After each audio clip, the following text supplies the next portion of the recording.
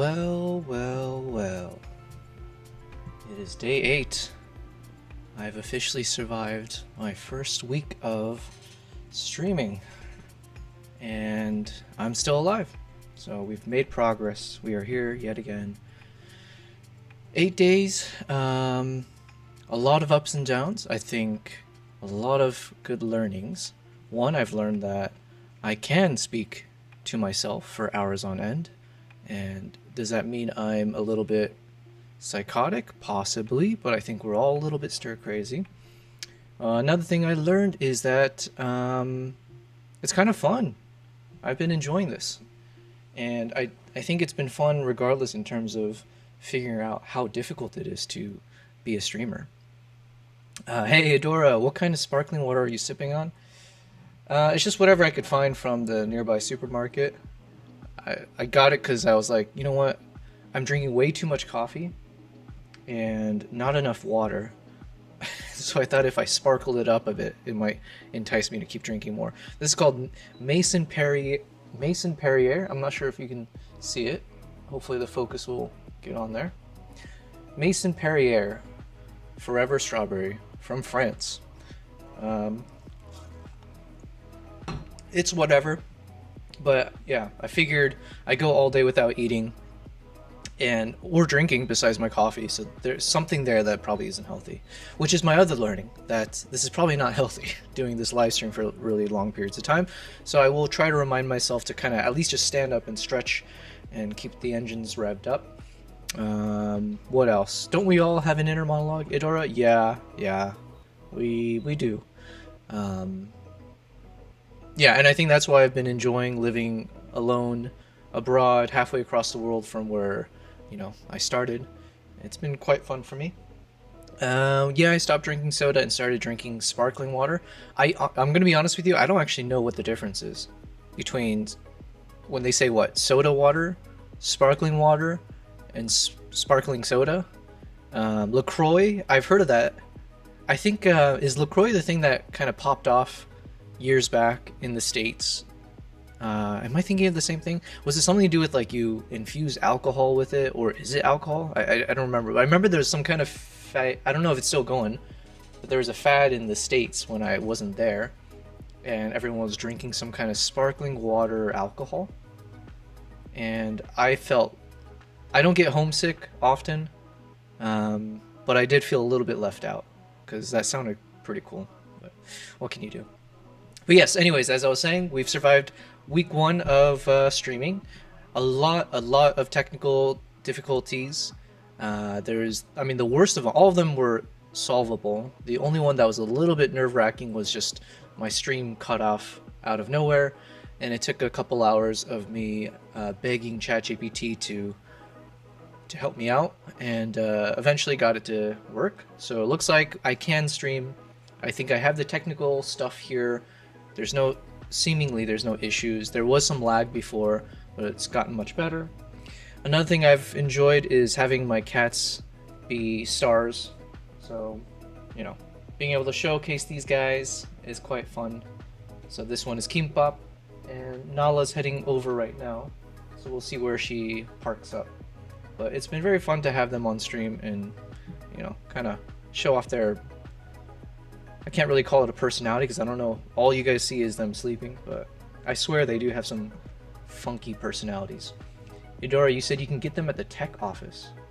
I don't know what that means. Oh, is this like a tech thing? Is it like where... Listen, I lived in San Francisco for a number of years, and I remember I had a few investment banking friends, and there was a whole trend where they all wear...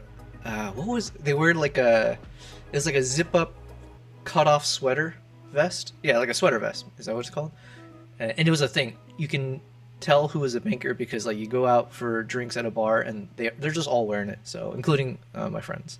So Eudora, you said Celsius. Celsius? What, you mean like temperature? I don't know what Celsius is, but listen, I'm so out of the loop with everything to do with the US, unfortunately.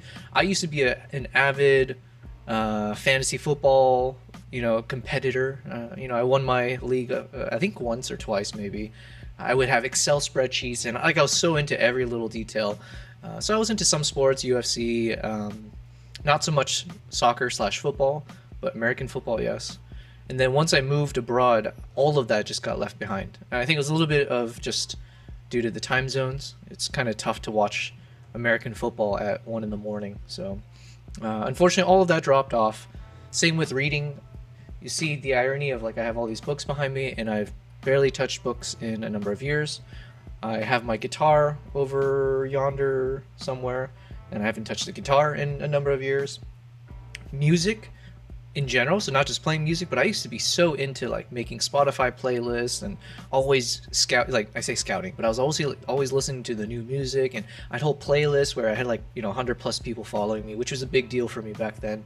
So I always thought I had a good taste in music, and yet I've not listened to any new music, unless something is trending online, just because I haven't had time. Usually I have to multitask and I'm editing videos and stuff. So anyways, Idora, you said, don't you miss your cats when you're off on tours? Yeah, of course. But especially with the latest cat sitters that I've been working with, it's been nice because every day they will send me photos and videos of my cats, just as like, hey, they're still alive, don't worry. So that's always nice to know that they're doing okay. Cats are very independent, so it's like, honestly, as long as you have some food and water for them, they just sleep most of the time. As long as they're not fighting crazy and breaking things in the house. And generally speaking, I think most things in my house have been locked down. I do get nervous sometimes about how they can reach my bookshelf here, but if I travel, I would just put a bunch of random shit on my desk so that they don't hop on top. You're going to say Patagonia. Yes, yeah, okay. Yeah, a bunch of San Francisco, what do you call it, Bay Area folks, the techie folks that were out there, they would always wear the Patagonia vest. Because I mean, not a knock on Patagonia or a knock on them, but I mean, if I could be sponsored by Patagonia, 100% I would. So you get that high quality brand, you show off your money as a banker. So yeah, it makes sense. Celsius is a drink you were talking about, sparkling alcohol. Oh, okay.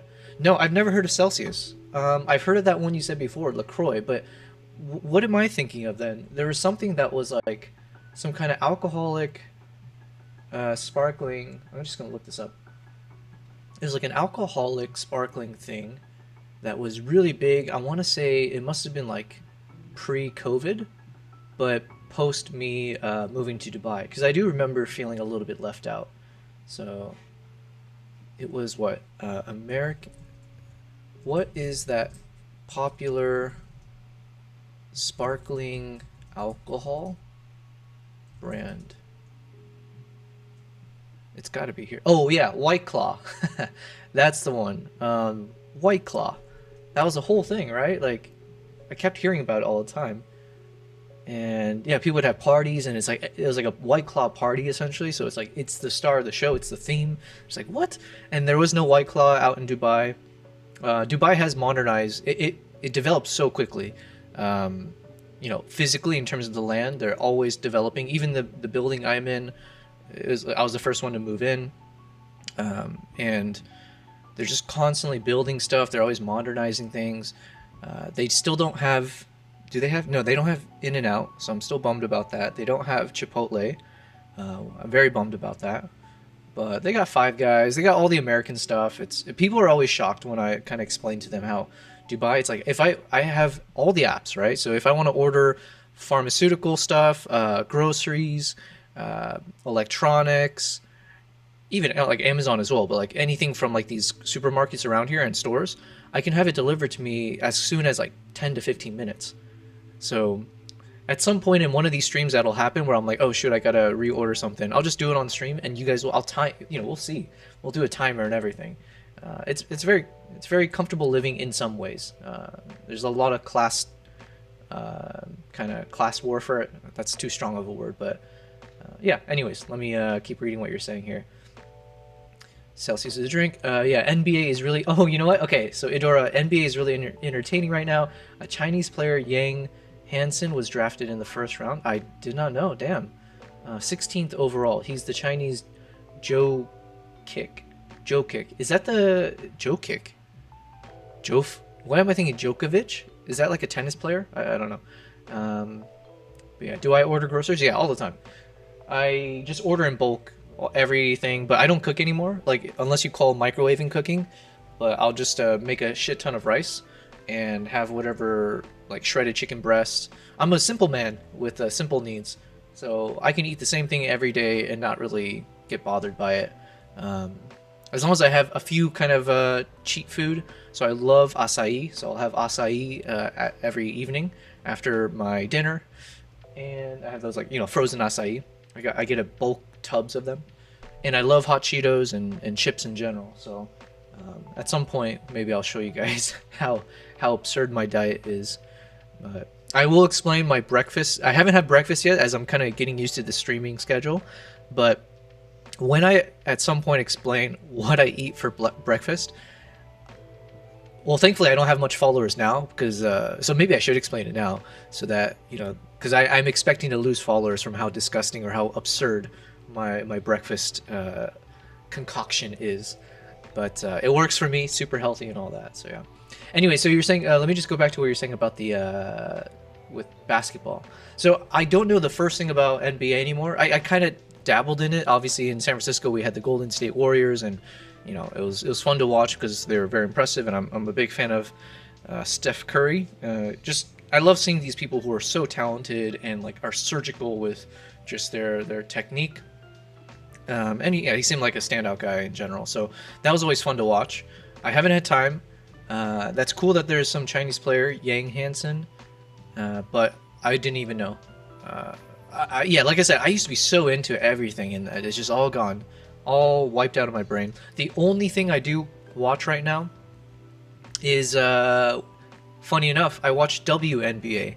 I don't really watch it, again, I don't know how to stream it or anything, but I keep up with the whole virality of Caitlin Clark. So at some point I went down that rabbit hole a month, like, was it last year even? Yeah, I think that first year when she was in the league, and I saw the whole viral trends about her, and like, she seemed like a Steph Curry type who can knock these crazy half-court shots, and she seems very respectable and like very just like a standout person. And then there's all that drama with her and like other NBA players and people saying that it became like a whole race thing, which I don't know. That's a whole other thing, but it was kind of fun to watch, and I'm a huge supporter of her. So I've been kind of on the side. I've been stalking everything about WNBA in the news. So that's the closest I get to watching sports these days. But yeah. Otherwise, as you can see, as you might have seen on my streams, like I just dedicate my whole time now to doing my photography and my videography. So that's probably a good segue. We had a nice little intro chat. I do need to get a lot of work done. You might see I'm also trying to learn a little bit more each time on these streams about how do I actually do all the features? How do I make use of all the features? Like, I still haven't figured out how to set up what haven't I set up? I haven't set up like donation goals or tips or subscription goals or all of that kind of stuff. So I'm doing a poor job of advertising and promoting myself. I think I just quickly tried doing something in YouTube where you can set a goal. So I think I just set like a single super chat goal, but I actually don't know what that looks like, if it creates an overlay. All of this is a mystery to me. So we'll get there step by step. One thing I did do new is I figured out a way to put a little countdown. So I think you guys should be able to see a little countdown on the top left, where I just set a countdown for my own personal goal of what we're going to get done. So I did say I wanted to set aside 2 weeks to finish our first Mongolia video that's going to be published on my YouTube and posted on my socials. And so I set this countdown as a way to keep myself accountable. I'm like quite nervous about not meeting that deadline because we've spent a significant amount of time deviating.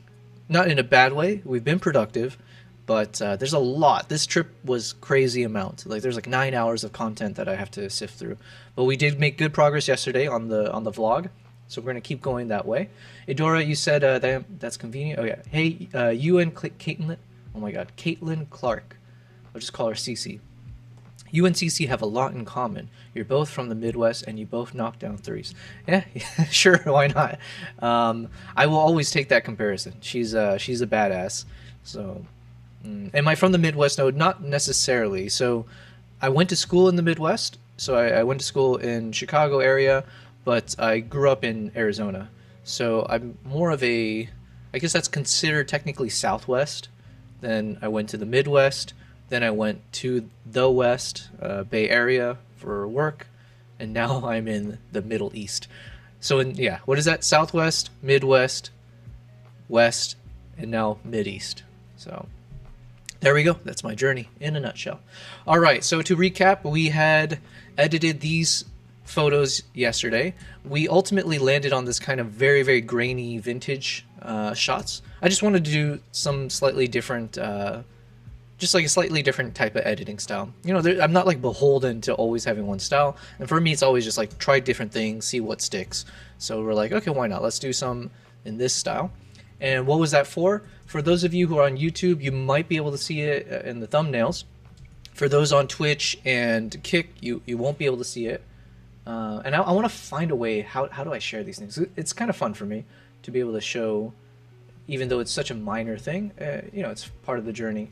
So I've created the thumbnail. Let me show it to you guys now.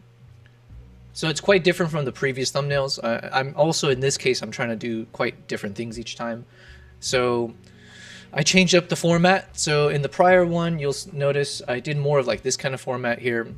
And again, this is kind of silly because all of this work is just to put onto a tiny little thumbnail. Hey, Sora, good to see you. And Idora, sorry, you said you live in the Bay Area and you're potentially moving out to Chicago. Oh, hells yeah. Chicago, especially compared to the Bay Area, it'll be much cheaper. I have a lot of my friends who still live out there. And honestly, my friends in San Francisco, some in Miami and New York City, I always try to convince them to move to Dubai.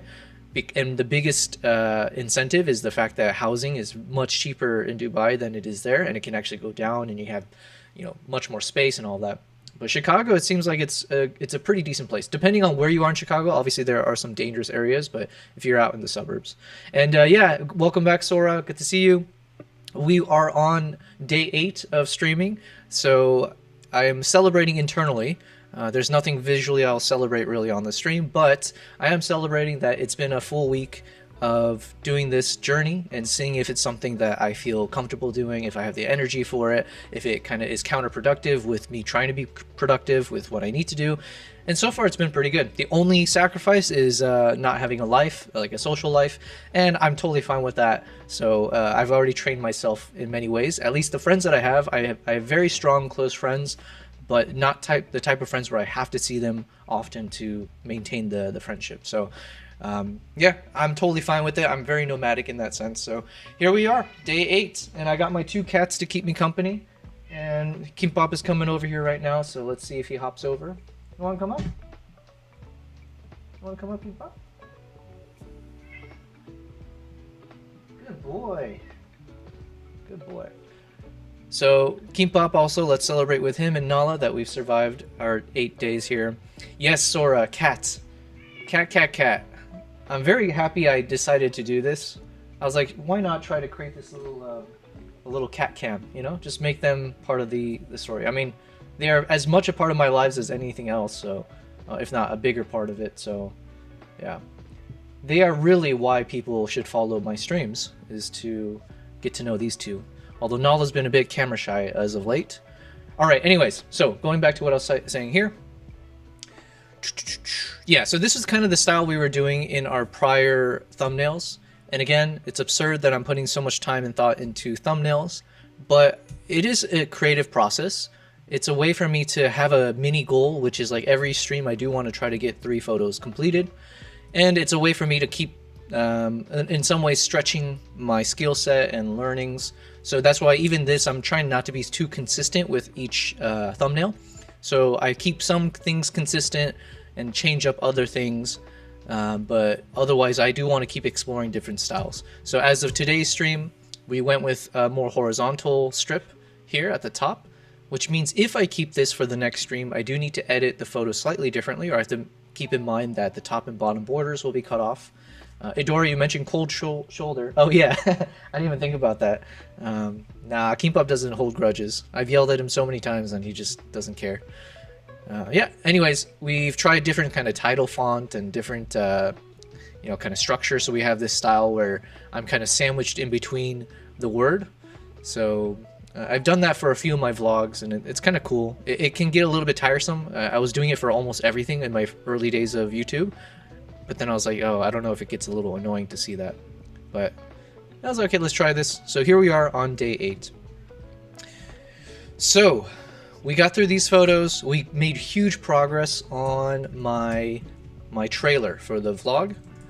So I'm going to open up DaVinci now.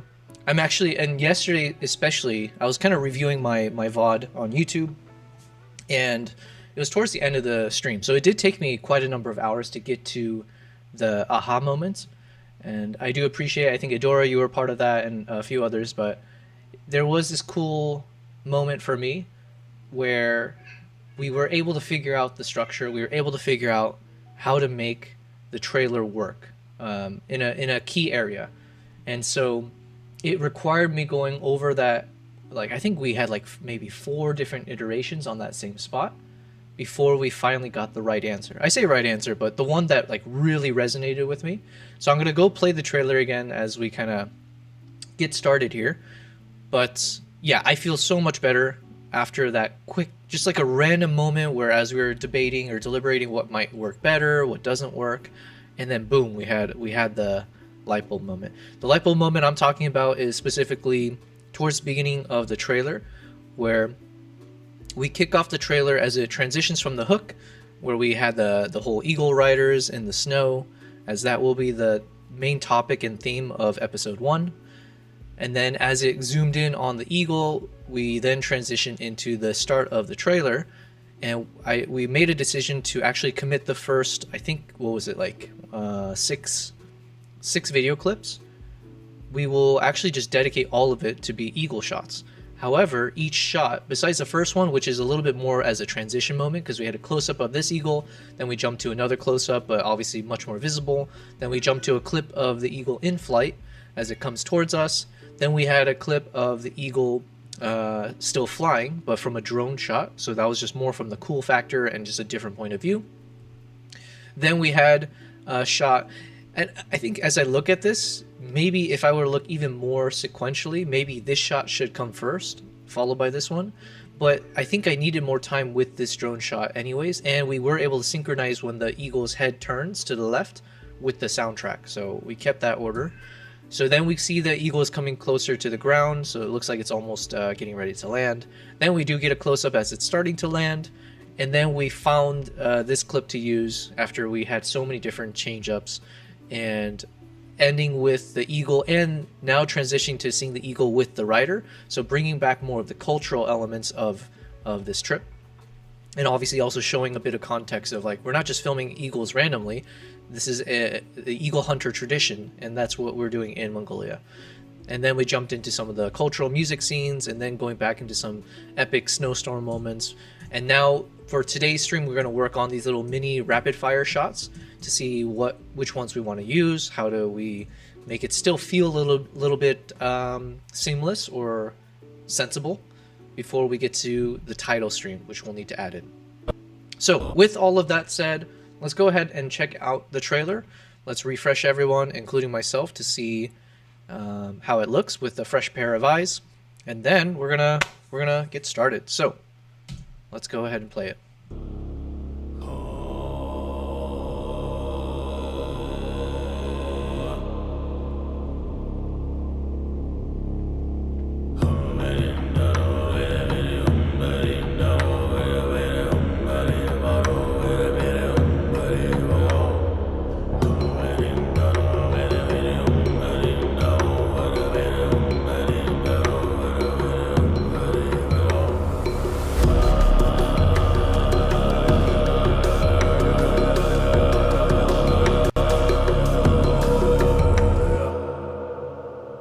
And scene title starts to fade in somewhere here, and obviously we'll make all the other adjustments to time everything properly, and figure out the right moment of the horse riding as well.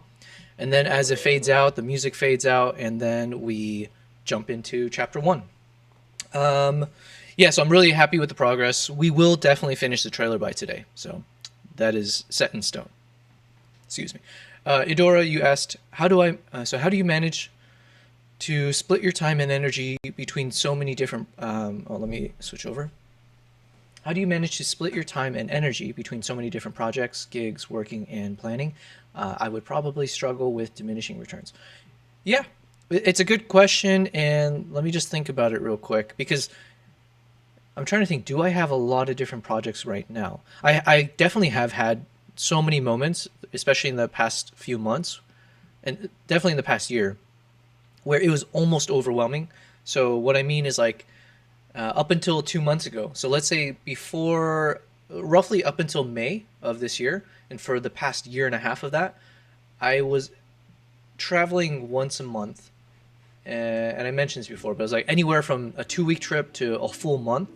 So I would have maybe like 1 week at home, 2 weeks at home, and during those 2 weeks maximum, I have time to just catch up with my cats, some of my friends, but then also I have to offload all the video files, photo files, which would be terabytes. Like each trip would give me like anywhere from 4 to 8 terabytes worth of content that I now have to spend offloading onto hard drives, running out of space. So there are all these like logistical things I have to do. Then on the bigger projects, yeah, obviously there were things like trying to build out a YouTube channel, trying to plan for the next trip. Then it would be doing some photo shoots. So I would do some corporate event photo shoots here and there. And then there would be random projects that pop up. Then it was also trying to figure out how do I keep posting on my Instagram and create these like viral content and seeing if I need to hire a video editor and trying to find time for myself. And so there's a lot. And then also building my website, which took a full month of just dedicated time. And I was literally working on building the website while I had a trip to Spain a few months ago for my friend's wedding. And so while I'm there, I'm also trying to work on this website. So yeah, how do I juggle all that or manage my time? I don't manage it well, but what I have going for me I have like an almost infinite amount of patience and tolerance for boring things, and a patience and an endurance level for stress. So I don't externalize my stress much. Do I internalize it? Probably. Maybe we'll find out in 20 years time or something. I get like an aneurysm or something because I've somehow been bottling it in the wrong way. But generally speaking, I don't get like overly stressed. I think my cats help in terms of the stress, and I just like keep myself entertained. I definitely multitask all the time. I know many people say there's no true effective multitasking, but I think I have found a way to make it work where I'll have like multi screens here, and then let's say I'll have one screen that's either playing some kind of YouTube video, Netflix, whatever. So I'll watch all kinds of movies and TV shows and everything else in between. So that kind of keeps me a little bit entertained while I'm doing some of the more tedious tasks that don't require 100% of my bandwidth, let's say. But yeah, I think I haven't done it in the past few months, but I used to also keep a daily note.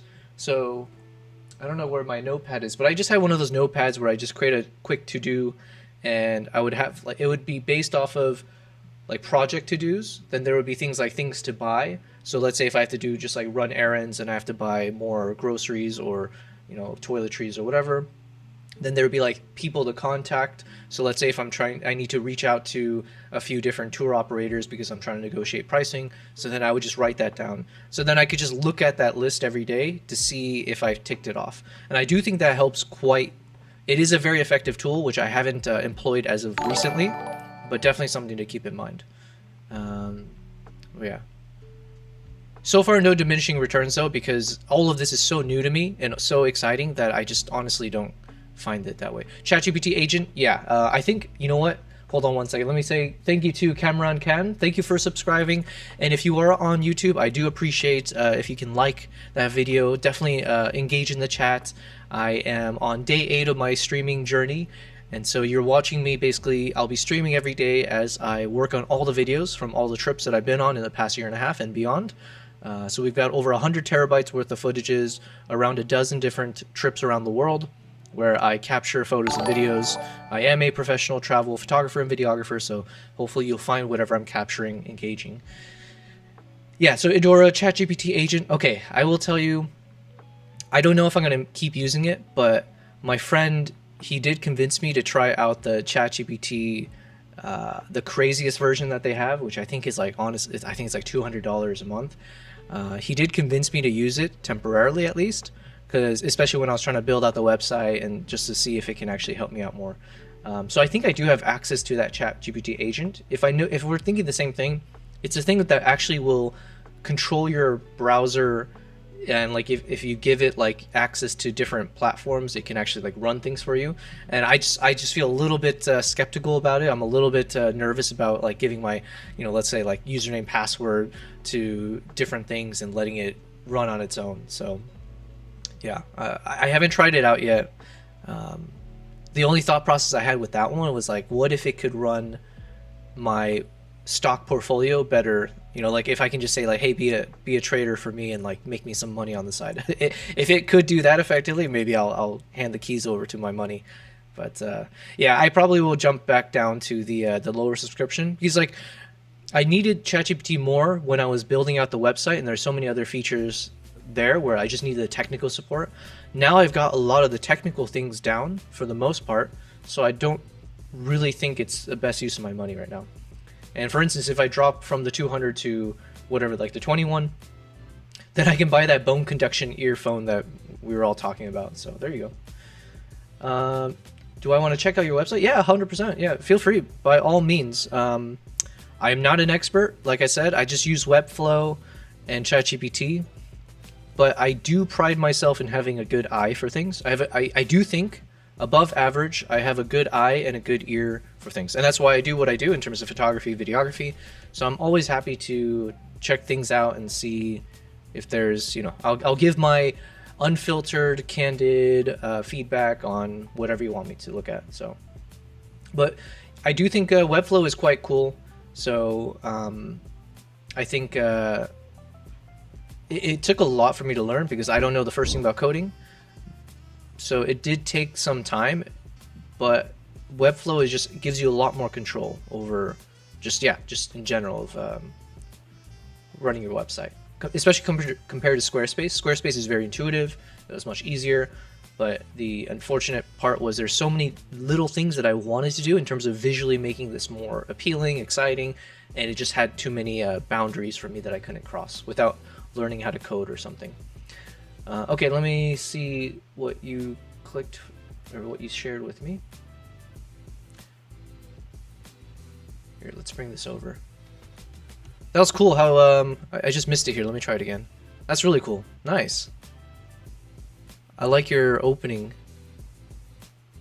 Oh, I also like that little the thing that chases after you as your mouse moves. And you actually got it to be like a magnifying glass, it looks like. Or actually it's like dynamic based on wherever it's pointing at. That's also really cool. That's cool. Yeah. I'm testing it out fully to see what it does. So it looks like it inverts. In some ways, it looks like it inverts whatever it's pointing at. So that's cool. Keeps things a little bit different. Yep. Okay, that's really nice. All right. Sorry, I got distracted with that, but that is a cool feature that. Anyways, Kevin is a freelance retoucher. Should I not be showing this on stream? Okay, I'll just keep showing until you're like telling me not to. This is the Willis Tower. Oh yeah. Okay. How cool is that? I don't know much about architecture, so let me just start by saying that. Nice. See, I wish I knew how to like build stuff like this. You said you're using something called Framer. But yeah, I don't know what the actual terminology is where it like things kind of show up as you scroll and reveal it. But yeah, that is something obviously I think Squarespace kind of does it, but it was very, very basic. And then Webflow does give you a lot more of this kind of look and feel, so I was a big fan of that. And then I'm assuming this is a responsive.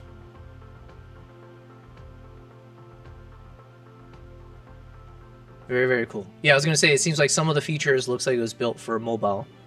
Yeah, because one thing I was gonna say here, that maybe because it seems like you're maybe catering more towards like a mobile audience. I mean, not to say this doesn't work, but I was curious if there's like something you can do in some of the negative space. The negative space is not bad because obviously it draws your attention to what actually matters. But I am curious if you're able to. This is a me thing, but I do like if there's a little bit of texture or gradients or some random, what would you call it, like random little artifacts in the black. I tend to like when there's slight texture to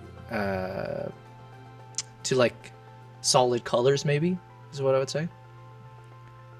Very unnecessary, but it's just it's a me thing where I do like that little bit of texture at times, or gradients or whatever. Anyway, sorry. This is really cool, man. And then, yep, can reach out to you. Say hello. Nice. One thing I would say is it depends, you know, what you want to promote, but definitely like if your Instagram or any other channels, by all means blast that, you know, like have like an about me page where you should, oh yeah, sorry, you have the about me, but I'm saying in the about me section, like actually create like little buttons where people can just click right away from there to access your socials, your, you know, other portfolios that you want to show off. Photoshop Savant. Nice, nice. Okay, sorry. Yeah, you're not too crazy about social media. Fair enough. Yeah, it's a healthier lifestyle. I will check it out more often, and I'm happy to have chat with you about it in more detail. Let me jump a little bit back into this as we talk. But yeah, really cool, man. I think I've heard of Framer. I just never used it. I had asked ChatGPT when I was like, hey man, so I'm using Squarespace. I would like to be able to have these types of features. I want to have a bit more polish and animation and just more professional look. What would you recommend? And then then it was like between Webflow and, well, oh my god, there's I think one or two others. I knew for a fact I didn't want to use, what's the one that everyone uses though? The most coded one. It's like the Android version compared to iOS. Because I tried it once before and I gave up. WordPress, thank you. Yeah, I tried WordPress and I ended up just dumping way too much money into it. And it was so tough for me to figure out if I buy all these third-party plugins and stuff, and if the software, the versions upgrade and then things go out of whack, and yeah. But that was also the days before ChatGPT, so. Hello, kitty. What do you want? You want to come up here? All right. Okay, let's be productive. So, where should we go from here? We've got the trailer aspects. Adora, you said WordPress was your first website. When you're a broke creative, WordPress is where it's at. I would kind of disagree, because I was like, man, I was dumping money to buy all these templates. But that's because I didn't know the first thing about coding and anything, so. Okay.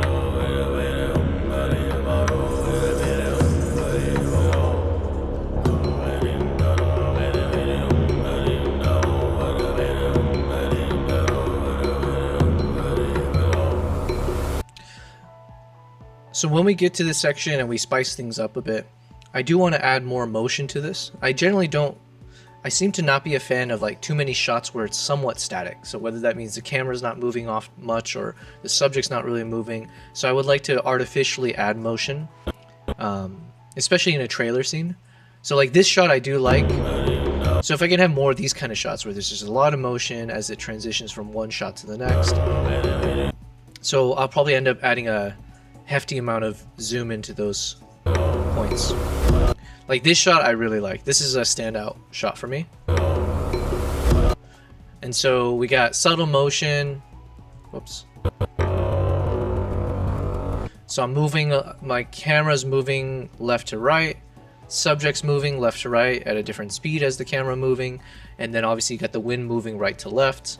And they're moving slightly down to up. So there's just like a lot of motion in all these different directions, but it's doing it in a way where it doesn't feel way too chaotic, or it's chaotic but smooth. So smooth chaos.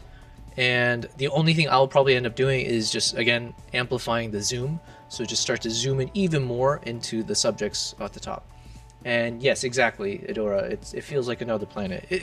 Yeah, it's just, actually all the Mongolia felt like that at different times. But definitely in this moment, it was just such a cool, it was very, very cool. So now let us crack into the rapid fire session. So I think what we tested and what we ended with yesterday was trying to figure out what is the maximum number of shots I can show before the trailer ends. And unless we want to extend the trailer duration, which I currently don't want to, we're looking at roughly 40 seconds or so before the actual the chapter 1 starts. And I think that's a good amount of time. but I also want to see based on what we can fit in here, because what do we have? 1, 2, 3, 4, 5, 6, 7, 8, 9, 10, 11, 12, 13, 14, 15, 16, 17, 18, 19, 20, 21, 22. So roughly 22 clips that I can show, which sounds like a lot. It's like, whoa, what's the problem, man? You're good to go. Well, the problem is, how many shots do I have to choose from? And as I'm just gonna show you guys now, we're gonna have a fun little countdown session here. So here we go. We got, well, not only do we have the original 22 that we just showed, because those are still placeholders. It's not that I'm gonna use all of them. So we got 22. Then we got 23, 4, 5, 6, 7, 8, 9, 30, 31, 2, 3, 4, 5, 6, 7, 8, 9, 40, 1, 2, 3, 4, 5, 6, 7, 8, 9, 50, 1, 2, 3, 4, 5, 6, 7, 8, 9, 60, 1, 2, 3, 4, 5, 6, 7, 8, 9, 70, 1, 2, 3, 4, 5, 6, 7, 8. So roughly we got 80 photos that we have to choose from in order to make this work. So my math days are behind me.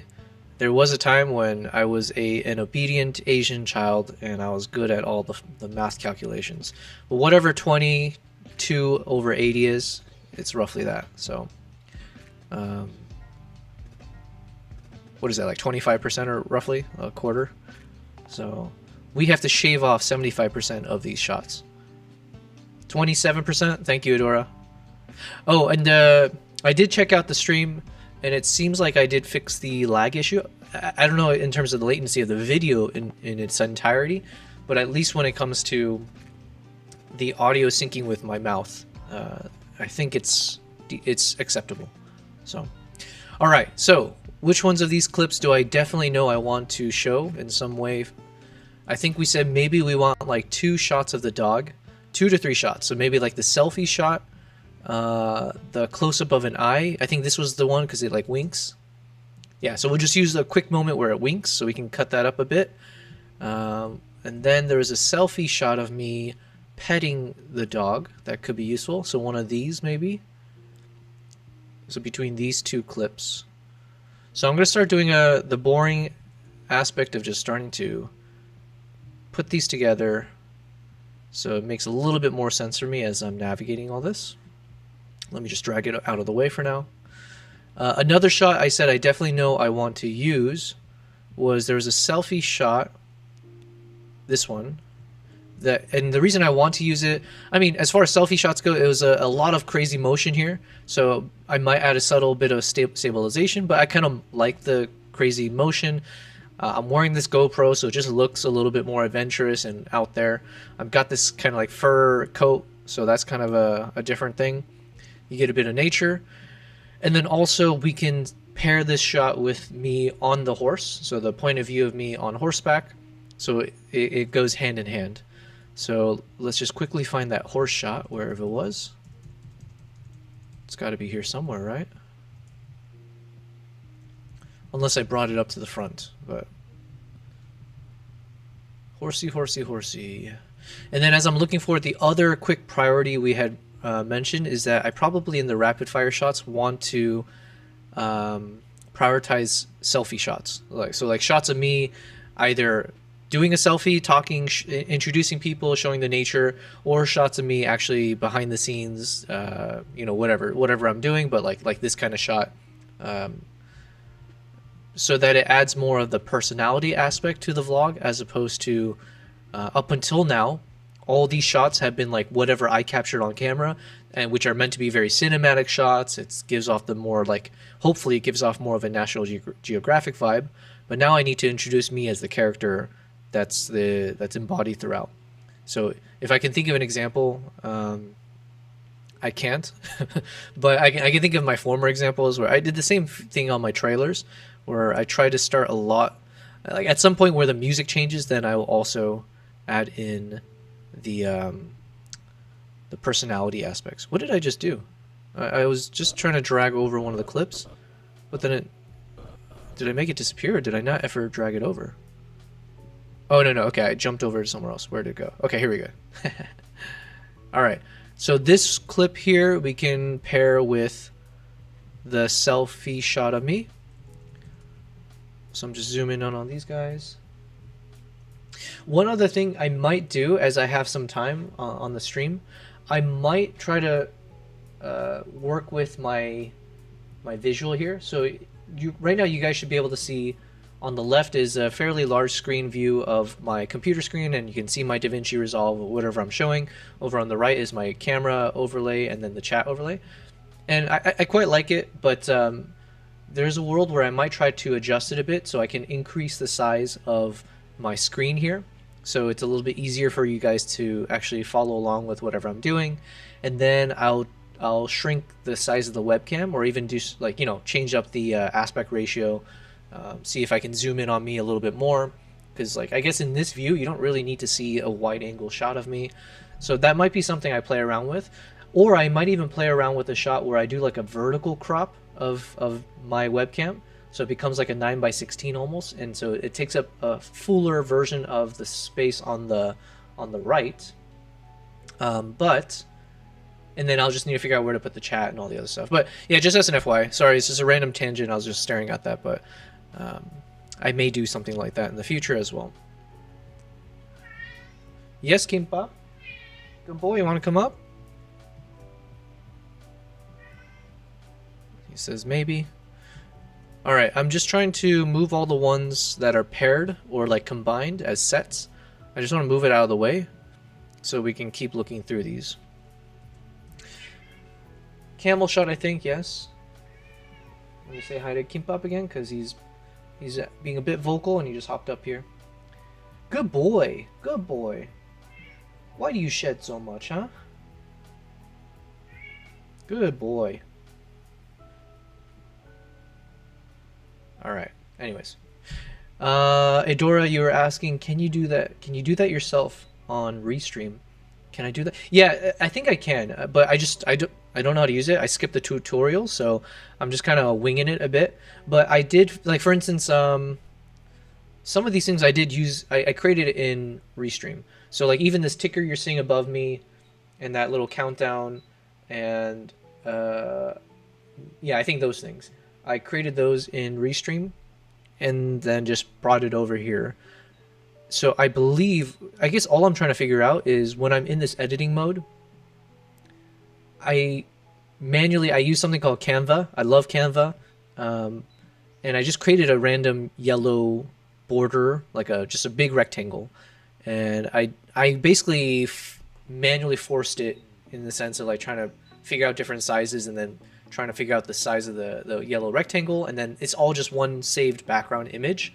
So the background image, if I remove the actual mirroring of the computer screen and all that, it's just a big yellow rectangle. Same thing with where my webcam is, and I just shrink the screen sizes to fit inside the box. But I don't know if that's actually the right way to do it. Definitely it's not the right way to do it because it's very, very static and like I can't dynamically move things around.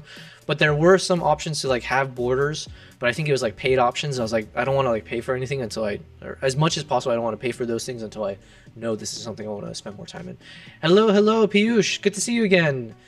I don't know where you hopped in, but we are on day 8. So thank you for joining. This is a little bit of an internal celebration for myself because I've survived a full week of me streaming, and I've survived some of the technical stuff. I've survived all the other aspects of, you know, can I be a streamer? So I'm very internally happy and celebrating that we're still here. So great to see you again. And what we're doing now is I'm just kind of reviewing some of the clips. I have, what did we say? We have roughly 80 different clips that are what I had filtered as the most highlight worthy clips that could work for my video trailer. Unfortunately, I can only utilize maximum, I think, 22 of these clips. So I do need to shrink quite significantly the number of shots. So now I'm doing the task of trying to see which ones are the best shots that I want to keep, which ones are somewhat similar to the others, so maybe I can deprioritize them. So for instance, I don't need to show this many ice fishing shots. It's so out of this, maybe I just need to find one or two.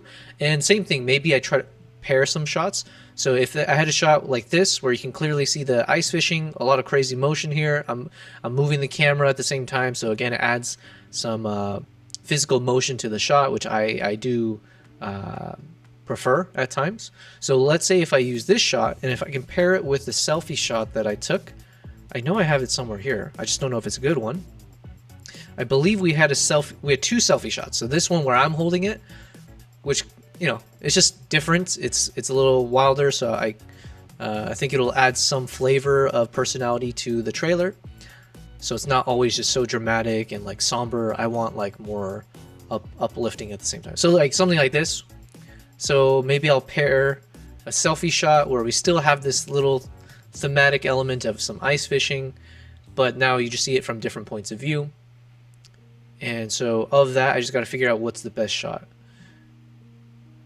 This one works, but it's not so obvious what's going on over here, but it is a cool shot. I'm excited to show this in the video because I didn't notice this until now, but there's a little biker off to the left.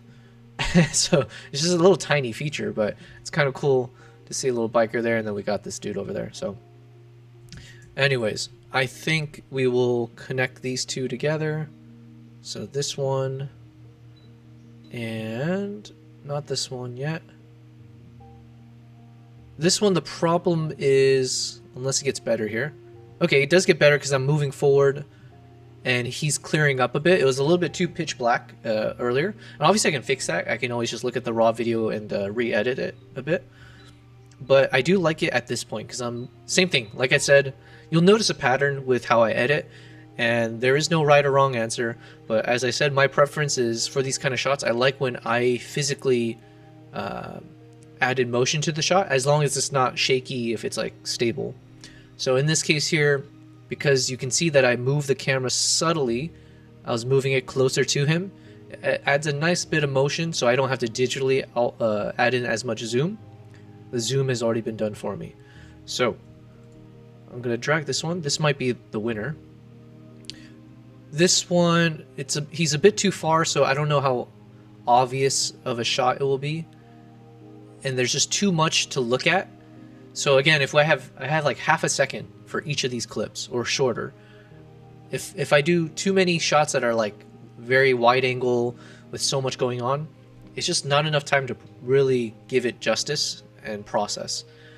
That's my thought process right now. So I think these are more likely shots that I might use. And let me double check the one up below it. Yeah, no need for that one. So between this clip here, where you see me holding this badass ice fishing tool,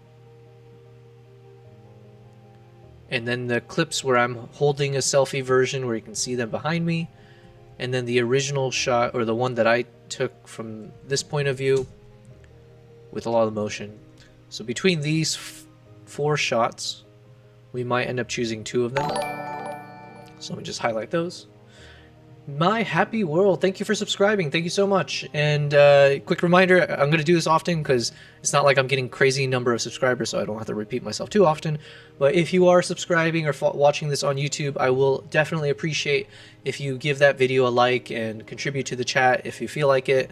I am very responsive. I'm doing a better job than definitely in that first stream I did where I kept missing chats.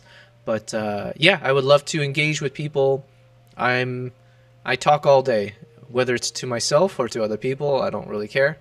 So yeah, definitely feel free to contribute. You're just watching me now as we do a somewhat tedious task of looking through some of the best clips of my trip to Mongolia and start to prioritize them and categorize them even further and see if I can turn about 80 different video clips into 22 prioritized ones.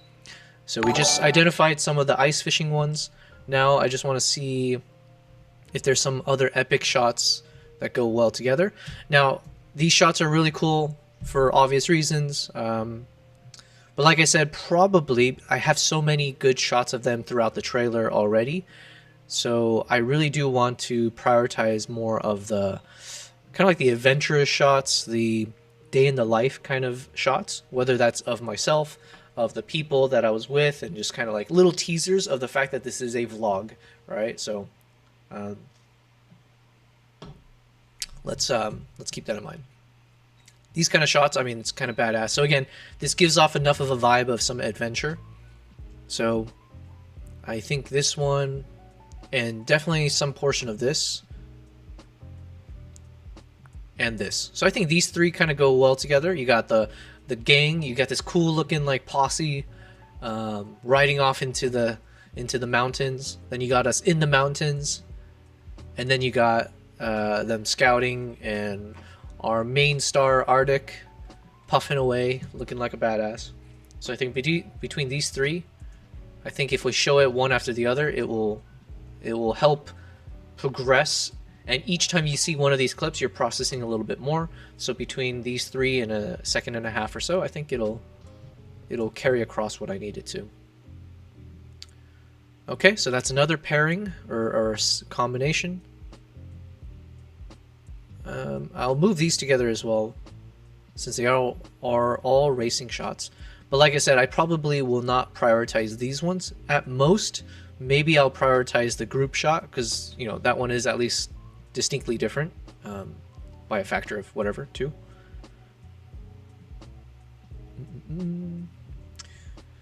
Minivan shots, yeah, why not? Especially if I can, like this shot here. Same thing, you see that I was moving. So here I was doing a crab walk. That is one of my best skill sets as a videographer.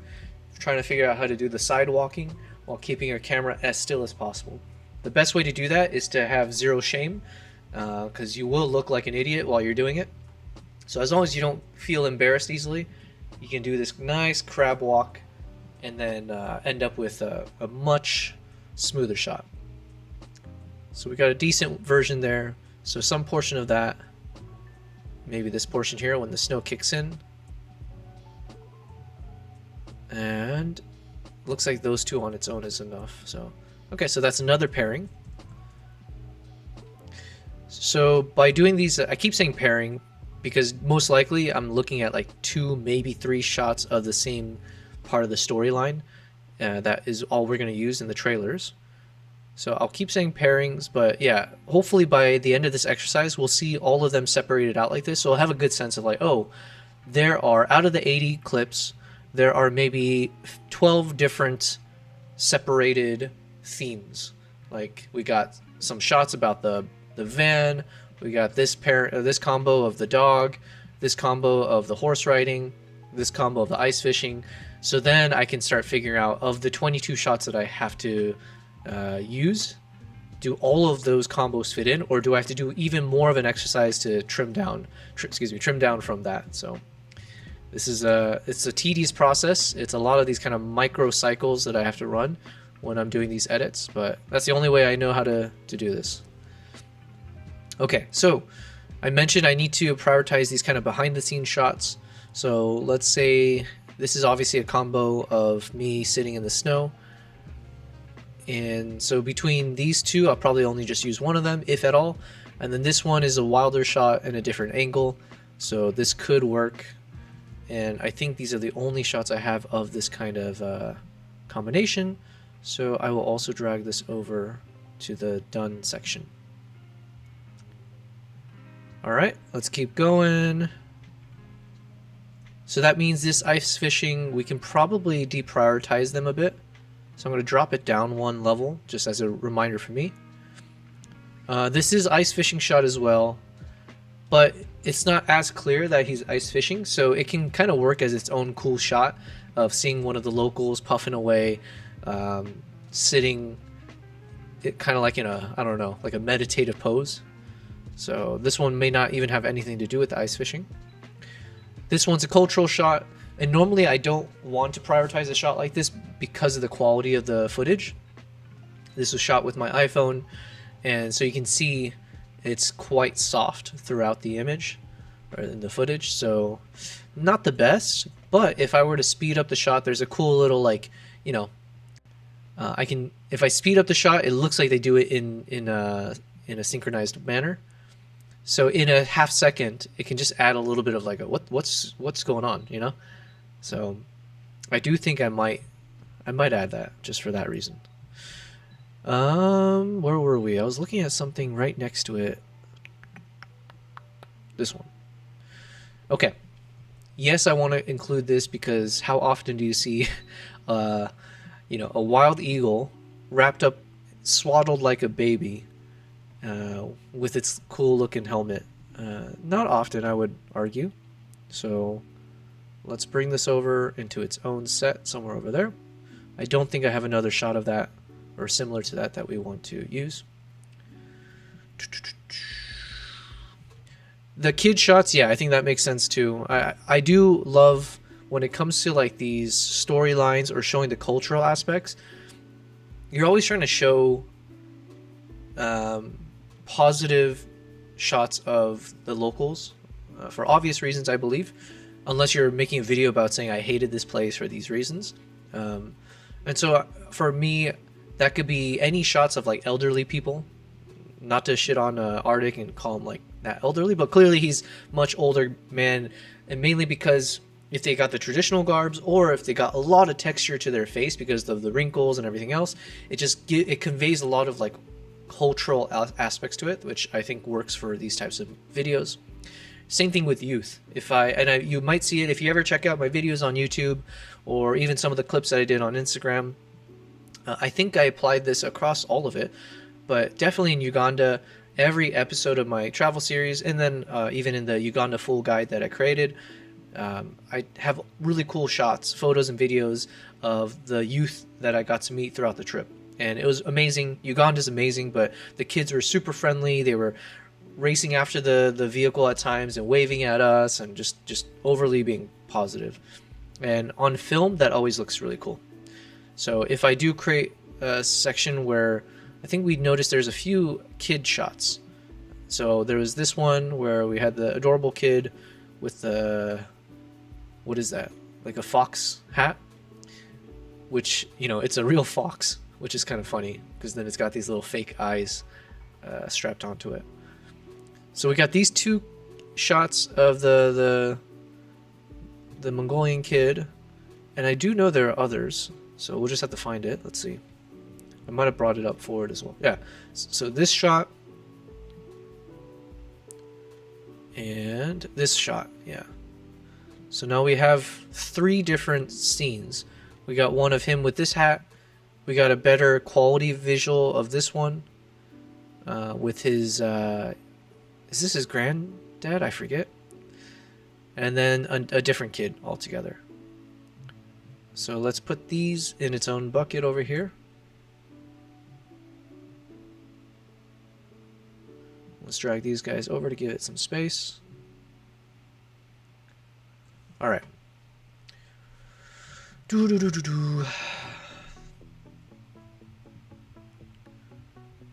Some nature shots maybe, and some crazy snow shots.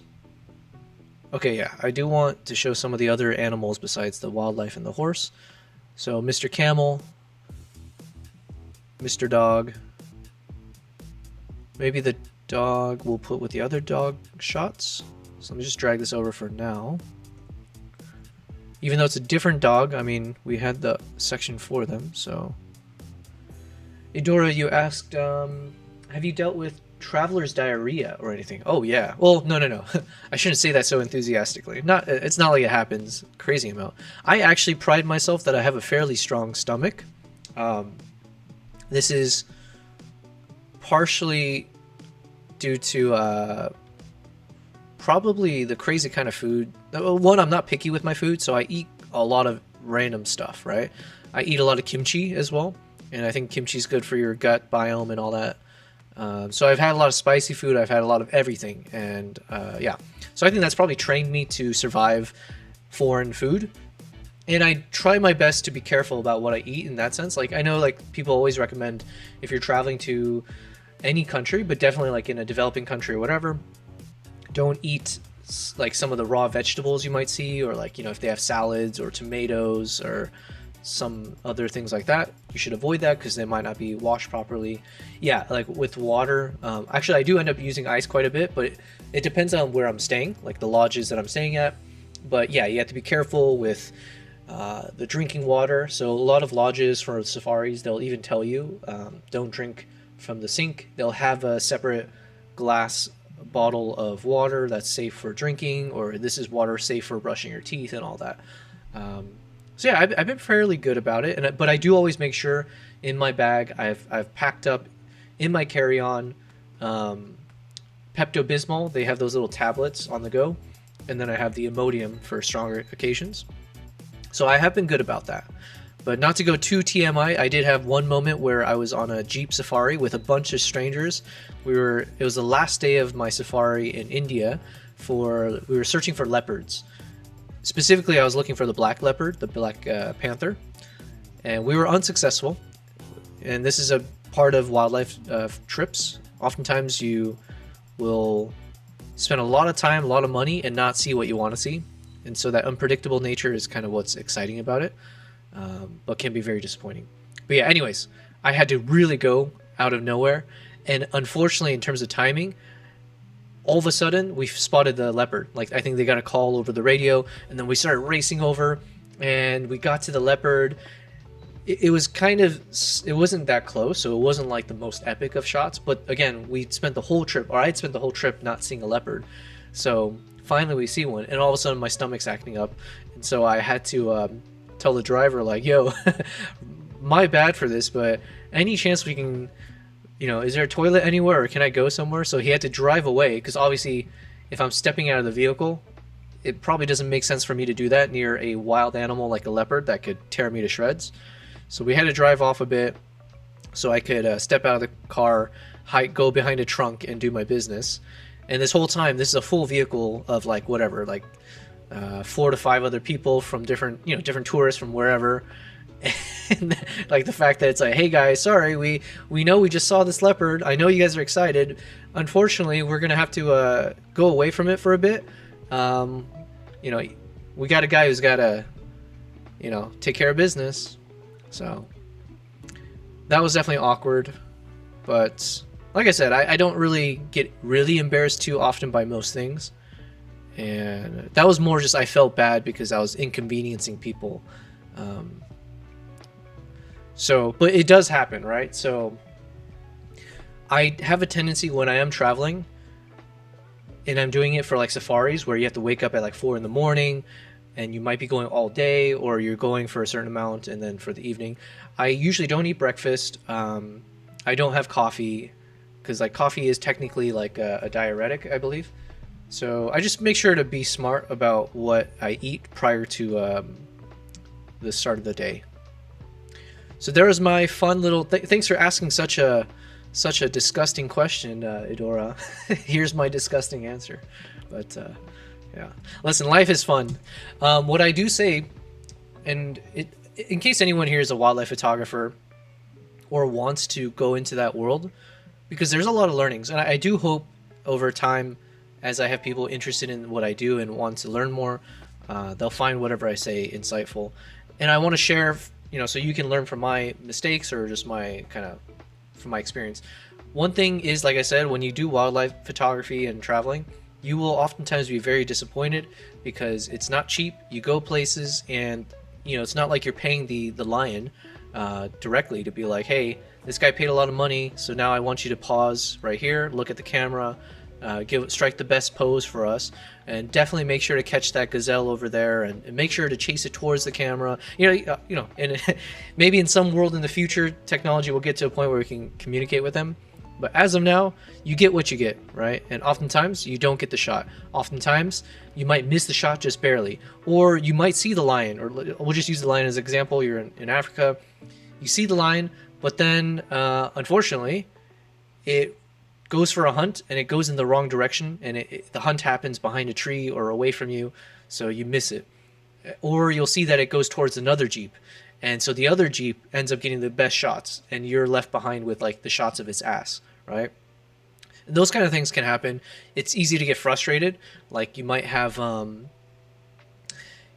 bad driver who doesn't know how to like get the right angles, or scares the animal away, or does things that they shouldn't. You might have another Jeep that will obstruct your view because they're just inconsiderate, And every single moment like that, when you miss your shot, you'll get super upset in the moment. You get heated. Yeah, so I've definitely had those moments, but it's something, you know, you have to just internalize and recognize that this is not good behavior to be in a bad mood. Like, what's the point of traveling and being in a bad mood? That takes away the passion. So I do have a mantra when I travel, and essentially it's expect anything, enjoy everything. And I say that to all my clients when they join my trips. It's a little bit of a nice caveat for me as well, to be like, hey, you're joining me on this gorilla trek, and the hope is you'll see gorillas, but also there's a chance maybe you don't see it in the right way. So it's a nice way for me to also prep people to be like, hey, don't have high expectations. But generally speaking, yeah, just expect anything that can happen on trips, but make sure to enjoy everything, no matter what happens. So there you go. That is my motto. Anyways, where were we before we went down this the shithole conversation? We were looking at, oh yeah, nature. We were looking at some nature shots to see. Oh no, sorry. We were looking at the dog shot, and I got a little bit sidetracked in terms of, I don't even know where I put that one shot of the dog. Hopefully I did put it with the rest. Okay, so we got the horse shot, yak shot, another horse shot here, and the camels. So that's a nice little combo set. And so let me drag these guys over. So these are the Mongolian kid shots. These ones we still need to review. And these guys are the domesticated animal shots. Oh, here's the dog.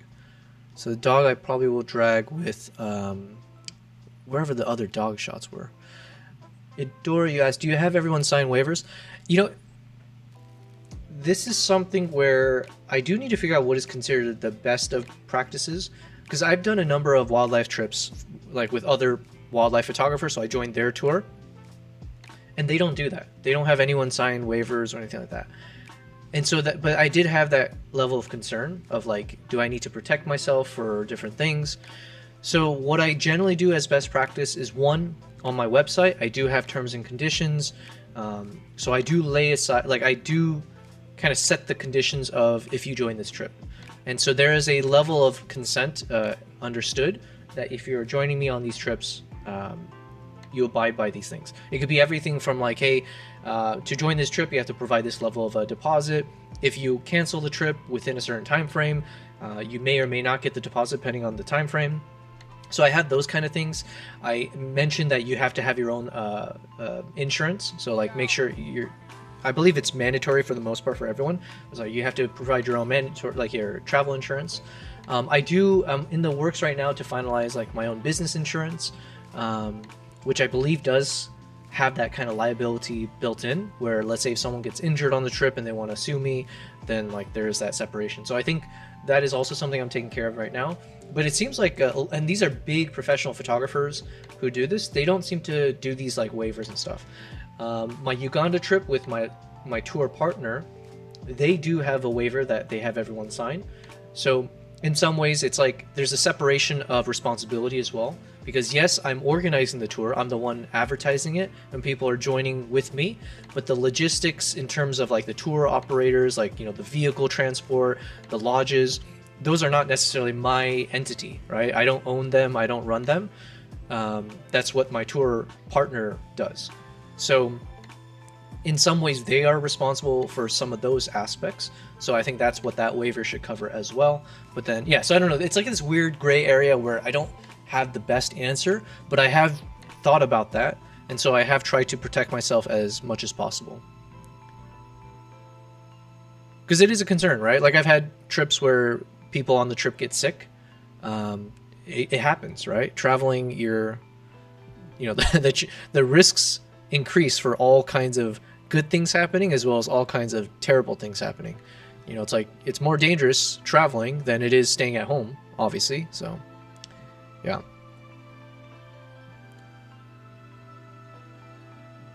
But yeah, I might do a waiver at some point.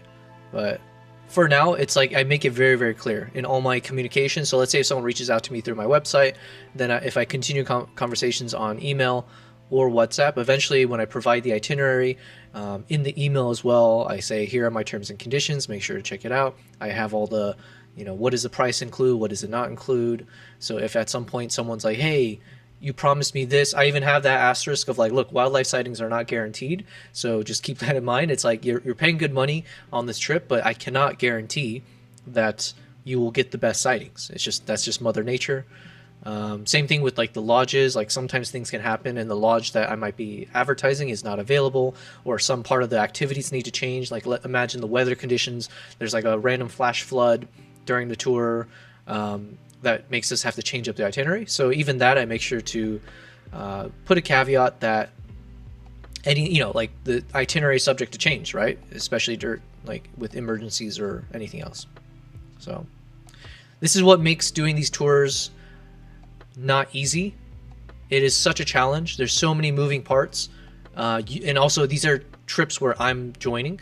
So tour is like a strong word, because obviously you have like this actual concept of a tour, like these tour companies and all that. And I wouldn't necessarily put myself in that category. I'm running workshops where I'm joining on this trip, and I just happen to be providing an itinerary, and I've mapped out the logistics and the itinerary, like the day-to-day stuff. And then you're following me and you're learning from me. So I go there to also teach or share or take your photos and videos. But it's not easy, which is why I was like, you know what? I think I had the energy and the stamina and the passion for it. Let me go down this route. Let me do this full time so I don't juggle doing this with a corporate job. And if I can do this, the barriers to entry to do what I'm doing is really, really high. So if I can do it, if I can set up the standards, the fundamentals, the website, the consistency, I know that this is something that most photographers cannot replicate, because there's already a niche of doing like wildlife safaris, and then it's a niche above that to be someone who organizes it, and it's a niche above that to be organizing it, and then also running a YouTube channel and social media where I can promote it in tandem and hopefully entice more people. So yeah, anyways. Idori said, yeah, you can't be too safe, 100%. People can be really stupid too, 1,000%. It's like going on a fishing expedition. You might not catch a fish. I've never... It's funny, I was about to say, I've never gone fishing while I'm on a video clip right now of the ice fishing. I've never really done proper fishing before, besides like when I was a toddler. And then, if this counts, I guess, but we didn't really catch anything. So I will take your word for it. But yeah, I get what you're saying. Like, you go out there, you're patient, you're just chilling, hoping you catch something. And if you don't, you just have to be good with it. Do I know how to? You got the foundation, yeah. I appreciate it. Do I know how to start a fire with sticks? I'm sure I'll find a way. At the very least, if I hopefully have data, I can ask ChatGPT for help. But it can't be too hard, right? You just got to rub some sticks together. I think I've seen enough movies where I get the gist of it. You're supposed to like take one stick, find a thicker stick, like a flatter looking stick, and then you just gotta spin the stick. Like, imagine if it's like a chopstick or whatever, and I just gotta keep rubbing it so that it's spinning, and then the friction, I'm sure, will cause a fire.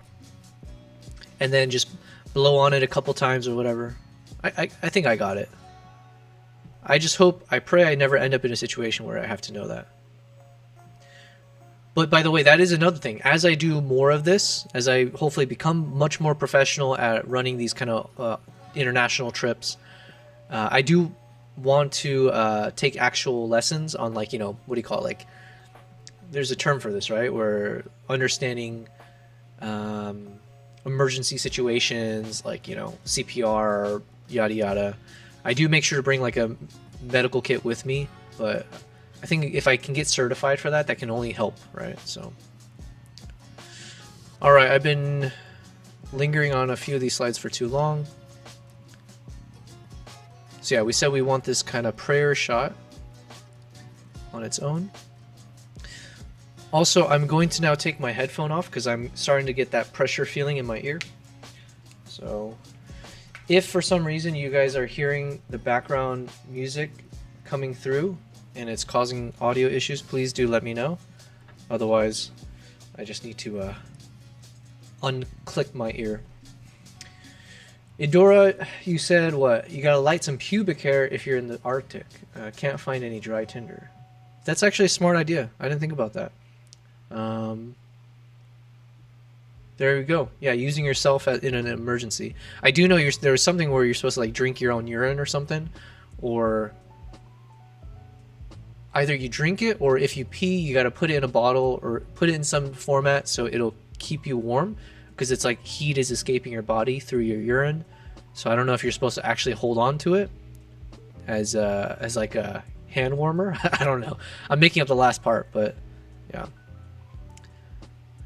Yeah, don't be fooled by the fact that you're seeing these video clips of me out in the wild and it seems like maybe I'm someone who understands how to, survive in the wild. I absolutely do not. I am very much a younger millennial that barely knows how to change a tire, but does know how to ask for help through my smartphone. So, okay, the dog clip. That's what I was trying to find. Where did I put? Oh yeah, the dogs are here. Okay, cool. All right. The horse racing clip is its own section, but a deprioritized one, so I'll put it in the back here. This one's kind of a standalone as well, but let's see if there's a moment for it.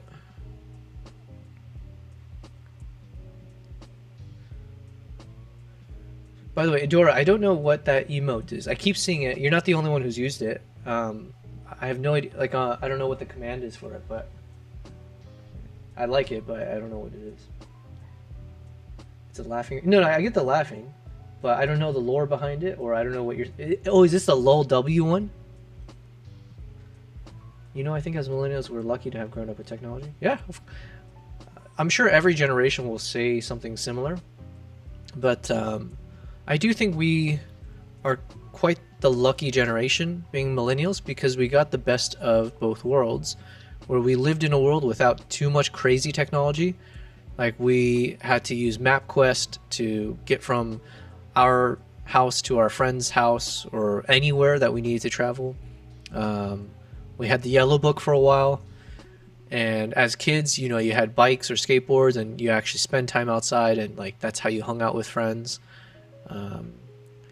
And like, yeah, we would have technology. I remember we had an Xbox, so like with friends, there would be those like Halo parties, but that required everyone to be in the same house. So even then, there's a bit of like more socializing that happened. So yeah, I think as younger millennials, we had the benefit of some cool technology, like don't forget the Game Boy Advance and Pokemon and all that stuff. But it wasn't so overwhelming and bleeding into every facet of like our childhood, like growing and development. Like these days, I can't imagine if you are a kid in school and the fact that you can't just unplug from technology and everyone is gossiping and like, you have to keep up a social life. And I say social, but it's like a social life in digital form 24/7. And people judge you for that if you don't. And yeah, I honestly cannot imagine. I know like depression has gone up and like some other elements that are negative for the younger generation. But yeah, I can imagine a lot of it is due to the prevalence of technology or the unmonitoring like aspects of it. But yeah. Millennial, what do you say? Gen Z is like Gen X, and millennials are like Gen Alpha. My God, you're using term. I don't know what a Gen Alpha is. Is that the new generation? Is that like is that after Gen Z? Gen Z isn't as tech savvy as a whole.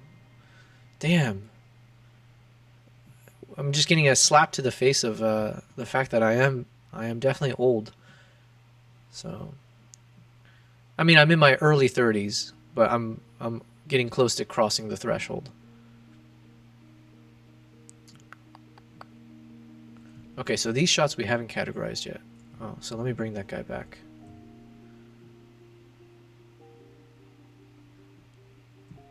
And I gotta see, I thought I could have sworn I have a clip like this. I guess maybe that will do. Yeah, the skibbity toilets. Ain't nothing like going to Blockbuster. Oh yeah. Oh my God, how could I forget? Blockbuster was such a it was such a key memory unlock for everyone as a millennial of all ages. If you're parents, you have memories of like taking the kids and everyone goes to Blockbuster, spending like an hour trying to decide which video to or movie to take with you.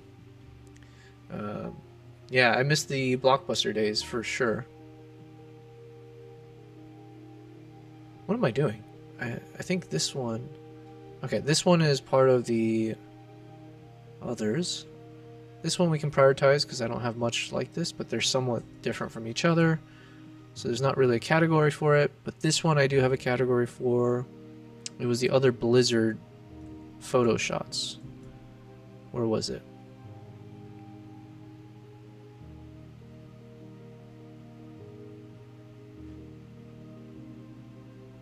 Where did I put it?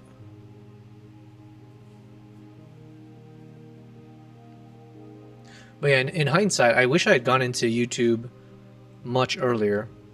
I say hindsight because it's not like the time is always right, which is now kind of a thing. Obviously, I can't change things, and now I'm doing YouTube because of everything else that I've experienced prior to this that led me there. But I do wish at times that if there was a world where I could have picked up YouTube several years earlier. Here it is, by the way. So I need to put this with this one. Yeah, and just like video in general. If I picked up videography much earlier, then like imagine I could have, yeah, like in terms of like, not that YouTube is not relevant anymore, but there was an era where if you were a YouTuber, the competition was not as stiff, especially for the kinds of things that I do. Yeah. Yeah, you wished you picked up photography earlier, Adora? Yeah. You didn't know what you wanted to do with your life for the longest? Yeah, me. I think that's natural, right? Like that. Most people don't get the luxury of having their life set out for them by themselves, like knowing exactly what their passions are. It definitely took me a long time. Like this whole photography, videography thing, I knew was a passion of mine for a number of years now. But to think I would do this as a profession was only in the past like 2 years. So. Alright. I think we're almost done. There's some selfie moments that don't really fit anything else. And this one we already have, so maybe I'll delete this now. So we got a selfie of me with the mask on. Selfie where I'm like covered in the... like all the snow that kicked into my face and melted. Idora, you said something on Instagram. I'm sure you've seen Andy Toe's videos. Andy Toe, I think so. Or the name is familiar. But the thing is, I'm not really good at following other Instagram accounts. Besides, like the one I mentioned, like Daniel Corden, and the something Pumka, the Finnish guy who did the Fox photography, and then the what is his name, Kuznio Kosovo, the one I mentioned yesterday, who does like the street vibes. Andy Toe.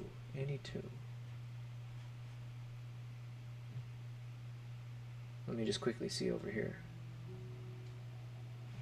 Oh yeah, okay, let me see. Oh, is he the iPhone guy or the one who does all the...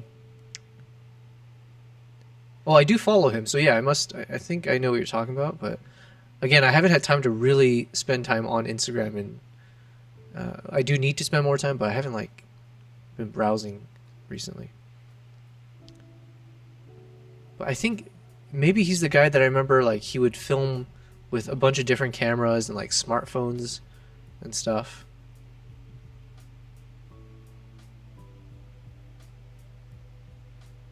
But yeah, this guy is really, really impressive.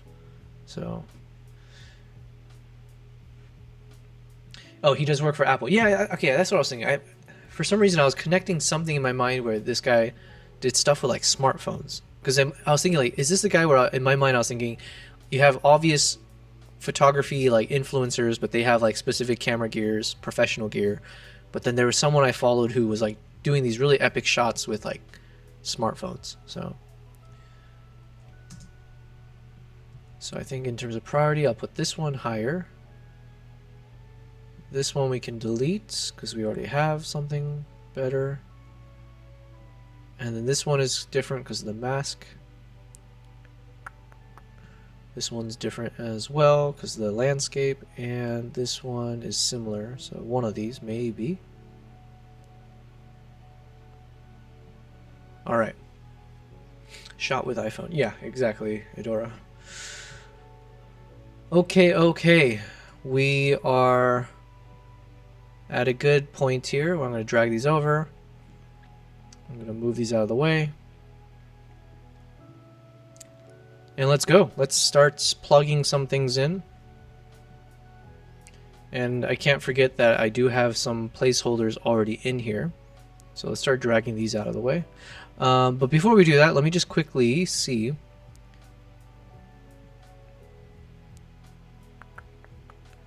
if the timing makes sense. So, in terms of the pacing, because we're going to go fast-paced, right? So, let's see here.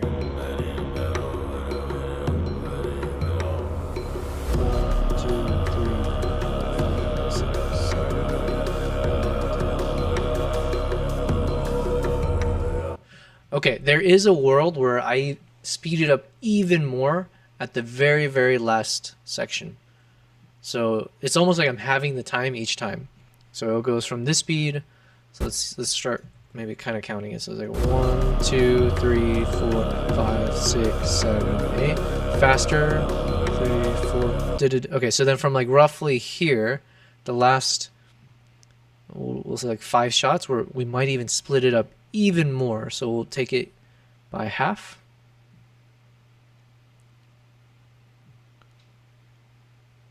And let's see if this is way too short, like where at this point we've completely made each shot essentially invisible, right? So let's just drag a few of these guys that we just looked at. Actually, let's just test from here. I think this could work. I don't know how many more I need, so let me just bring these guys over. Same thing, I just want to make it the same duration here. Thought process is, one, obviously in some ways it allows me to showcase more clips in the trailer, so it makes the vlog feel more substantive. And then separately, I like the build-up concept. So I do want it to feel like as we're coming right up to the end of the soundtrack and we see something's happening with the music, it's about to do its finale, then let's sync it with showing a build-up in the volume, build-up in the visuals. So it just maps and build-up in the story. What did I do? Okay. Edora, you said you just noticed I have a timer set. Yeah, nothing fancy, but when I was on Stream Elements, when I was trying to create the box, right? So I was trying to see, can I actually create this little border that I can change up the size, which I haven't figured out yet, so we'll do that next time. But when I was playing around with that, I did see that they had this little countdown feature. So I figured, let me test that out. So yeah, this will be my little accountability buddy, where we can see, I did say from the beginning, I've set 2 weeks aside to finish my YouTube vlog. So can I hold to that? And if I don't, I mean, there's no real punishment besides it's going to take me longer to share. But it's a nice way to also keep me motivated to keep doing this. It puts a nice little deadline for us. So yeah, why not? And the reason I said 2 weeks is as I've in my young journey on YouTube, when I started with the Uganda vlog, then I did the Tajikistan, and then I did India. So in my learnings from doing these vlogs, I have noticed I've gotten quicker and quicker. In the first vlog that I created, I think it must have taken me like a month and change to like finish a video. And then the next, like the subsequent ones, it started getting faster and faster. And then I think I got to a point where I felt like, oh, I could make a vlog in about 2 weeks time. And I think that's probably ideal because I do need to be publishing on YouTube as frequently as possible. I don't think I can survive as a YouTuber, especially at my young stage, to be posting only one video per month. I do need to be active as much as possible, which is why I also have the agenda of working on YouTube Shorts simultaneously, so I can think of short form content that I can post almost on a daily basis, plus more of the medium term, like medium duration content or simpler content that maybe I can post on a weekly basis, which I haven't done yet. But those would be some of these kind of like talking head videos I want to do, where I can do like instructional this or talk about my gear or whatever else. And then do the longer form, like these vlogs that require maybe 2 to 3 weeks. And then hopefully that cadence will be something where I am publishing constantly enough that this will only help grow my channel effectively. So 2 weeks seems like a good timer. Let's stick to it. Now, we've gotten, yeah, we're still on the trailer. So I've got 1 week left to finish this. What works for us is we did determine that we need to split this into separate episodes. So the challenge is not to finish the entire video of Mongolia. Now we have a 1/2 or a third of it. So at least there's that. Let us now test this. We've now sped it up towards the end. I want to see if it actually works.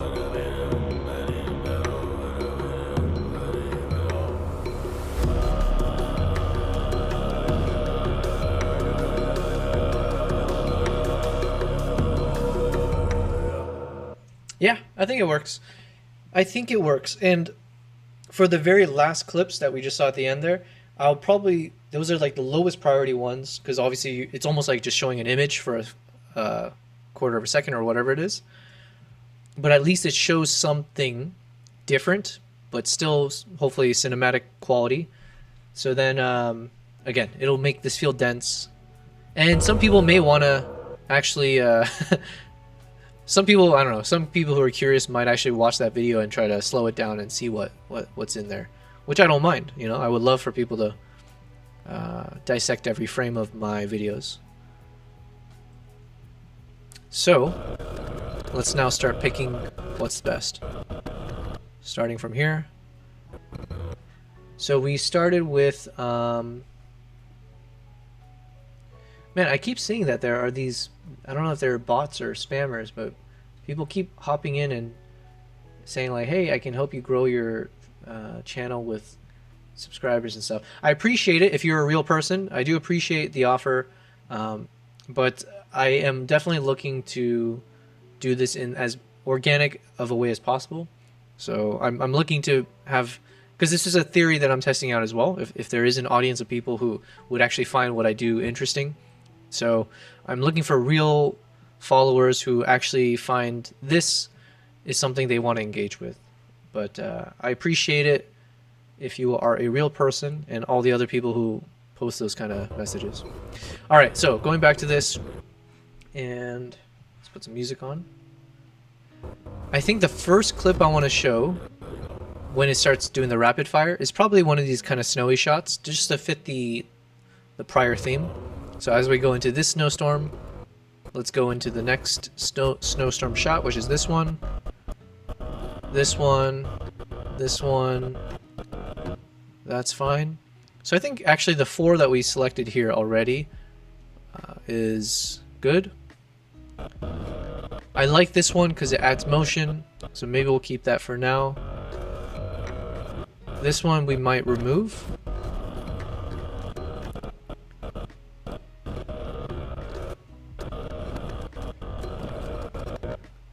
I'm going to turn down the music so you guys don't hear the weird sound too much. Maybe some of the horse shots. I did mention I need more selfie shots, so if it goes like 1, 2, 3, 4, then maybe actually let's prioritize the selfie shots. So which which selfie shots?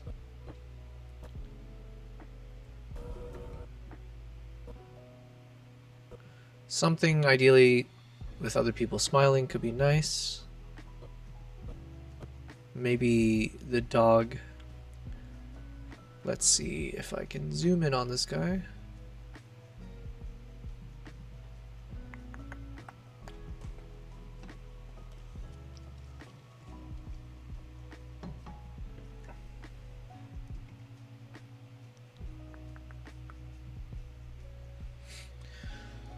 Okay, let's see. Let's try this clip. Why not? So we'll still do a little bit of like animal shots, but utilizing selfie mode. And this one's a nice one because we got the dog being a dog. Let's see how it looks. Okay, it's not bad. So then if I pair that with the other dog shots we talked about, which was where? Doggy shots. Oh, we do have some more snowy shots, maybe? I think maybe we'll have 2 or 3 horse ones. I could use one of these shots, actually, instead of what we had. So let me just bring these guys up real quick. Because I saw something there that we might want to check out.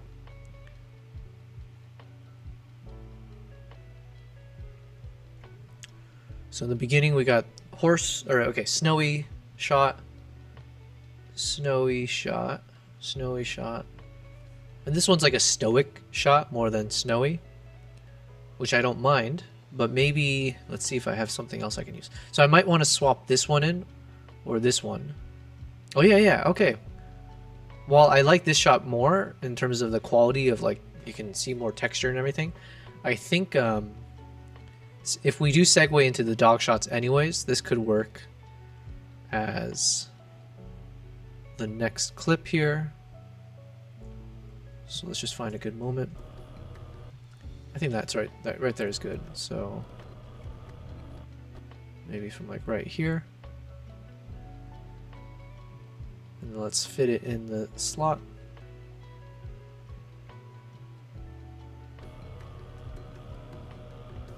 Yeah, I think that could work.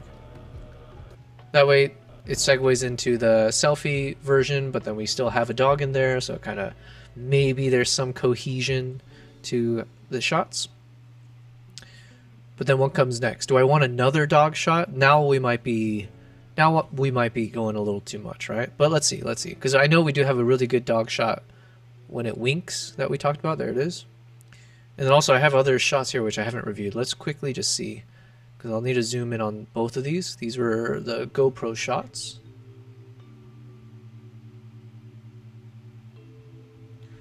So let's see if this one is better than the one we chose. And it has to fit the frame as well, so keep in mind. So this one doesn't seem to work. This one could work, but I don't know if it'll fit the frame because the top and bottom will be cut out.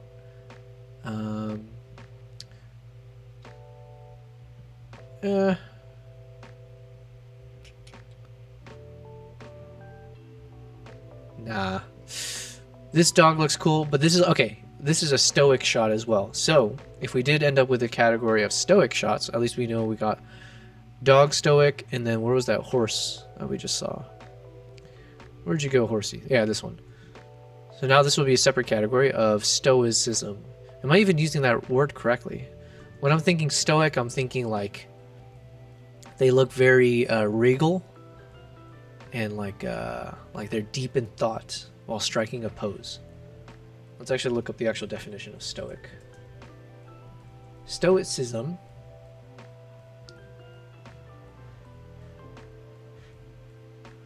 is an ancient Greek philosophy, virtual reason. That is not what I was thinking in my mind. Okay, displaying without feelings kind of fits with, I guess, because you got a stoic look on their face, or you can't really. It's like a poker face. So maybe I was correct. A person who can endure pain or hardship without showing. Remember another term for stoical.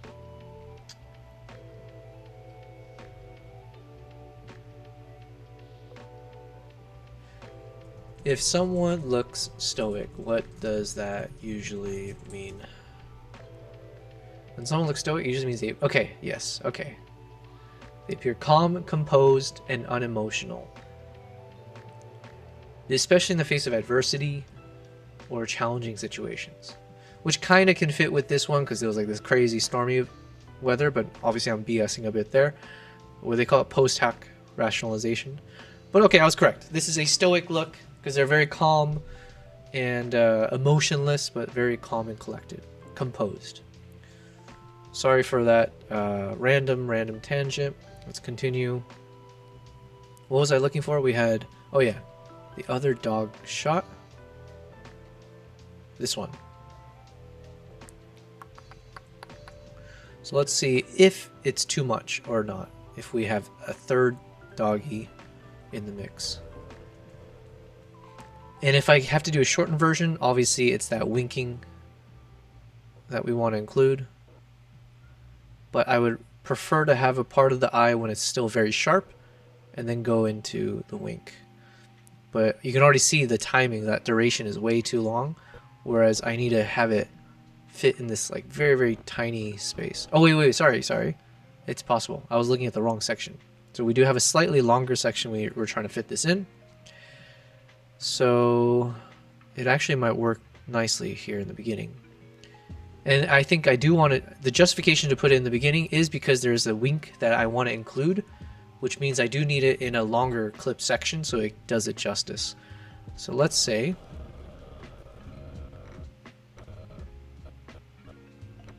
I'll need to start a little bit earlier. Does this work?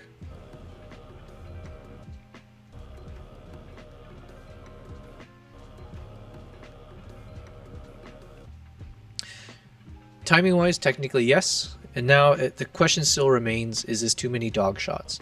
So worst case scenario, we can replace this shot with that one yak, like the baby looking yak.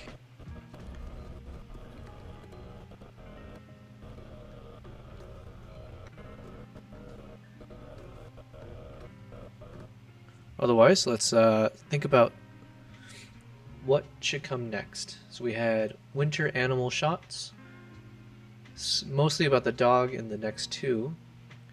I mentioned I need to start doing more selfie shots to add, or at least showing me somewhere in the shot. So even a shot like this is fine, followed by maybe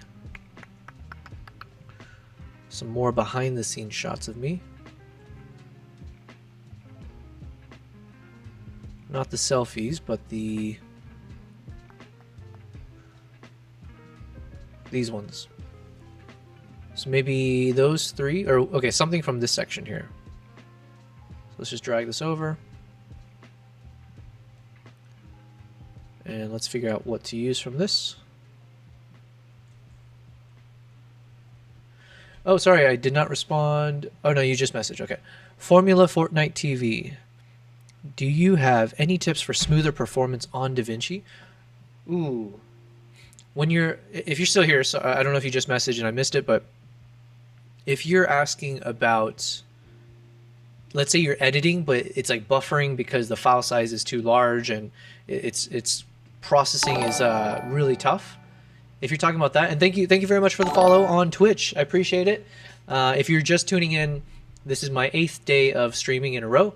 And the 8th day of me starting as a streamer, and you're just watching me as a professional photographer and videographer editing my next YouTube video. I focus a lot on my travels. I tend to travel every month where I take people with me. I go for my own stories. I look to create stories through photo and video mediums, and we are now building the trailer right now. So to your question that you asked, if you are asking about the fact that sometimes when you're working with these heavy files, you might see when you hit play that everything is like, it's glitchy or buffering is taking too long, it's jumping to the, like a few seconds. In that situation, there are some tools you can use. If you go into the playback section, there's a few things, but keep in mind there's always a little bit of a sacrifice with what you do. You could do something where you choose like proxy handling or use the optimized media, where you decide to say like, make all my videos, create like a proxy version of these video files. So let's imagine I have these files that are like 4K or 8K visual, like video qualities, massive videos, and so it slows down when it's actually trying to watch it. I can create a proxy of this, which means that DaVinci is saving like a reduced version of that video, so that it doesn't actually have to keep playing it. Once it renders, it will play the proxy instead of playing the original. But then visually, you might not have the best quality while you're editing, because again, you're pulling from a lower resolution video. So that's one of the drawbacks. The other thing you could do that's more quick is here where it says timeline playback resolution. Right now I have it on full, and also this timeline is a 4K quality timeline. So you could technically start with your timeline itself. So let's say if I go here, let me go find the timeline in my media pool. So this is the timeline here called Mongolia YouTube. If I right click it and go under the timelines to timeline setting, you could technically, where it says timeline resolution, just reduce that. So instead of showing this visual as a 4K quality, you can choose something lower, like a 1920 by 1080, which is considered HD, or even lower if you need to. So you could actually just reduce the actual resolution of what you're visually seeing here. That's another way you can do it. And then, like I was just getting to, if you go to timeline playback resolution, instead of choosing full, let's say if I choose quarter, so then now it's saying like, hey, don't show me the highest, like the fullest resolution of all my clips. Instead, show me like, 25% resolution version. So that way it doesn't take up as much of the computing power or the processing power of your of DaVinci. And again, the drawback is what you see on camera will end up looking much like blurrier and not as good quality. Let's see if I can show an example. So like this, right? As I play this now, you'll see a lot of that footage is like almost pixelated at times.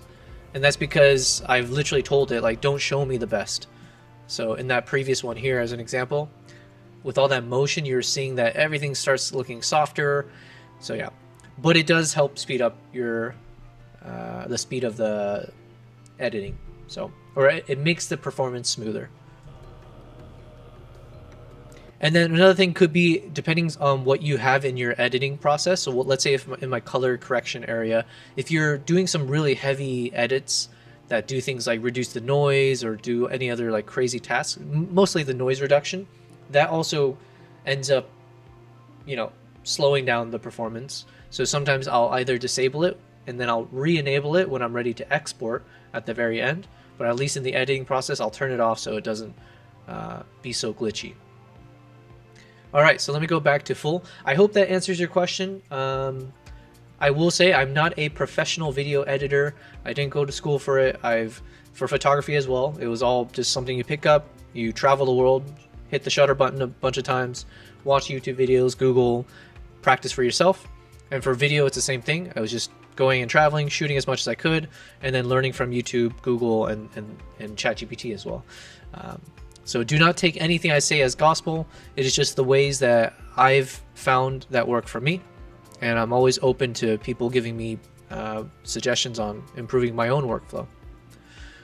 All right, so if we stick with this, we wanted the behind the scenes shots. So something like this could work, showing me actually shooting. So maybe this one and this one could work, or just 1 and 2. I'm trying to think. Like I said, I kind of like when there's a lot of motion involved in the shot, as long as it doesn't look too shaky. So this one's not shaky, but the problem is this is, I think all of these are shot with my GoPro. Actually, these ones look decent, but it's pure white in the background. So the quality's not like the most cinematic, but maybe it's fine. Formula, you said, is usually with keyframing and fusion. Yeah, okay. You're doing a video essay at the moment, and some of the animations are quite annoying. So at the moment, I have to render it all for it to run smoothly. Thank you for the tips. I'll try them. Okay. Well, I'm glad. I'm glad if you find it helpful. I'm not very familiar with fusion. That is something maybe in the future I will touch upon, especially if I start doing more of these kind of like talking head videos where I'm like doing like, where I think having nice visual effects makes sense. For a lot of the video editing I've done to date are less about doing crazy, like, splashy effects and transitions. It's oftentimes more subtle effects, just zooming in or zooming out, or color correction, that kind of stuff. But I do know, yeah, the more fusion you use, the more it takes up the performance. render it all. Yeah, and I guess technically another solution is you just need to clip up. You have to cut up your timeline. So maybe you have to create separate this might be too much, but like maybe you just have to create separate projects for different sections of that video, so that you clip it up in a way that that project doesn't look at the full timeline of everything, all the clips and everything loaded up into the project. But with a fresh project and with just a reduced aspect, like a reduced portion of what you're trying to work on, then it hopefully would be faster because it doesn't have to worry about all the rest. But that seems like a lot of work, so hopefully you can avoid that. All right, so I'll see if these two shots works. Like I said, I'm not the biggest fan of showing. Yeah, it doesn't come natural. Yeah, whatever. I've said it before. I'm okay being in front of the camera nowadays, but it still feels weird to see myself. But we do want to find some more like adventure-y kind of shots. Hey, Pest Gaming, thank you for subscribing. I apologize, I'm not much of a gamer, so if you're joining to see a lot of video games, I do love chess. I was thinking at some point maybe when we need to take breaks from what we're doing, I can pop open my chess.com and show you guys how amazing I am. I'm not really, but I'm decent enough. I think I'm like hovering around 1600 rating, but I just play for fun. That's about as much gaming online that I do in terms of like, but I'm not a gaming streamer. But I do appreciate you subscribing on YouTube. If you are on YouTube, everyone who's watching on YouTube, I'd always appreciate if you will give it a like. Definitely hit the notification, all that fun jazz. Check out my YouTube videos. I do have quite a lot of cool content, I hope. And it is all from the past year that I've been a YouTuber. So enjoy. And again, thank you guys on Twitch and Kick. Those are my latest journeys. I'm on day 8 of being a streamer. Hopefully anyone who's been watching from the beginning, or even if you're watching now, hopefully the quality seems decent. Hopefully I am tricking you guys to seem like I am a professional at this, which I'm not, but we're getting there. Anyways, so I'm now just trying to see if I can add some clips that could fit for my trailer, and clips of me essentially on the trip. So I might have to cut one of these out because you can see here, this is where we decided we're going to double time the speed. So maybe that's a good point to transition to another theme. So we might have to cut one of these clips out if we want these two together, or just, yeah, let's see. But let me start from the beginning now. Let's just see the work we've done and see with a fresh pair of eyes what to change. So let's turn up the volume here and we'll watch this together one more time. Oops.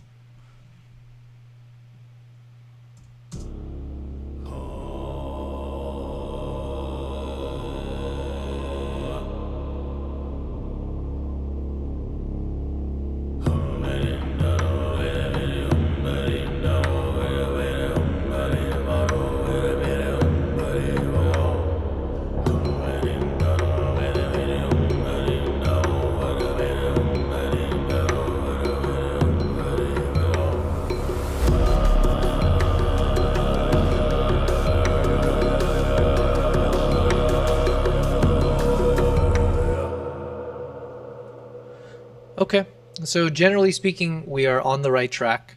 A lot of those final clips that we saw are not the actual ones. They're still placeholders, but I'm quite happy. There's nothing that stood out to me as I was rewatching of like, oh, I didn't notice this, that doesn't work. It's really just more of let's keep focusing here about what the ordering should be. The only thing, just to overshare with you guys, because I don't think I actually will make this change, the only thing that I thought like, oh, maybe a different clip could work here is when we have these shots of all three of them, you know, so it's like more of like a combo shot of just the concept of eagle hunting. So we had these two cool shots out in the snow, and then we have him puffing away as well, and then we got this shot. Now, in a world where I didn't use this shot, or potentially if I want to replace one of these shots, a clip that could work for that section is this one we had. So if we had increased the duration of this, but it could kind of fit with the vibes of you know, the things we were just looking at, like him outdoors with his horse and an eagle, and then showing one more of those kind of shots. With that said, I mentioned it's oversharing because I definitely am not going to make that change, but I do want to overshare. I want you guys to really, feel like you are getting a sense that I'm, well, the good and the bad, but ideally I'm sharing my DNA in the sense of like, wow, that sounded really bad. I'm not trying to share my DNA with you guys, but I'm trying to share my thought process, the good and the bad. And as we grow as a community, I would love to learn from other photographers, storytellers, videographers about like, it's like, oh, that's a good thought you had, but actually here's why it's wrong. Or like the intention was good, but here's blah, blah, blah. I would love to have those kind of back and forths and learn from each other. And hopefully I can also teach you guys how to be me. Formula, thank you very much. I'm assuming you're saying Unreal in the good way, obviously, but yeah, I do appreciate that. I will always accept compliments and praise, as well as criticism and feedback, all of that. We are in the trenches, yes.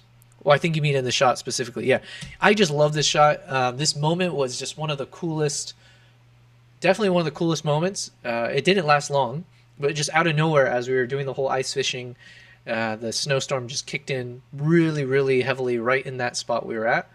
And I'm trying to remember. I think it was a little bit painful. I think the ice, it was like stinging my face because it was just such fast winds and it's just hitting you. But it was definitely worth filming. And I think this moment in particular, even this was kind of fun. So if anyone ever, if you're watching this later, or if you're new to this, or if you didn't check it out, if you do want to watch yesterday's VOD, it's a long one, but you will see a lot of the process we made. We made some big strides in terms of the actual structure of this trailer. But I think we also had stumbled across, we had like 2 other versions that we were originally going to do for this snowstorm. And then I just happened to find this section again. I totally forgot. I didn't bucket it with the rest. So then we went with that one. But I think we had this version, which was also cool. Don't get me wrong. So we had a version that was like this. And it was like a nice kind of, again, another stoic shot. But you see him posing, fighting against the wind, and nice kind of silhouettes. But and there's one other shot as well that could have worked. But when we stumbled on this shot, I was like, of course, like without a question, this is the money. This is the one. So yeah. Oh, sorry, Adora, you're saying figuratively? Fair enough. Yeah, I thought you meant this trench here, but yeah, I accept your figurative language. Formula, you said traveling must be so fun. Started doing motorsport. Oh damn. Motorsport photography a few years ago, but this is insane. I have a good friend who I used to work with. I think he's moved back to France, but he used to do like motocross racing, I believe. I don't know anything about it, but there is I live in Dubai. There is a big community out here that goes moto biking. Is that the term? They're on their their big bikes, and they go across the dunes. So they basically go like dune bashing, and it's a big thing out here. Like I've been out in the desert a few times for different things, and then all of a sudden you'll see them out on some faraway dunes as they're just racing by. I would love to photograph or film that kind of stuff more often.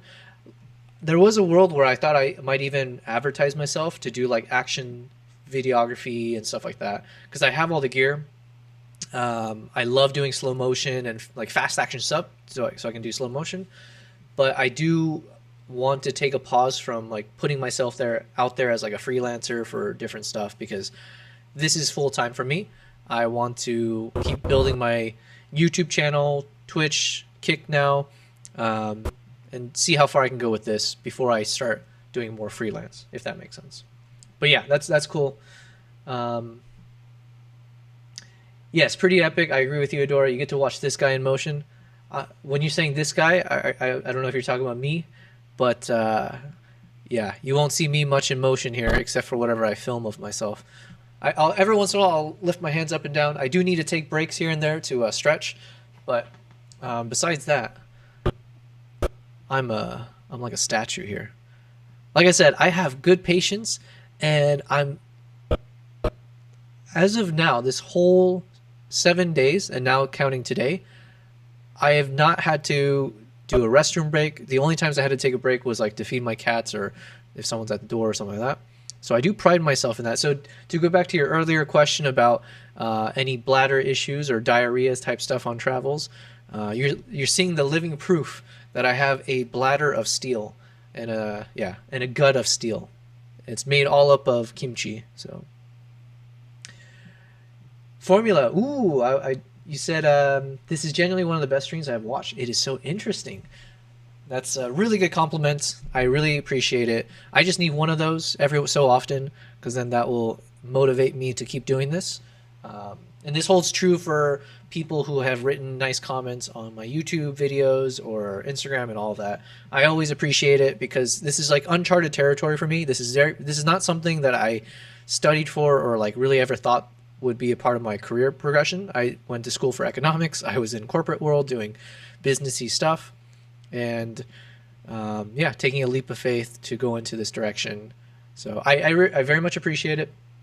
I do my best to try to make, there's a lot of features I haven't figured out with these like plugins and doing the stream stuff, but I do my best to try to make the streams look very polished.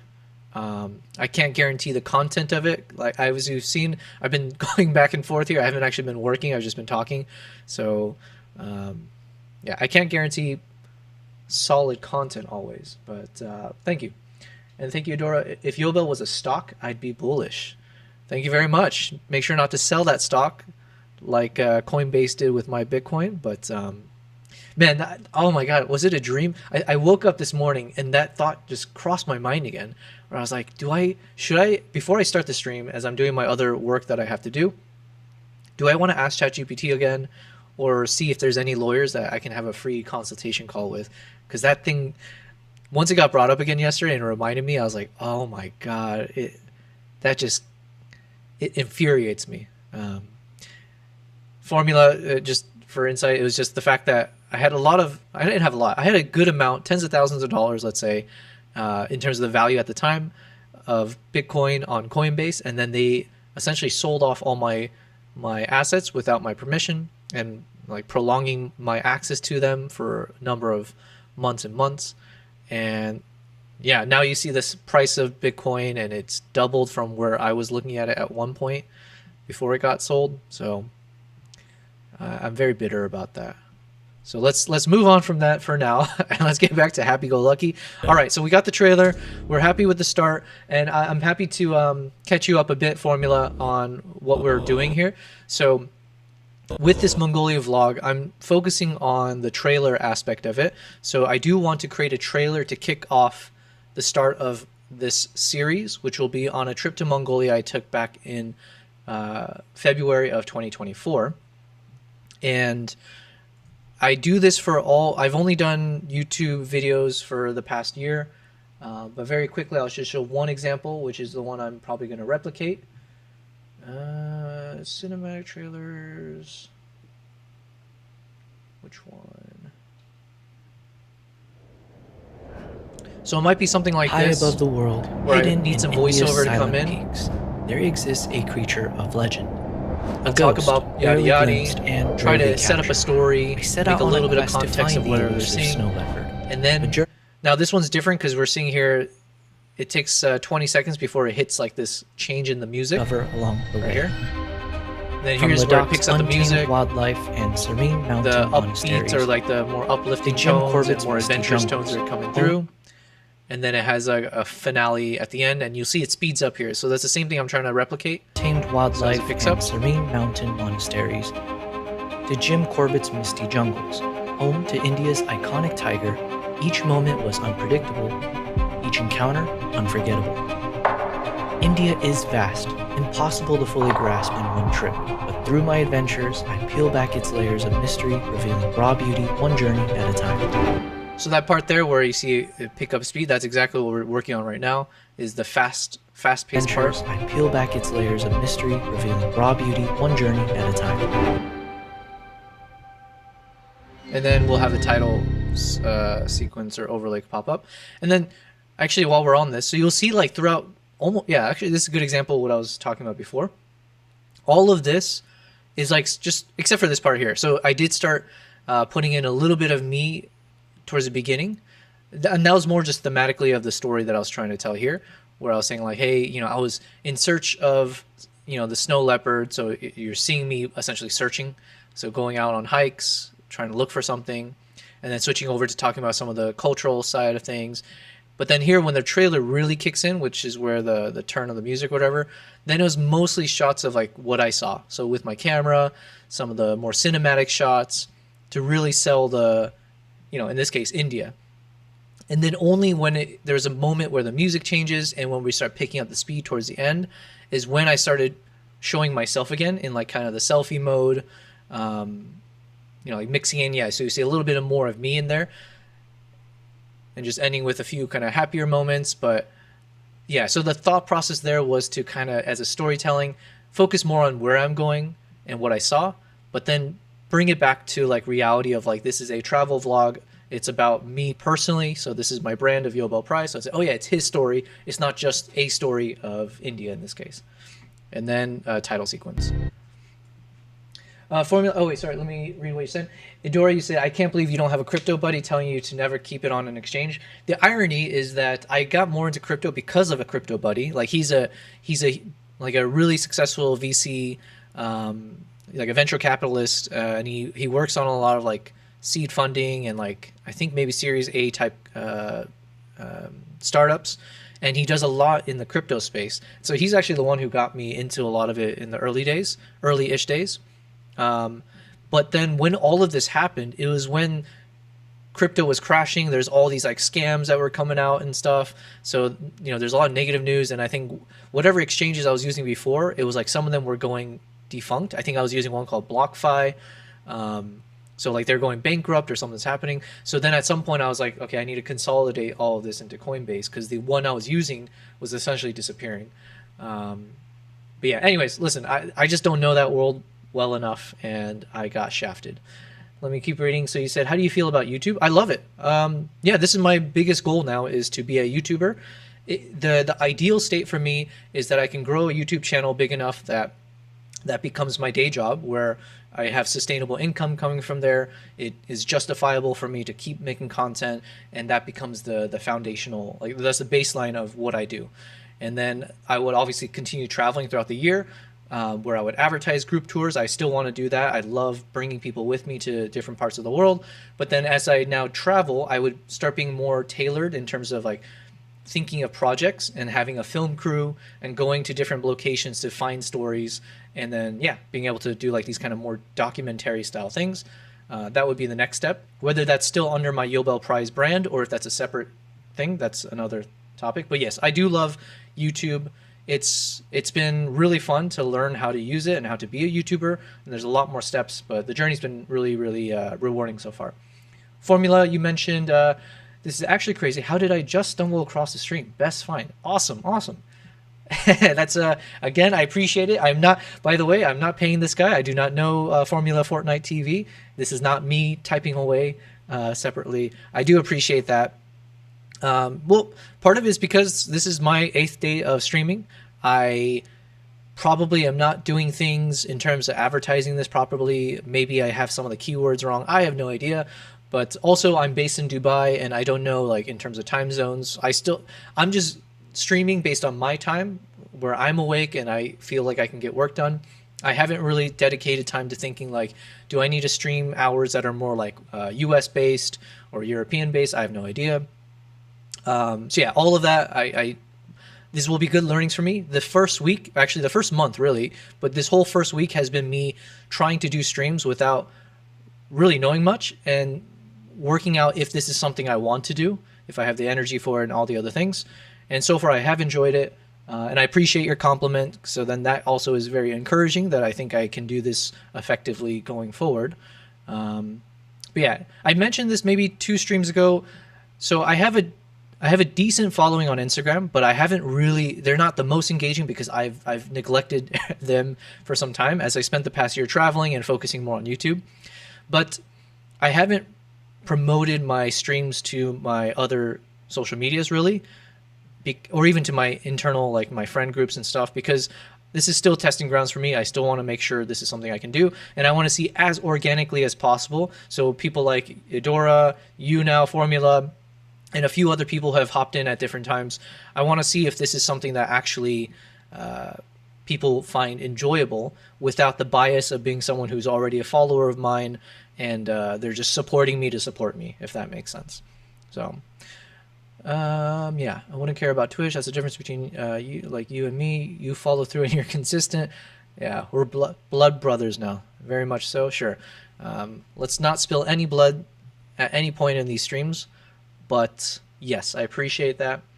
Consistency is possibly a strength of mine, in the sense that I don't mind routine. I love breaking up routines when possible, because I have a whole theory about if your life is way too routine, which is ironic because that's kind of what's happening here. It basically is a form of time traveling, is what I say, because and that was part of the reason why I decided to move to Dubai from where I was in the States. I wanted to break up my routine as much as possible, because I was getting to a point in my former life in San Francisco where every day was like bleeding into the next. You had the same routine of when you wake up, the same route you take to work, same conversations with your coworkers. You do the same kind of after work social hour stuff. And I was getting to a point where like I can understand why a whole year can feel like it's sped by. Like the whole concept people say is like, oh wow, time flies. And it's like, well, if you think of your brain as a computer almost, and it's like all these memories look 90% the same and there's only 10% difference, it almost feels like all these days, all the times you walked to work or you had the same conversations, in hindsight, your brain will just kind of condense it into a single memory. So then, because it was so similar to each other, you can't really distinguish between all those distinct memories. So then, in a sense, in retrospect, you feel like if you look back on your life, that time has sped by because all those individual memories just got combined into one. So traveling helps me slow down time in a sense because it creates more unique, distinct memories. Because obviously when I travel, everything is different. When I move to another country, everything is different. The weather, obviously the city life, culturally, and every aspect of it. Yeah, I already said weather.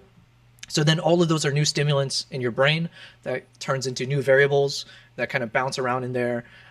So yeah, anyways, that was my quick little thing, but yeah. Not that anyone was asking. I don't even know why I went down that route. It's just interesting to see someone who is doing something they like. It seems rare on Twitch considering people just react to stuff. Original content is amazing. Yeah, I can't say for other people. I do know obviously there are certain categories of streamers, whether it's around gaming or IRL or like politics and stuff like that. And I would hope that they're doing this because they're passionate about it. But I can also imagine people are doing this maybe because they feel like they have to, or they're hoping to escape and make this a full-time thing, which obviously I am as well, but maybe for the wrong reasons. But yeah. Adora, you're like the perfect specimen because you have the creative chops and you're business-minded. I will respectfully disagree with you. I do. It's taking me a long time, right? And some of this just comes with, I guess, being much older now, like in my early 30s. But, you know, it took, like, I think when I was in my mid-20s to actually finally feel confident in my everything, like my corporate skills, like, so anything around, like, my talents there, or, like, do I add value to the business? But mainly around, like, my creativity and, like, my ability to innovate or just be unique. It took me a long time before I got to a point where I was actually proud of it, and I knew that I could be creative, that I was more than the average, and I leaned into it. Business-minded, not at all. Or maybe you're seeing parts of that now, but this has been a very, very slow process. Someone who was actually business-minded would have been able to take all of the steps that I'm doing right now over a year ago. So I am very, very slow and not business-minded. And I can say that somewhat confidently because I have a lot of friends of mine who are very, very business-minded. Some of my close friends, even the one I went to his wedding in Spain, he's like the serial entrepreneur.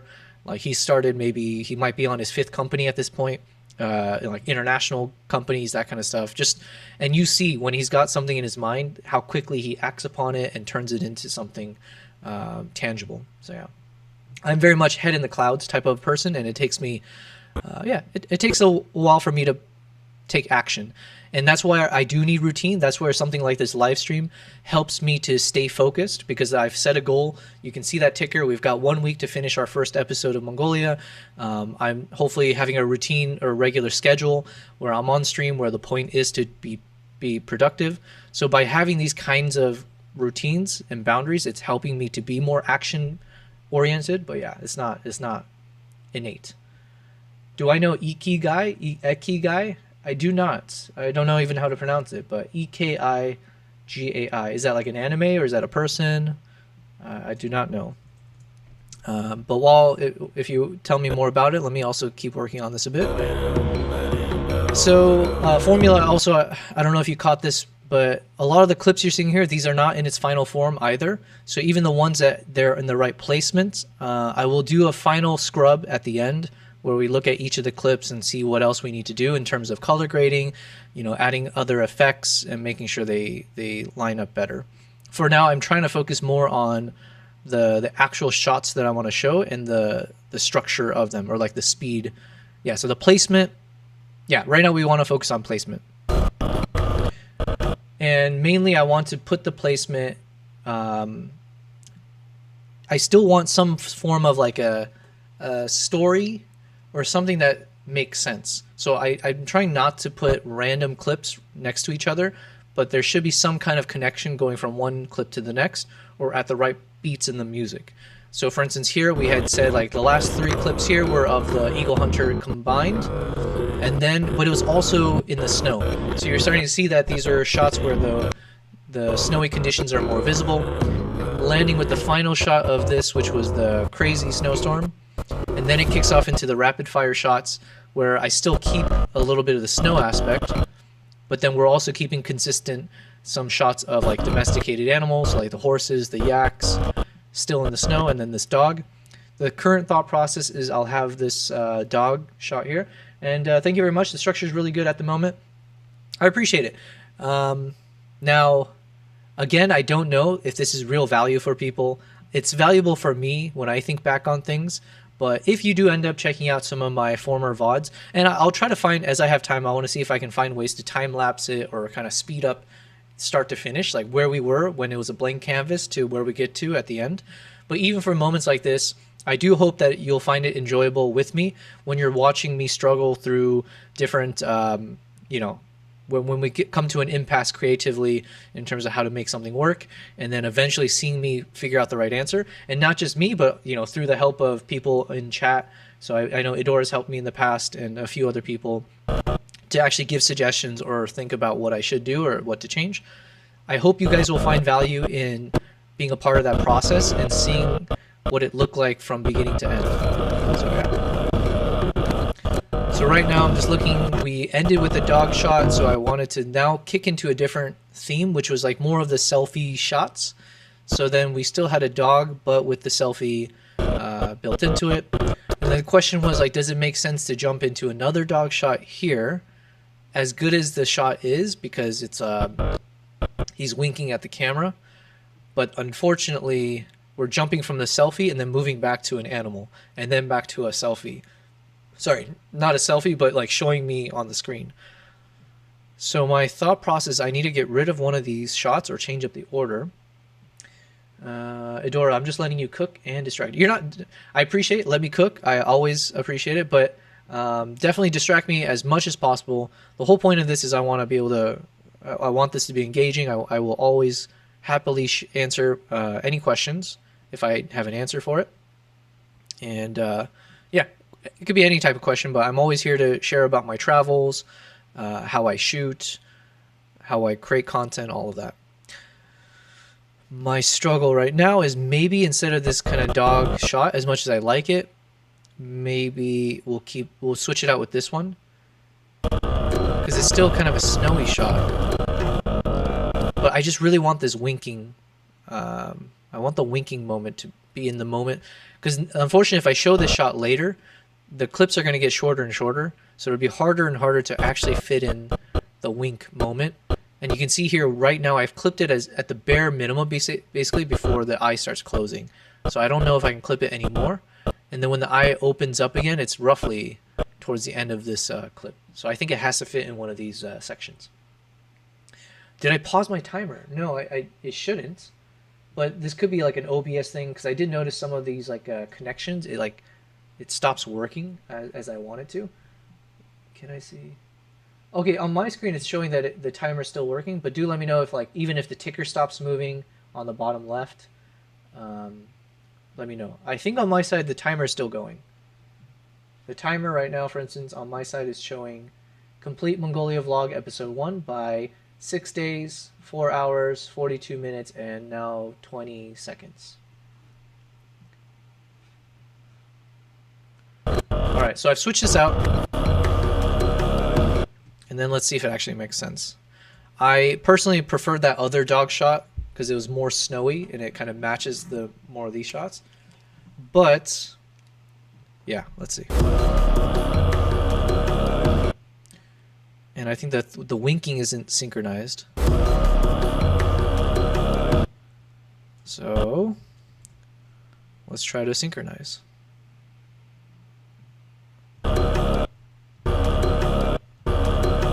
we got it bang on first attempt. We got it right on the money. But again, the problem is at this point the eye is already closed, so I don't know if it'll work. Let's see. Yeah, because now the problem is that you don't get to see the full wink. So let's see if I can. Yeah, I don't know if I can get away with it because then timing doesn't work. Okay, so this one's slightly off time, but you can at least see the full wink. So I might have to accept that. I think I'll accept it. It's not perfectly synced with that, like that bell sound you hear or whatever instrument that is, but it is nicely synced. It's still within the time structure where it's evenly between that bell structure or the bell and the next one, if that makes sense. So I think we're okay, which means now I can keep this shot. But then now we're switching more into selfie shots. So maybe I'll save this one at the end of this. So let's find some other good selfie shots. So these are more, I'm like making a distinction between this is like a behind the scenes shots. Well, not that one particular because I am holding the camera there, but like this is like a behind the scenes shot where I'm not holding the camera versus like the selfie shots where it's like I'm actually holding it. Idora, you mentioned, so ikigai is the Japanese concept where you want to do 1, something you're good at, 2, something that you are passionate about, and 3, something that you can get paid for. Oh, okay. I think I've heard of ikigai actually. I think maybe when you spelled it initially it had an E in it. But I think I've seen this word with the I, ikigai. And what did you ask me about it? Oh, if I know it. Is the jet what I want to do? Well, yeah, I think. But then the thing is, isn't this what everyone wants? Or, you know, I'll take it back because I do have some close friends where to them, they don't have like hobbies. They don't have like passions like this, but they find passion in what they do for a living. But like, you know, like it could be anything from like just being imagine like a standard, I say standard, but like a corporate job where you rise up in the ranks, but they are very passionate about the projects they work on, but they don't necessarily have like hobbies. And so I guess it is true that not everyone has like these kind of things that they're passionate about. Sorry, I'm kind of conflating passion and hobby. Maybe I shouldn't do that, but I imagine a lot of people would want to live like an ikigai lifestyle where you feel like you're confident, you're good at something, and you're passionate about it, so you don't mind spending time on it. And obviously, at the end of the day, we need to survive in this world. So if you can get paid for it, that's a nice little win. I have a whole presentation and I have some slides on this, which maybe at some point I'll pop it open. It's buried somewhere, but I used to make this, and it might be one of those things where I thought it was profound, but it's honestly the most like basic kind of concept. But what I used to say in some workshops, I would talk about like, if you are someone who wants to get into, well, in this case, I was in the topic was mostly around like photography and videography, but it could be any hobby. But essentially, it's like if you are someone who wants to work on a new hobby, if you want to pick up a new hobby and like take it deep in whatever direction, before you get into it, basically they're like these kind of, think of a Venn diagram of like 3 circles. Circle 1, let's call it passion. 2 circle is time, and the 3rd circle is money or resources. And essentially, you need to evaluate this hobby or passion of yours, or let's call it hobby, before you pick it up, you should think about it from the lens of a Venn diagram. When they all kind of combine together, do you have the passion, time, and the money to pursue this hobby? Because oftentimes what people will end up being stuck with is you'll have 2 out of the 3. You might be passionate about something. Let's say you're really passionate about photography and you have the money for it. You can buy all the fanciest gears, but then you don't have time, right? Like you're juggling between a job and family and everything else. And unfortunately, then you end up going nowhere. Or I do believe most people will end up getting stuck and it's a waste. Alternatively, let's say you have the passion and you have the time, right? Let's say, but then you have no money because like maybe you don't have a job at the moment, you're in between jobs and you're very passionate about it and you know you have the time, but unfortunately you don't have the resources to actually even do the hobby as effectively as you'd like. And then thirdly, let's imagine you have the time and the money. So money's not an issue. You can buy all the camera gears and everything else. Time is not an issue, but you're just not passionate about it. Then you just won't have the motivation long-term to pursue whatever that hobby is. So generally speaking, like visually, I think of it as like, think about if you have the passion, money, and time, and then if you fit into that perfect blend of the Venn diagram, only then do I think it's worth pursuing that hobby in full. At least you'll feel more confident that you won't run into those unfortunate mishaps where people oftentimes run into, where they pick up a hobby and then they give up on it and it's just wasted money or time, or it's just there in the back of your mind. So yeah. Formula, thank you very much. I don't know if you've already left, but I appreciate it. I'm glad. Thank you for the very, very kind words. Thank you for following. I hope you'll continue watching. I will be streaming every day for long hours as we work through this, and we're going to crack through this project of ours, which is Project Mongolia. And then we have over a dozen more projects to do, so I will have no end to content that we will be showcasing from my travels all around the world. But thank you very much for that, and I'll see you next time whenever you're on here. And Idora, you mentioned my timer has been on 6:04 forever. Is the 4 stand for hour? It's probably, I think the 4, yeah, the 4 would be on the hour mark. So you shouldn't see that change too often, obviously, because it should, if it is working, it should only change every hour. But this is my first time using that countdown. I don't actually know how effective it is. All right, so we got the winter animal shots, domesticated animals, then we got selfie shots. So I want to prioritize the selfie shots.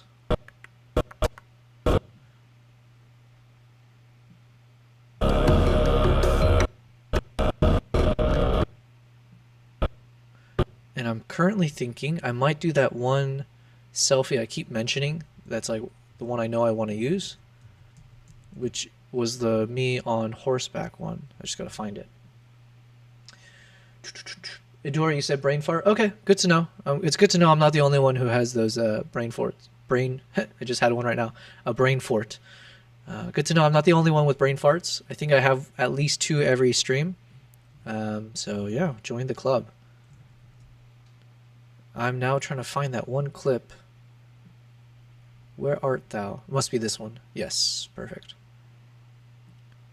Okay, my thought process right now is I want to see if I can have selfie,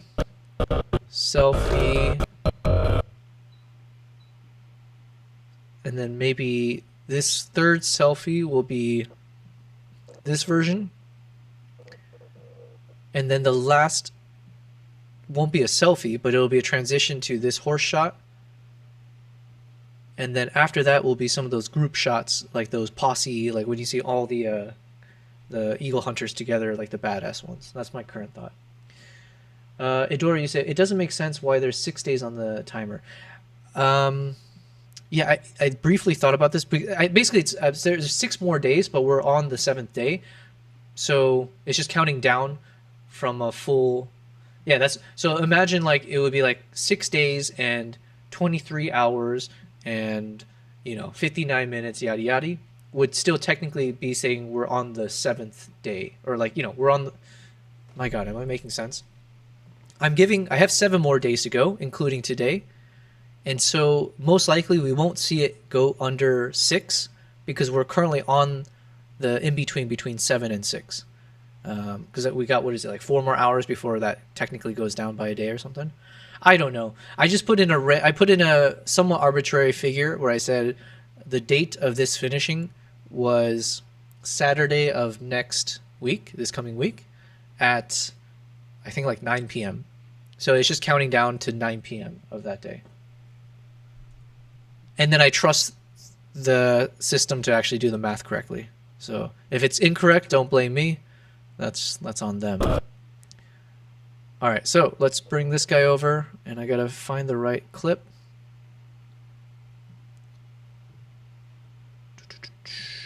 We need it's gonna be a longer clip, roughly here. Let's see. It's a little too wild in terms of the motion.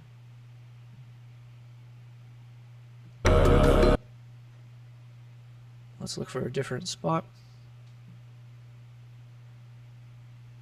And let's put some music back on. But thanks for checking, Eudora. Please keep checking. There's probably there must be so many things I'm doing incorrectly, and we're catching them one by one.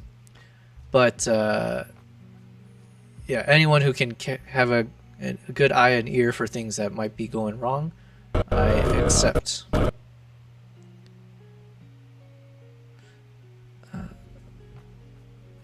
Okay, let's see if this works. Kind of works. And this will be the segue into the horse riding. Which means this next clip will be the horse riding.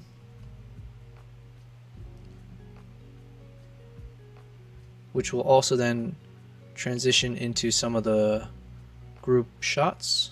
So, Eudora, so tell me about YouTube. What's your strategy?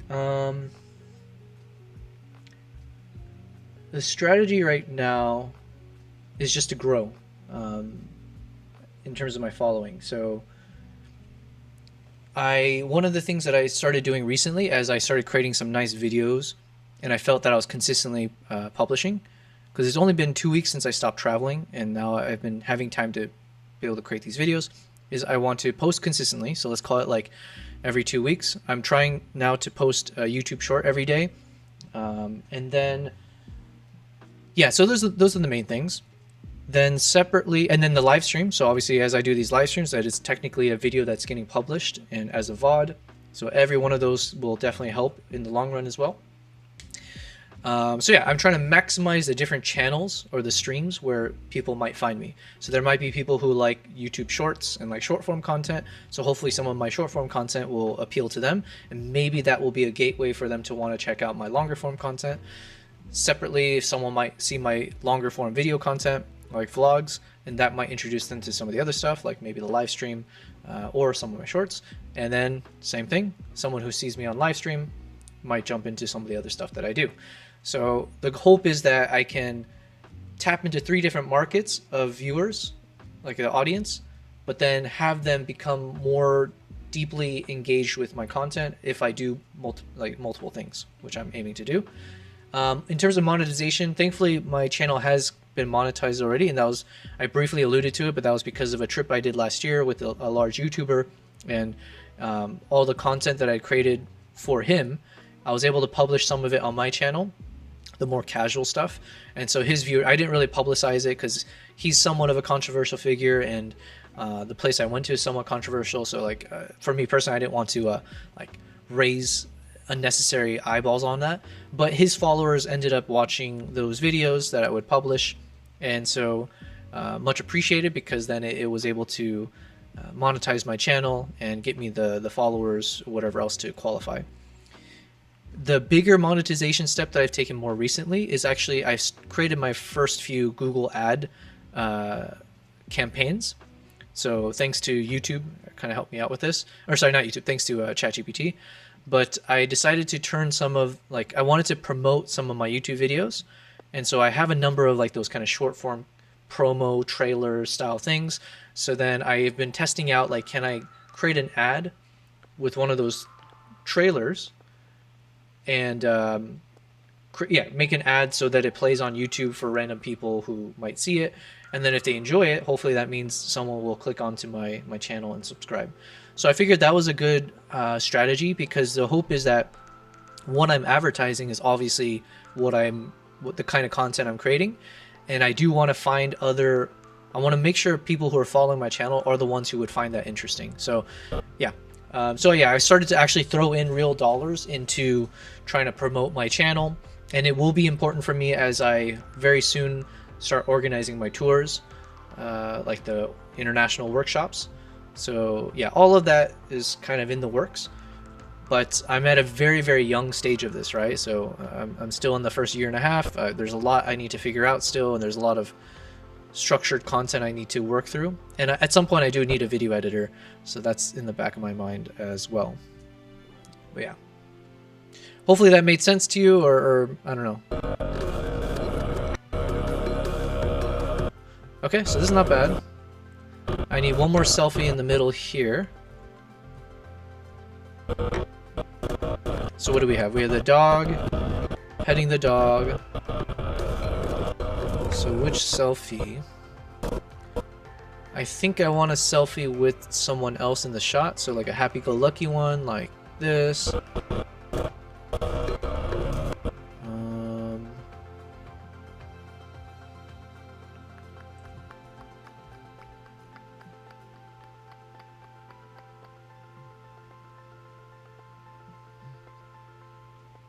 Idora, you said it's the best part? What, the monetization part? Or I forget what we were specifically, but I mean, that is definitely the best part, if you can make money from this.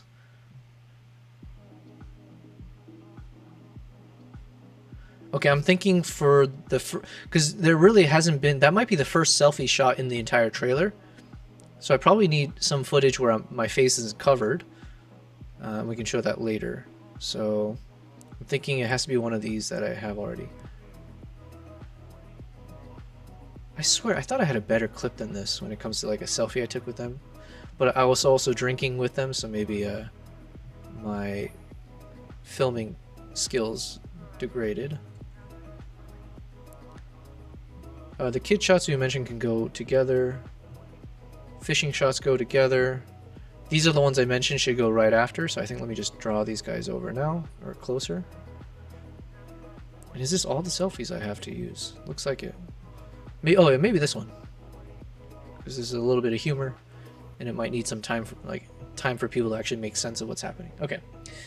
Idora, the grinding. Yeah, absolutely. I'm all about that. And again, I might have said it to you actually, but I grew up with wrestling. That was my dad's whole life. He was an Olympic wrestler. I'll probably say this so many times. But it's a cool fact for sure, but it's not like it translated to me in any real way. But yeah, so that was his whole life, wrestling and martial arts, and so he taught it to me and my sibling since I was like 4 years old. And I think just that kind of a sport, the intensity of it forces you to have to learn how to grind physically, mentally, in a way that's not natural, or it's not normal. Maybe like generations and generations ago is natural, but not in our more soft era. So it taught me to be comfortable being uncomfortable. So yeah. What did you say? The uncertainty? Yep. Throughout this journey, have you always set goals? Yes, but the goals keep changing. So so you say in 1 year I have to do XYZ type shit. Yeah. So, and I've said this before in a broader question as well, of like, oh, what do you see yourself doing in X years, or where do you see yourself moving next, or whatever. Even those things, I tend to say like, I don't even think like more than a couple years ahead, if that, because so much can change in that year, and I'm still at a phase in my life where like I'm very malleable still, or there's a lot of different things that I'm curious about that I want to learn and explore. So I'm not at a stage yet where I feel set on my ways. The very first goal I set when I left, when I decided this is going to be full-time for me, was I'm giving myself 2 to 3 years. So even that was a little bit of a broad, flexible goal. But I said, I'm giving myself 2 to 3 years to do this full-time. And in terms of results, it was a little questionable, but I said, let me give myself 2 to 3 years to actually build a YouTube channel that's monetized. And then thankfully, because of that one trip over the summer last year, it did, even though I wasn't posting regularly because I was traveling so often, that one trip did then allow me to get monetized. So then I was ahead of my goal in that sense. So then that gave me a bit more confidence to keep doing this. And then also the goal was really like until the money runs out. So that was like the secondary, like more obvious thing of like, keep doing this until I can't fund it.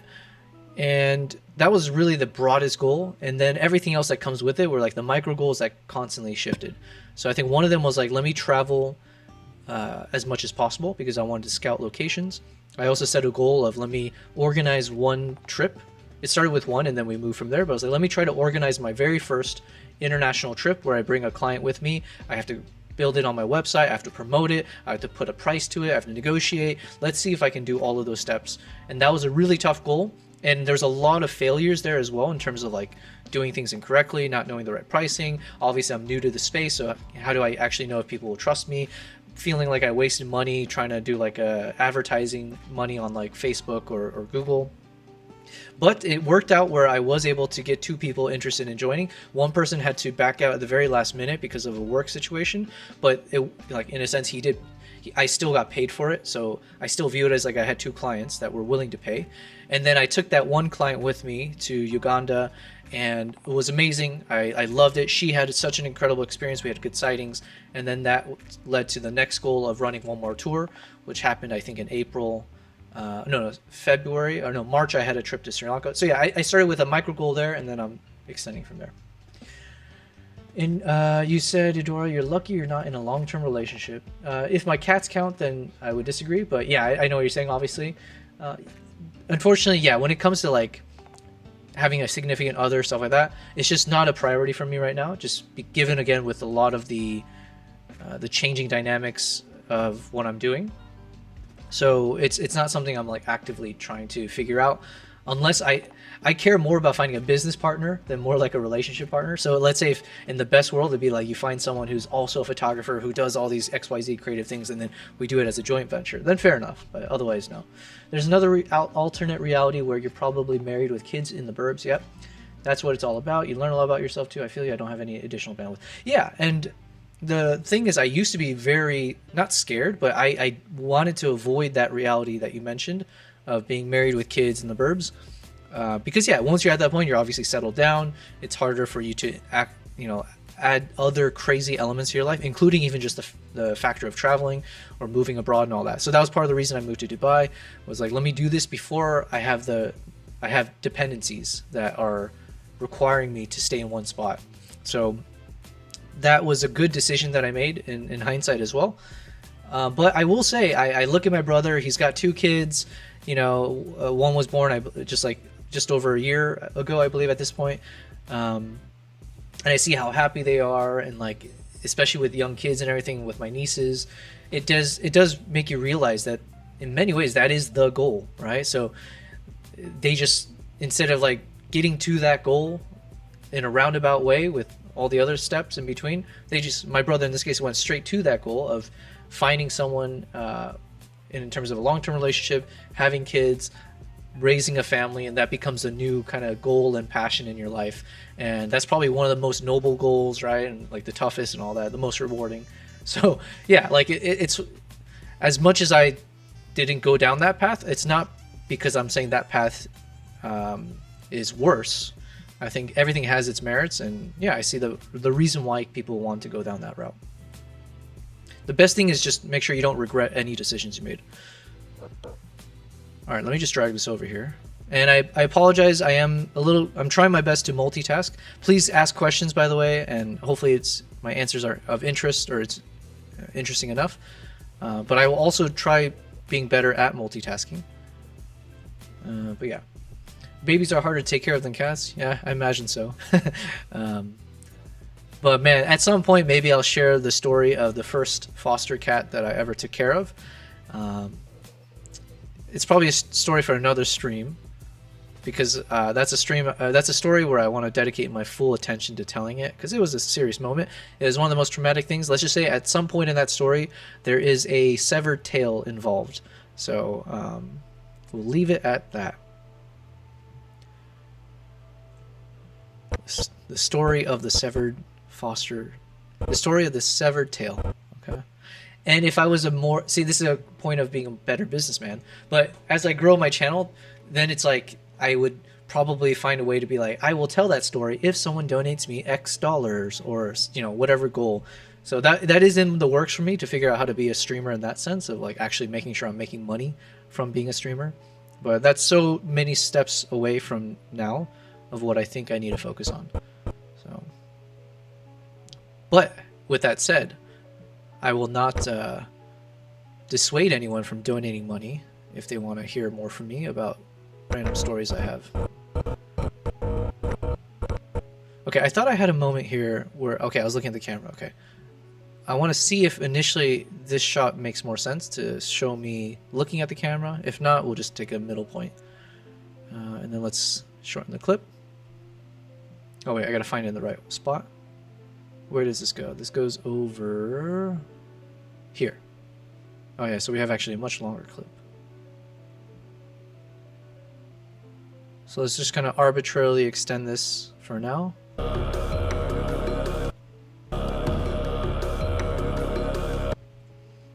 It's not bad. I have this crazy head motion in there, which I could be distracting, could add.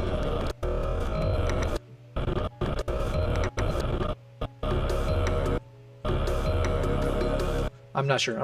Whatever. It works for now, and then we'll see. Adora, you said babies are hard to take care of. Yep. If I retire, I would foster kitties. Hells yeah.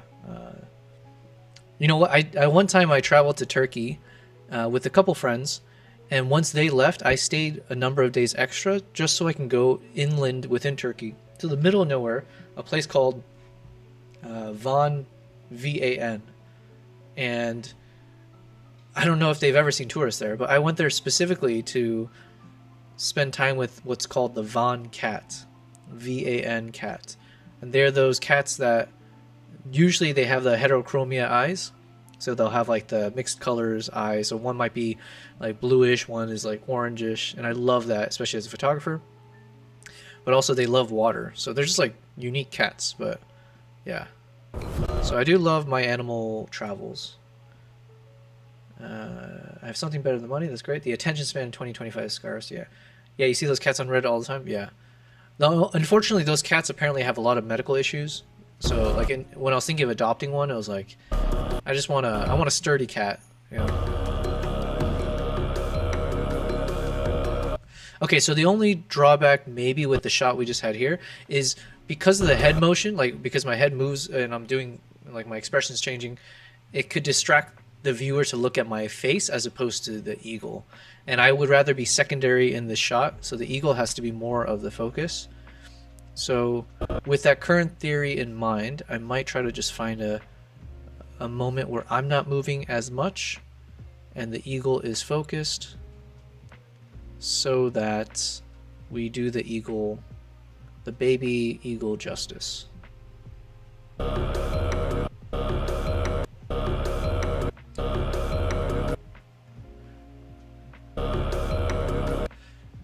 Yeah, and then maybe I'll zoom in a bit and all that fun stuff, but this could work.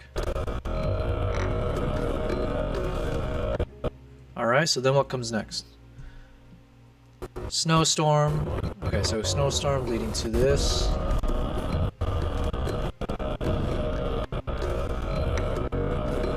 Oh yeah, so then we want the gang. We want those shots of the hunters all on horseback looking badass. So maybe 2 of these clips will make it. Oh, you know what? I'm just remembering. I think yesterday I made some really ambitious and, you know, in hindsight, very foolish prediction. I was like, you know what? I'm so close to getting this trailer done. I'll be done within 1 hour. I'm pretty sure I said 1 hour. And I think we are now probably on hour 3 or something. So never listen to my predictions. Okay, now this one is going to be a tricky one to edit because it's a very, very bouncy clip. because I was on horseback and this is where we were picking up the pace. So it's going to be a bit shaky. So let me just give it some space in the timeline where there's nothing else there. And I want to actually see from the very beginning. Let's slow it down to 40%. So I'm going to slow this down to 40% of its original speed so that we can really kind of check it out at its maximum slowness without artificially applying more of it. Yeah, I see those cats. But seriously, I'm down to collaborate on some creative projects. Yeah, absolutely. Give me some time. I think I was talking to Maple earlier, and I do appreciate him. Shout out Maple. Oh my God, Maple Glades. Oh my God, I should know his full name, but I just kept calling Maple. I'll look it up in a second. But I appreciate Maple for all the advice he was giving, and yeah, he also mentioned at some point on his that whole photo community Discord, they do these like where you just jump into phone like Discord calls or video calls. I would love to do that where I can, you know, have other people on the call or on the stream, and we can talk photo, video stuff, whatever. Okay, the problem is as we were going, it got shakier and shakier because we were going faster. But the last part here just looks the coolest. So now I'm at a crossroads as well. Let's see. Oh, sorry, I haven't even stabilized the footage. So let's try.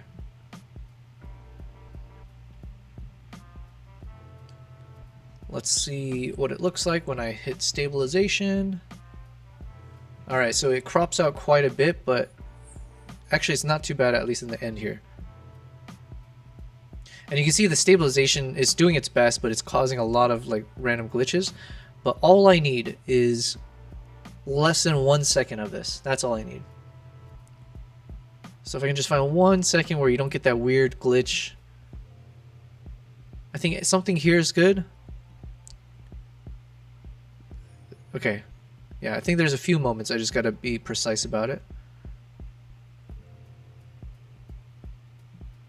It's gotta be in between those shakes. But it's just such a cool shot. I would love to be able to show this. This dude's wearing a full-on bodysuit of dead animals, right? Actually, most of them are. This is straight up like I don't know how many foxes this was to make, but this dude has caused a genocide. So. Okay, let's clip this up a bit. This is the worst medium of communication, severely flawed. Can't wait till we have brain chip implants, right? Yeah. I don't trust that as of yet. I'll let the first brave souls try that out, like the whole Elon, whatever those chip implants are. I'll let someone else try that out before I do.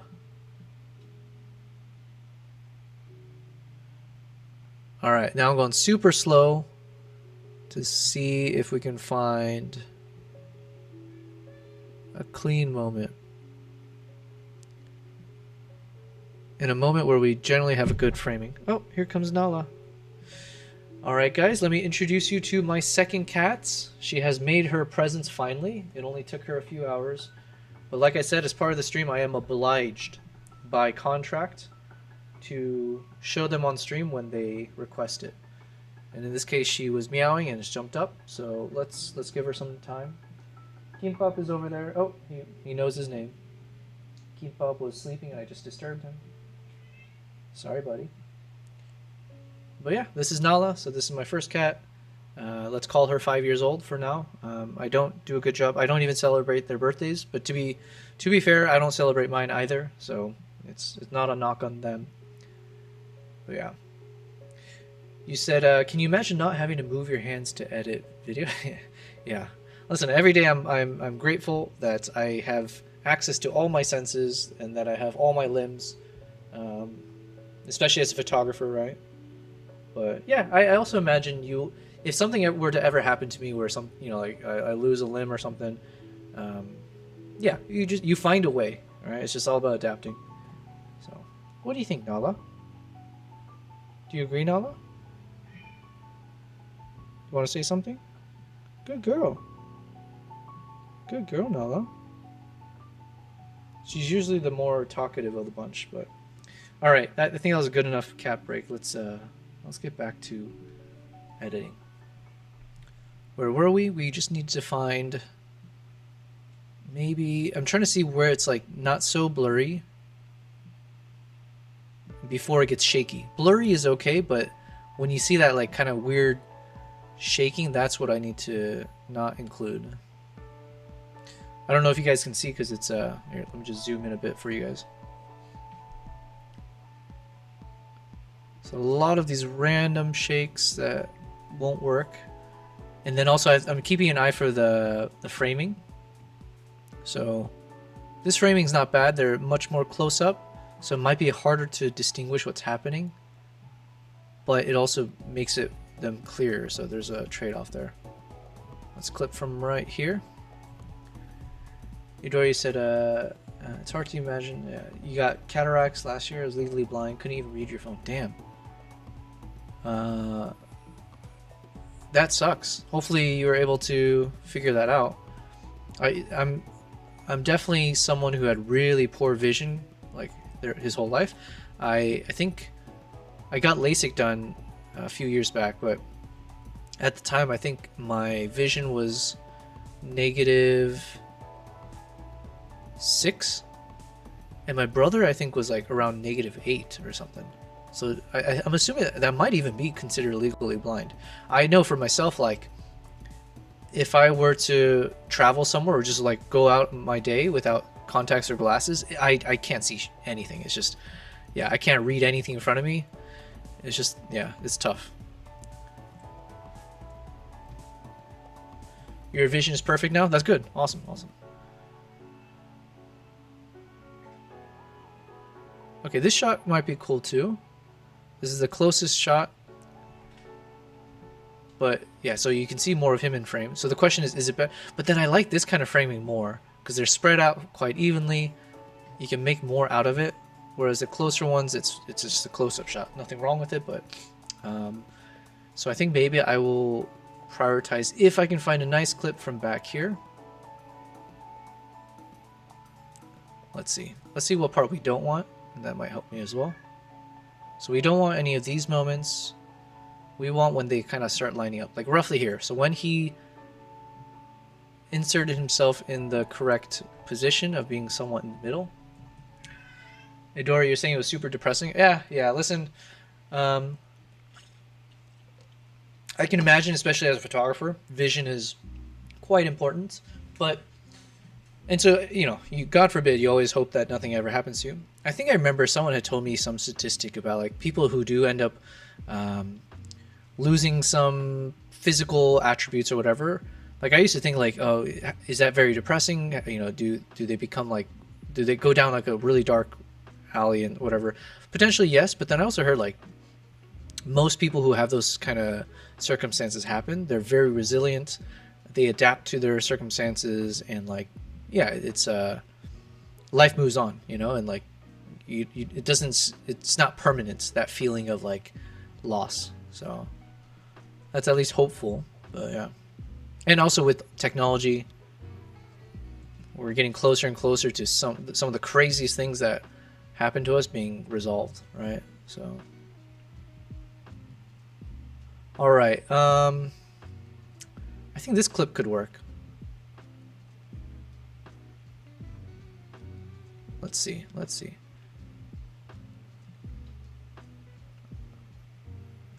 My current thought is like, do I want the part where he tilts his head? And also being able to see the smoke could be nice, but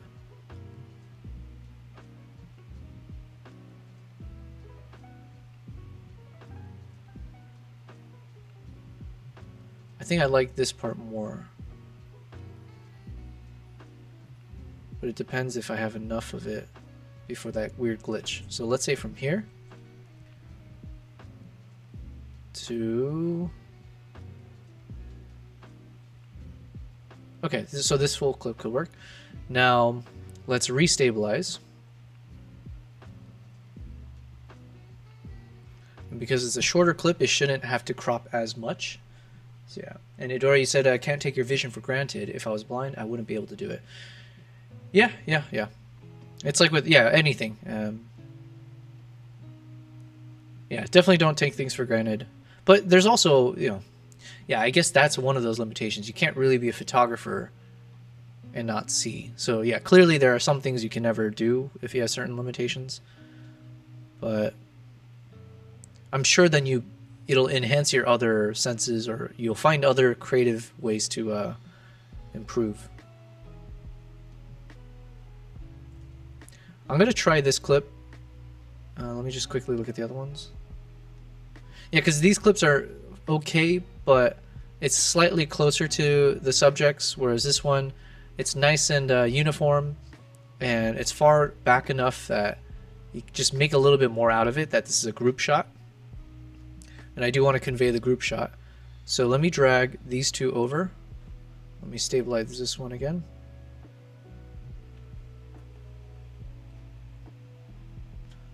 And let's bring this all the way. I say all the way, but let's bring it to the potential location. Idora, you asked, do I know about SEO? Search engine optimization, or I don't know what the O stands for actually. You're talking about like SEO when it comes to like making whatever it is more searchable or found in search engines.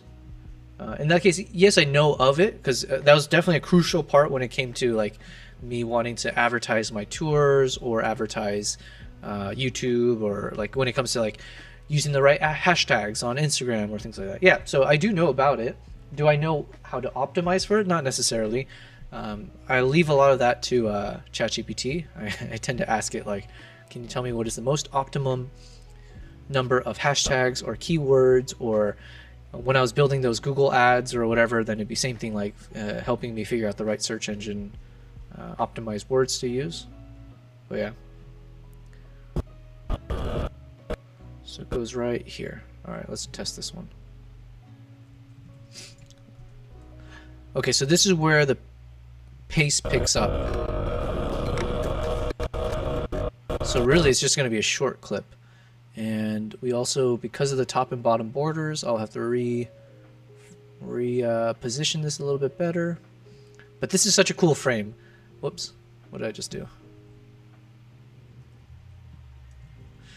I just hit a button and I accidentally... Uh-oh.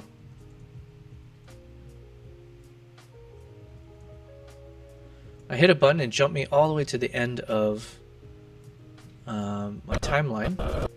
So I also kept hitting undo. So let me just make sure I redo whatever I wanted it to do. Okay. And this is a good reminder that I should probably save my playlist now, or my timeline. So let me create a duplicate.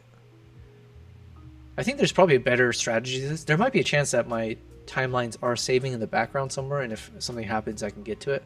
But until someone tells me about it, I'm just we're just doing this.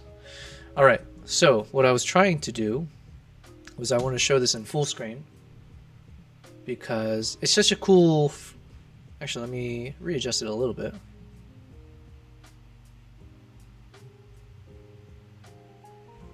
Yeah, I think it's a cool shot. Just it feels like we're all on an adventure, and clearly it's not like people wearing normal clothes, like some kind of whatever. My God, I don't even know brands. PacSun, is that one? I just made it up. Abercrombie and Fitch or whatever. You got these dudes wearing just animals. These animals are wearing animals. So I think it's badass. And the question is, which section? I think maybe like a dropping moment like this. And it is a short clip now, so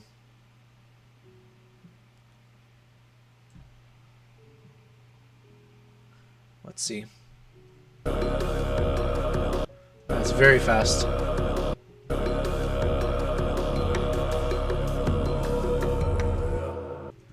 Yeah, we're getting into the crazy territory now, so let's just watch from here.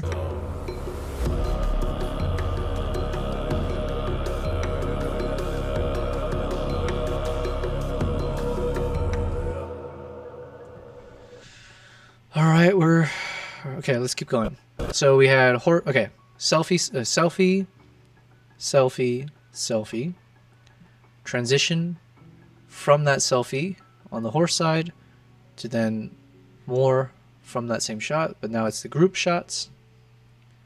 So I can delete this now. So what comes after this? Group shot. So some kind of... Oh yeah, this one. And this one. Oh, perfect. Okay. So let's bring these closer. And let's move some things out of the way. Let me move this out of the way. Let's move this out of the way.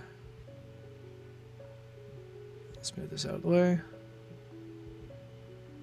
All right. So we need 2 more clips that will be very fast. So I think I want something from... This could be okay because it splits the screen in half, where you got the snow on the left and then more of the rocky terrain on the right. And I guess it kind of does the same throughout. Here you can see more of the kind of valley, or I don't know what you call this, but you can see a little bit more of how treacherous it was in terms of the terrain. But he's also not necessarily centered, which could or could not work. Let's see where he's positioned in the last shot. Last frame he's more in the middle-ish. So maybe we'll try our best to find a spot where it's lined up. So even right here.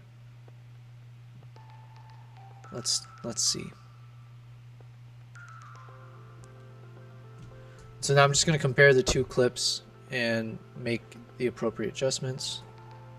So maybe I will lower it.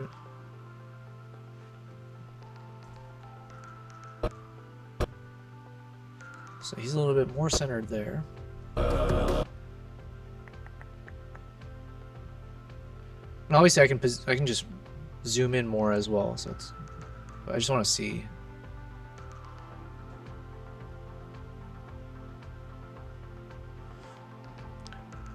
The other thought I have right now is like I'm trying to see how messy the shot is. Like if he blends in with too many people in front of him, then it's harder to distinguish just him. And obviously he's the main person I want to focus on. So I'm just trying to see if it's better to use a point where he covers up the others, so there's a good separation here. So that's my current thought, and I'm gonna go with that for now. Let's just see. So if I use something from more towards the end of the clip.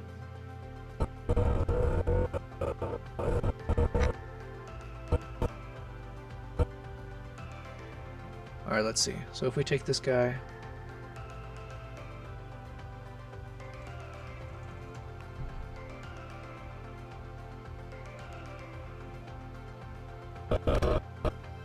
And then I'll reposition, bring it back down a bit, and maybe to the left. I'll have to zoom in a bit.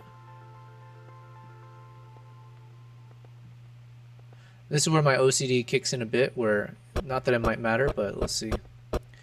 Part of me might want to try lining up the shots, if the framing will allow it. I don't think it'll allow it unless I change this framing up a bit. Let's see if we can line up the hats.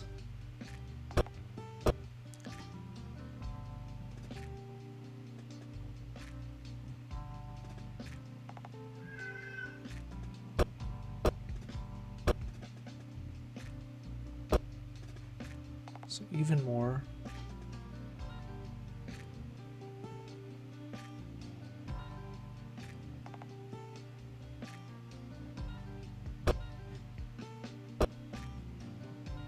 Let's bring it up a bit.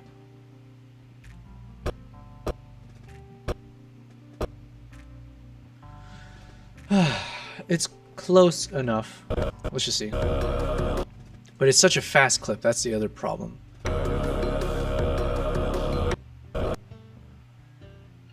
But I guess fast is okay, because now at this point we just want to... It's not meant to be fully processed. We just want to show adventure. So these fast clips are meant to convey more of just like... There's like all these mini adventures and mini like traversing different terrains and blah blah blah. Okay, so that's not bad. Connected together, it's not bad. So then what comes next? So we had group shot, group shot, group shot out in adventures. We had some selfies. We don't have any of the kid shots yet or nature shots or behind the scenes shots. So shots of me actually in the shot itself, possibly. Let's see. Let's delete some of this now.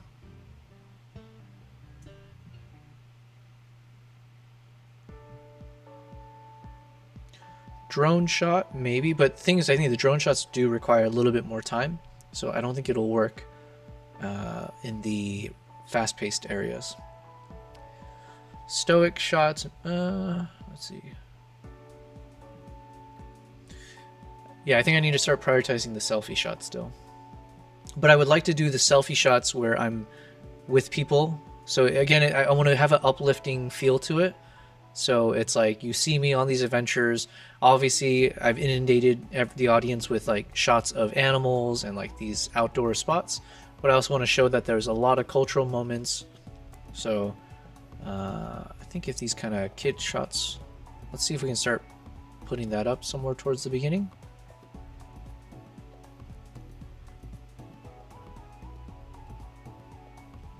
Oh yeah, we still got the snowstorm. Dog shots we technically did already. That's a stoic. Oh yeah, we'll put this with stoic. Nice. So we got 3 stoic shots alongside this dog and horse.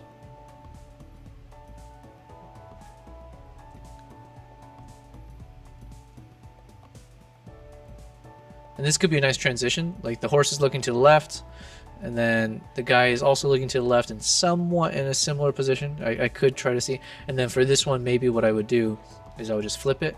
So then imagine you have the dog shot looking to the left, blend, zoom in to a point where the faces kind of match. So then you have dog shot to the horse shot to the person shot in some ordering, but all kind of making sense would be the hope. But I don't know if I'll use those shots because I think there are better ones that convey more about Mongolia that I need to prioritize. Yeah, this whole sequence here, let's figure out how we can use this. This might be tough to include because this one, it won't have enough time to breathe. It will be fun in the vlog, but let's just not prioritize that for now.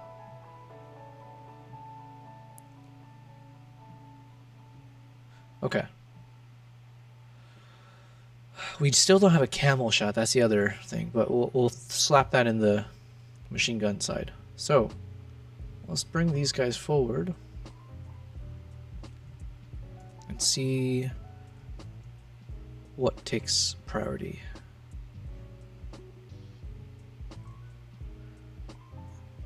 Let's try this ice fishing stuff first.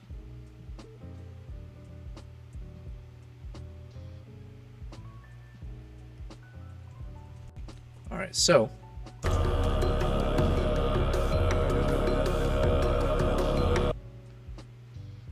oh yeah, oh, and I can't forget my existing shot somewhere.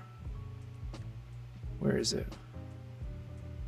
I have one shot of me where the eagle lands. The eagle has landed. And I cannot forget that one because obviously I wanted to. Yeah, here it is. So where can I put this?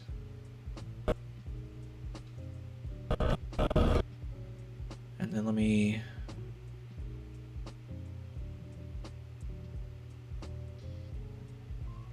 We have some footages that are underneath all the other clips, which are also potentials. They didn't make the cut for what we were looking at, but I don't want to delete them. And let's give it some space to look at.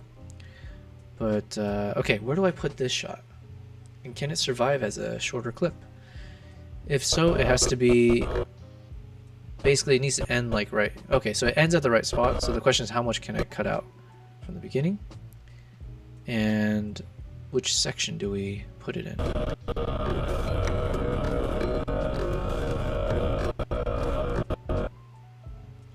If I put it in the next shot, would it work? Yeah, it's quick, but it's still enough time that if you looked at it, you can process something just happened with like a crazy bird landing. And I think the only thing is you might not know who the person was here because it's so quick. So then it makes sense to have some of these other selfie shots in the same kind of positioning, so over to the right. So that could help bridge the gap of like not having had enough time to figure out who this person was. And if I'm wearing roughly the same clothing and I'm in the same position, that could then, in a delayed fashion, process that I was the subject there. I don't know if anything of what I just said actually makes sense or if that all was just a bunch of baloney, but it sounded reasonable. In which case, we got to figure out what to show. So we got this. We could show this because, like we said, that where I'm situated makes sense. I could show this if I reverse it. So just like before, if I flip it.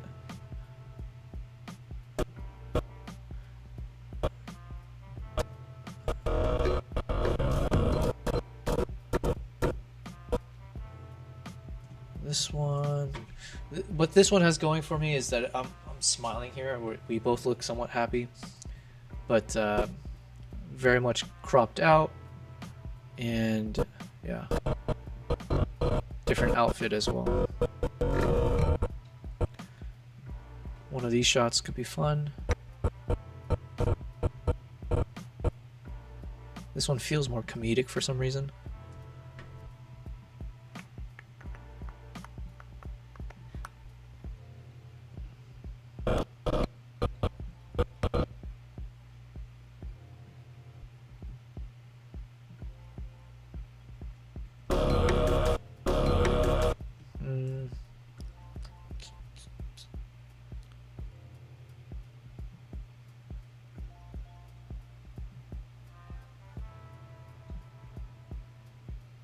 Let's try this one.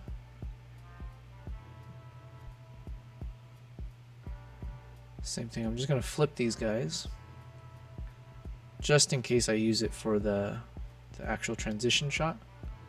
If not, then I'll just switch it back, but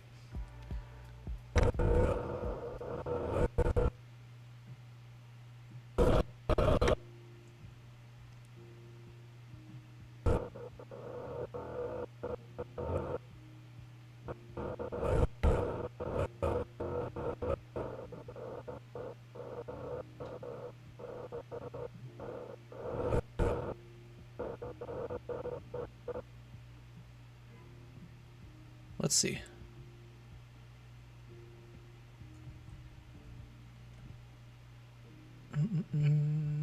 Let's bring it over here. I forgot about the borders, so I need to drop this down.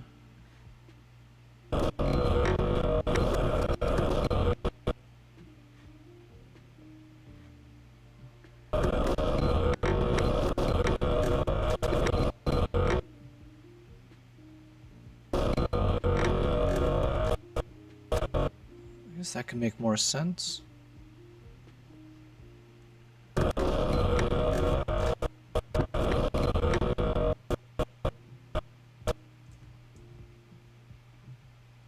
Okay, how many more do we need? We need 1, 2, 3, 4, 5, 6, 7, 8, 9, 10, 11, 12. We have space for 12 more. Eudora, you said before you started freelancing, you were working at this local commercial studio with a photographer. Oh, that's your mentor. Okay, and you worked there for 2 years. Nice, nice. When you got the gig, you were shooting amateur product and food photography. Ooh, nice. That is like,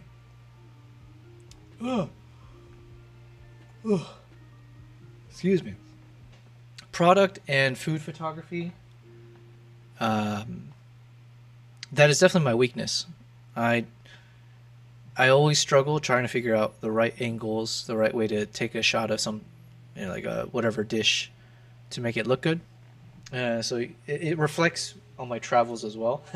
But I also just shoot with my iPhone mostly now. It's like when it comes to showing some of the food shots. But yeah, that's an area I have zero experience, or I'm not the best at it. It's pretty good for the amount of knowledge I had. That's good. Yeah, I imagine if you can be good at doing product and food photography, then that sets you up for a lot of the other, whatever other category of photography you want to get into.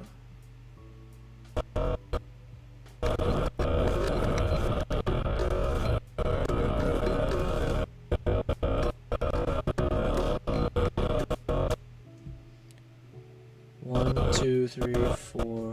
Let's see how many we need to use.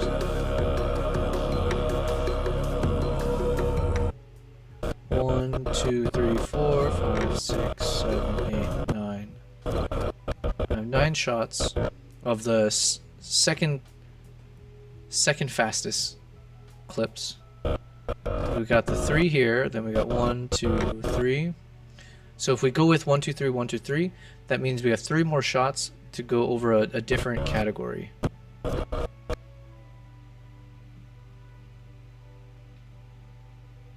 So what should that be? 1, 2, 3. Oh yeah, we'll do the shots of the kids, the happy kids.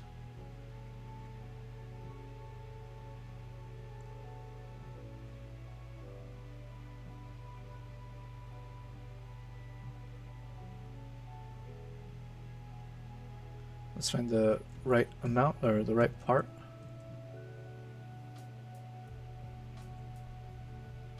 And it's gonna be super quick, so yeah. Dora, yeah, I came in with the mindset that I would spend the first year learning everything that I can, and by the second year, I would figure out which route I'd like to go.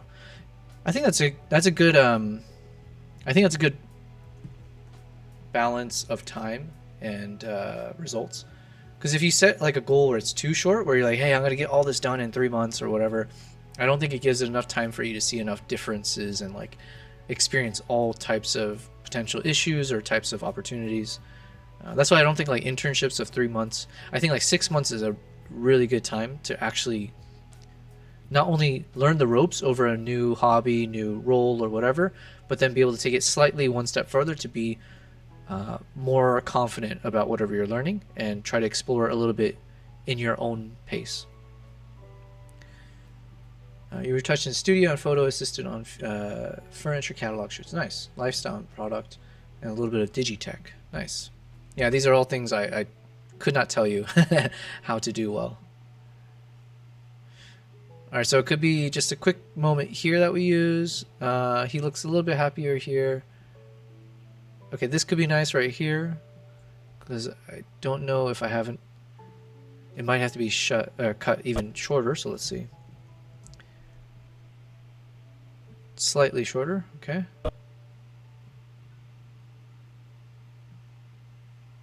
All right, so now we get some adorable kid shots.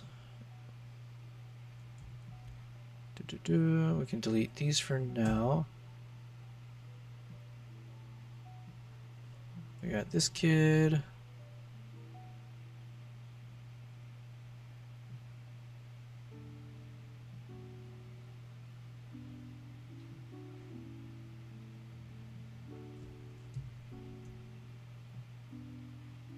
All right, let's see if there's a better moment. This could work because this is a nice close-up. I'm trying to see if I have one where he's like smiling a bit more. I forget what he was doing. I think he was reciting something. So yeah.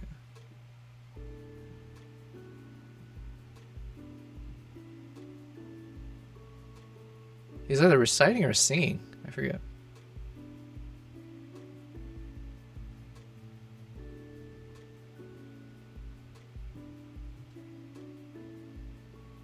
Okay, this is a nice frame because you see him clapping in the background. Oh, but he's not saying anything. Dang it. I was moving too much there.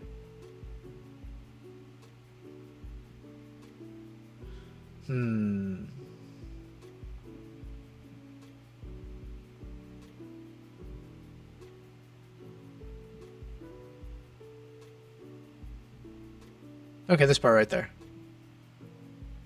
So if I cut from here, I'll just bring it a little bit more, and then let's drag it in and zoom in.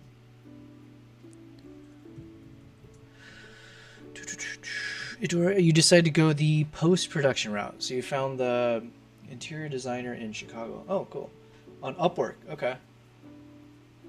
Oh, is that, you said, wait, did you say, again, sorry, because my memory is honestly trash, but were you saying you were considering moving to Chicago, or you are already in Chicago? You started taking on retouching clients, you go on full day shoots, go home, eat dinner, and then retouch. Yeah, that's basically my life.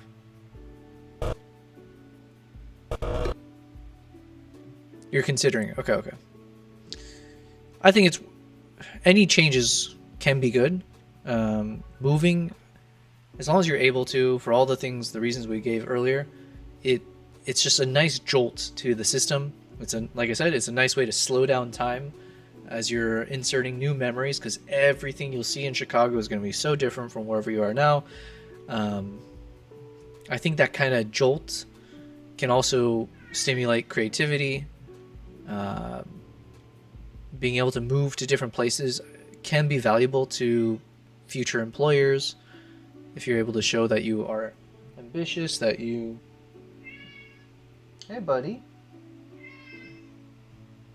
There was some commotion behind me, but I didn't catch it. I don't know if my cat tried to jump on my other cat.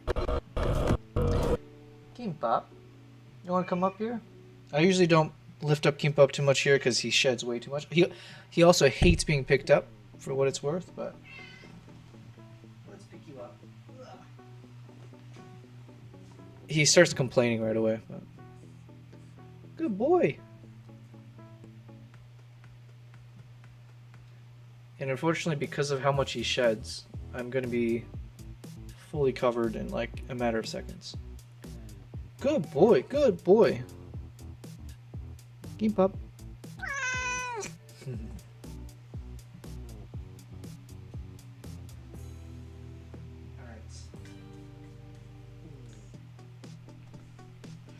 Yep, I'm already... He left me... My shirt's gonna turn gray by the end of this if I do that again. What did you say? You said you're considering you're planning on taking a trip to scope it out. It's diverse, good food. Yeah, absolutely. Man, oh, I'm getting hungry thinking about this, but... The food that I miss the most from the States, there's a spot back in Arizona. It was called Tacos Pepe, or Los Favoritos was another name for it. And it was just a little hole-in-the-wall Mexican joint. And they do have a few chains out there, but they make the best bacon breakfast burrito. The bacon is extra crispy, however they make it. They don't add any fluff, or it's not a wet burrito, so it's just like cheese, potatoes, and eggs wrapped up in the tortilla, and then they have their, like, you know, house green sauce. And it's dirty. They probably break every food code violation, but that's how you know it's real, you know? That's how you know you're getting the good stuff. So I missed the bacon breakfast burrito, and it's so good that whenever I go home, I used to just like try to go there and pick up like 3 burritos so I could have it breakfast, lunch, dinner. Very unhealthy. The other thing I miss is Chipotle. A little bit of In-N-Out. There's some local joint in San Francisco I like for like burgers and stuff. But then in Chicago, I miss the deep dish pizzas. I love deep dish. I know most people in New York, and most people I think prefer thin crust and like the New York style, and like it's delicious. So probably quality wise, New York style is better. Whereas Chicago deep dish is like you're eating a pie. Or it's like I don't know how to describe it, but it's unnatural. But I prefer quantity over quality sometimes, because my taste buds don't care. Alright, what was I looking at? I need one more... Oh yeah, one more shot of the kid. And where did I put that shot?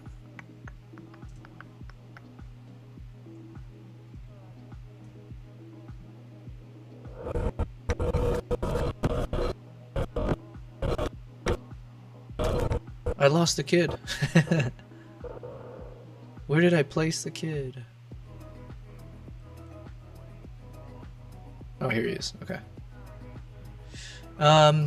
The only problem with this shot is pretty self-evident, but the quality is trash.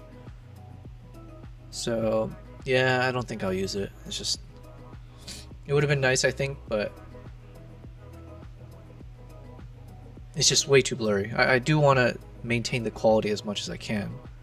So okay, let's keep going then.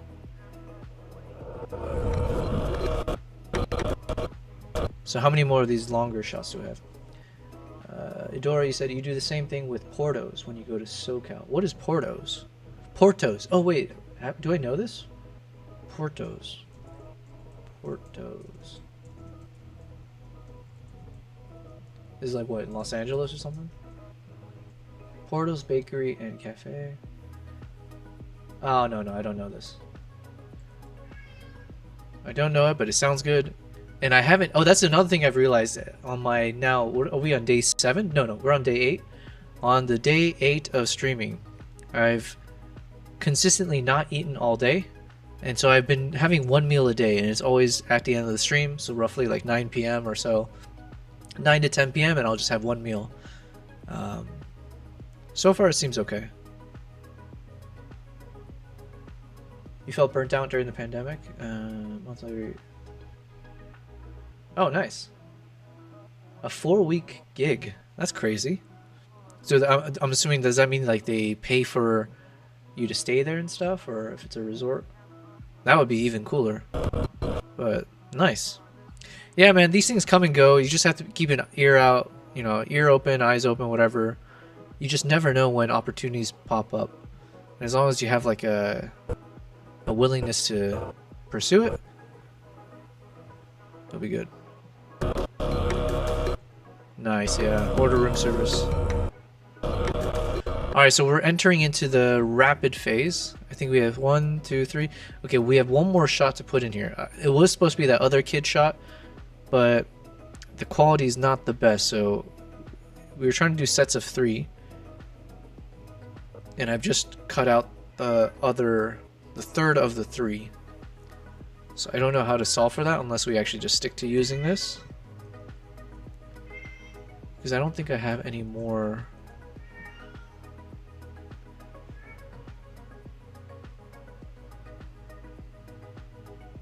Let's just dump this in the back for now. What is a third shot that I can show? Okay, maybe this one. It's not the kids, but it's like a more communal shot, maybe? Kimbap. A little bit of fighting. Okay, so maybe this kind of communal shot could work. So after showing the kid shots, maybe that one? Because I don't know if I want to use that clip. It just looked too washed out. So let's just see. I'm just hoping to see if I can find anything else that might kind of feel like it fits. But I'm not seeing it. So yeah, we'll try this one.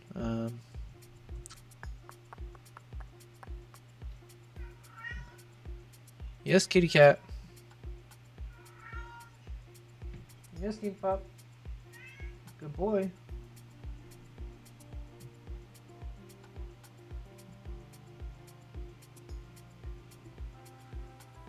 And again, you're seeing I'm being fairly OCD, perfectionist, blah blah blah. Because in a world, I should just be able to just dump in any clips here, and in some ways, it might actually be better. Because you just want a little bit of randomness to like show like, hey, this trip had just so many crazy moments. So, yeah. Now what we did say we might do with this shot, whoops, is I want to speed it up so we can have a more uniform like. So maybe from here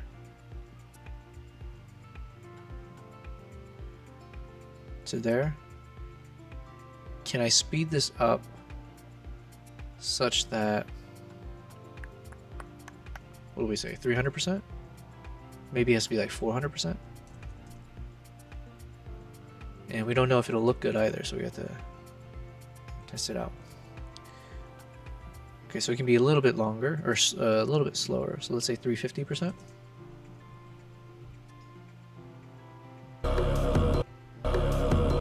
Nah, yeah, we can't. That just looks way too weird. Alright, whatever. We're gonna use a different... We're just gonna use a random shot that is a good shot. And it can act as a transition shot, so why not? So if we have... Where were we? Oh yeah, we had the 3, 3... Okay, you know what? Before I do that, let me put in that one shot that I was disavowing. Because maybe the clips are so quick that it doesn't really matter if the quality is like, you know, off by a little bit.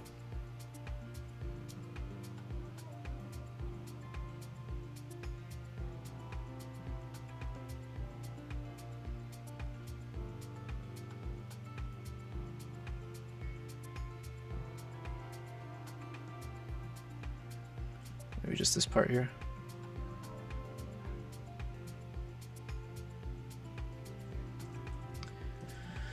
Idora, you said you're going on 4 years. Oh wait, sorry, I missed a few things. You got a month-long work for Levi's. Oh, that's cool. Yeah, I'm sure I have a lot of questions I can ask you, man. That's really cool that you're doing this consistently and like in a very business way. You're going on 4 years. The first year, seeing if you can sustain it. Yep. See the sample size, agreed. And yeah. The past 4 years has been a bit insane all over the world, not just in the States. So if you could survive doing whatever you're doing in the past 4 years, like as we all have as a society, like, man, we all deserve a break at this point. There's been some wild stuff, you know.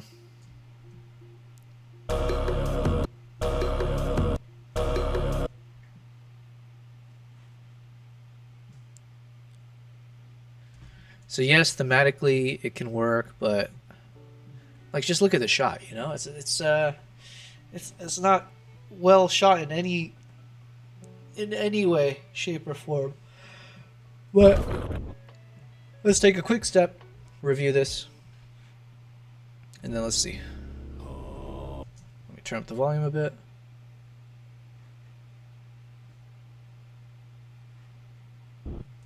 All right, here we go.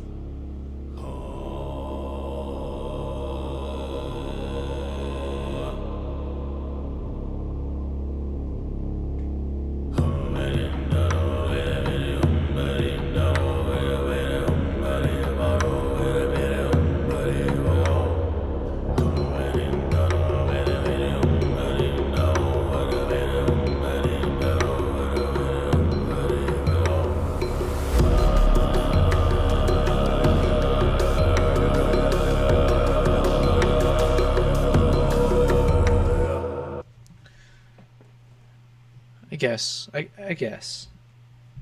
It works. It can work. But let's keep working for now and see what else.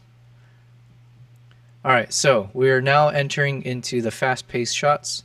So here it's more important to make sure that if there's a single frame that stands out, we need to prioritize those. And you worked your ass off, yeah, man. That's one of the best traits just in general to have, is just being someone who has the willingness to roll up your sleeves and just grind, as we say, yeah. And yeah, glad you think we're cooking here. You know, we got something. Now, is it tasty? That's the question. Well, we're adding the seasoning, let's say, but and I gotta trim the fat. So I'm trimming this fat because I think these shots are just whatever. This shot we already have. Maybe this shot just to show, but it's not like the top one. Same, I guess maybe this could work.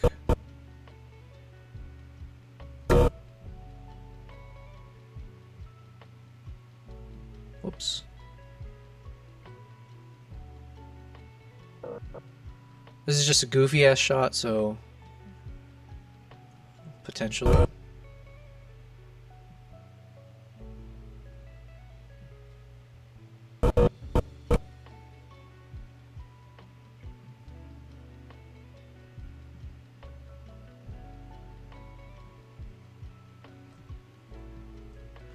I think this one could make it just because I haven't shown anything yet of like where we were staying and stuff, or like the cultural stuff. So,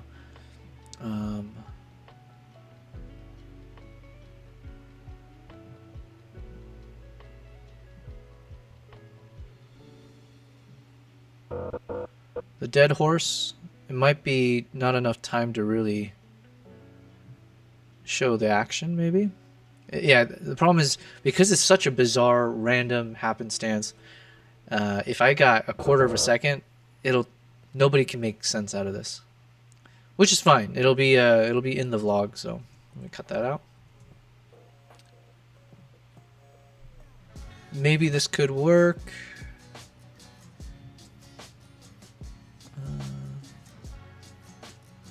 This shot could work, of course. Quick eagle shot could work. Quick shot of that. Yeah. Yeah, something like that. Let's cut that over. We got the kid shots.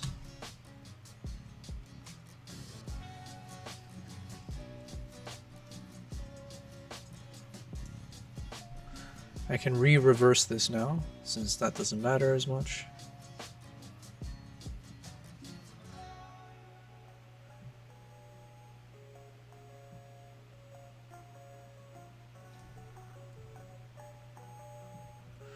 But yeah, I basically just have to prioritize clips that are basically images.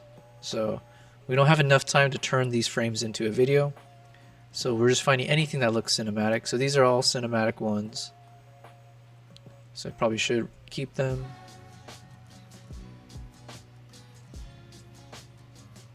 Maybe the last part here. Maybe.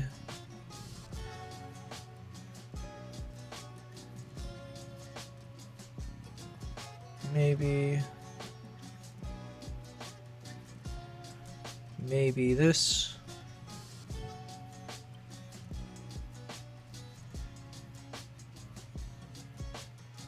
Delete the rest. Delete that one. Where are we? Oh, there we go. Horse shots. I think I had this already, so it's more maybe like a close-up like this could look cool, maybe.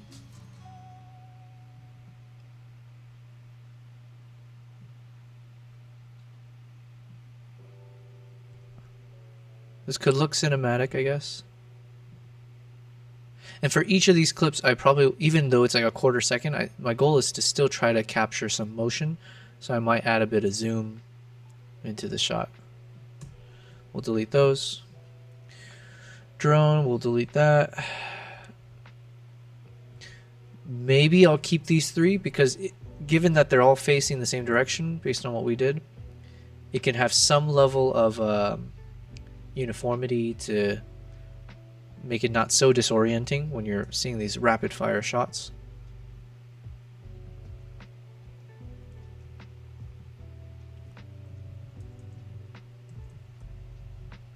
There's really only a few clips here that could, or frames that could work.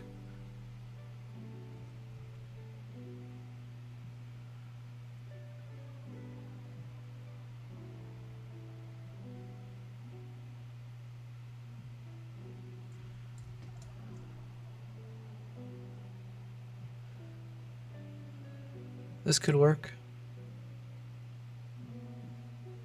Let's just find the right framing. Maybe this part here, just showing a lot of motion because it has to be quick.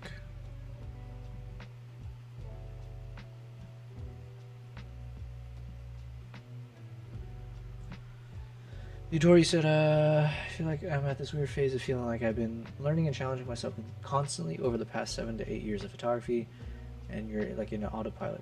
Yeah, I think that's definitely normal to go through those phases, especially if you've been doing something for an extended period of time. But I view that as a positive thing because that's kind of like a wake-up call for you to be like, oh, there's some things that you know, maybe you want to change it up a bit. So, like for me, I had that.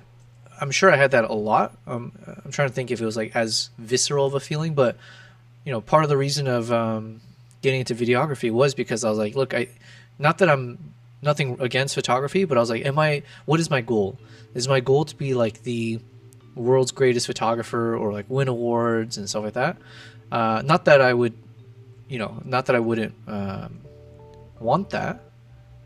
I think it'd be great, but that's not like necessarily what I try to do, nor do I think that I am the best or like, you know, anything in that front.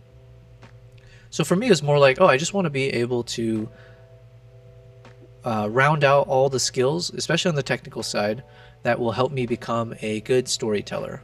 And I talked about this maybe yesterday, and I'll keep talking about it, but it was all about like my larger pursuit of being able to create something that creates emotions or draws positive emotions from the people who see it. So anytime I'm able to make something, whatever it is, artistic or whatever, if I can do something that causes someone who watches or consumes whatever I did to feel positive emotions, that could be excitement, entertainment, inspiration, whatever. That is a huge win, and that's kind of what would keep my engine going long term. If I knew that my day to day would be supplying that level of positive like emotions. So then, sorry, I'm just speaking very long-winded here, but I'm trying to multitask. But yeah, that to me was where I decided let me get into videography, and that helped keep things from getting stale, especially because I couldn't travel. So then I was like, oh, I can't even do photography during COVID lockdowns. So then I got into tattoos. So I got into a new hobby. And I mentioned as I was doing the tattooing, then I figured I do have fancy camera gear.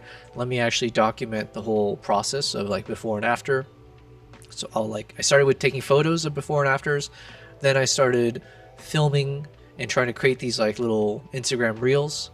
And that was really fun, and that was my introduction into doing video editing for short form content and like social media.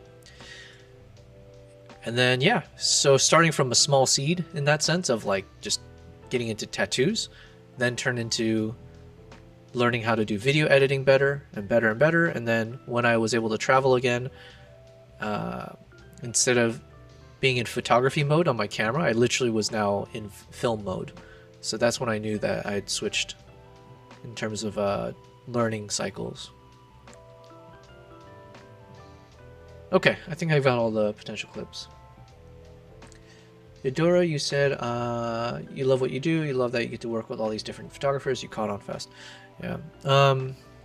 Yeah, honestly, that is the main thing. As long as you love what you do, everything else, you know, at least your North Star is good, right? So the compass is pointing in the right direction, and then everything else is kind of like, it's exciting. Any kind of change you do should be exciting, or even no change is fine as well. What am I looking at here?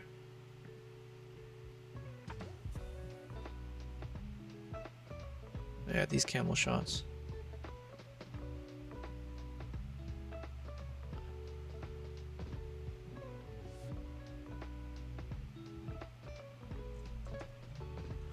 Okay, even though I said I'm not prioritizing these like eagle hunter shots because we have so many of them in the main portion of the trailer, I'll include it. What the heck? Didn't we like clip out a portion of that worked? This is proof that I'm not the best at multitasking. Okay, yeah, so it was there. Okay, cool. I was losing my mind. Alright, so these are the potential clips. So let me bring it over to the other potential clips. And these are all of the ones that we're gonna somehow cram in there or cut out. So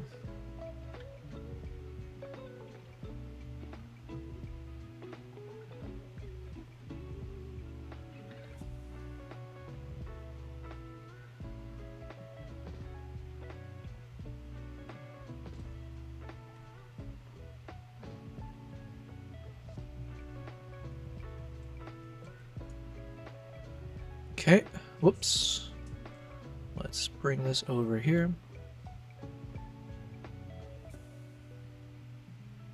My God, we have, and this is like, so you can see this is how I work. I tend to start big and then cast a smaller and smaller net each time, and hopefully get to a point where we're at the final stage. But you don't like when your work feels like work. Yeah, you don't enjoy. Yeah, that is a problem with like freelance, because obviously it's like you're signing up to other people's projects essentially.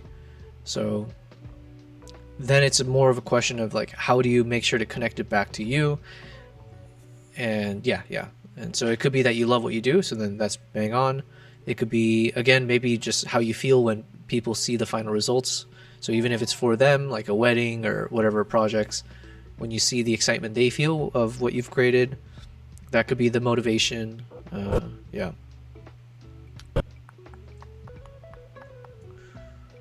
All right, give me a second here. We need...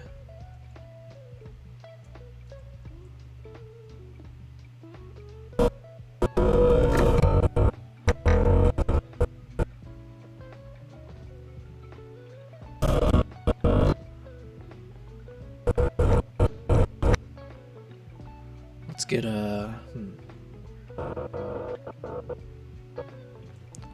Let's get a horse shot if we have one. Unless it's too similar, let's see. We have a horse shot here. My God, that's so fast.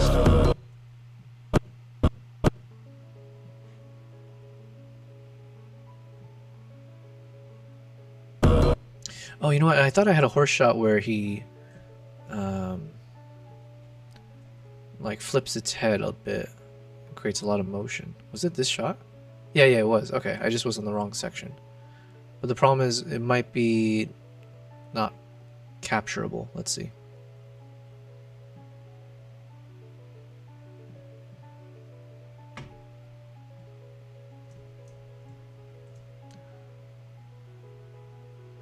Maybe that's a reason to put it in the next one.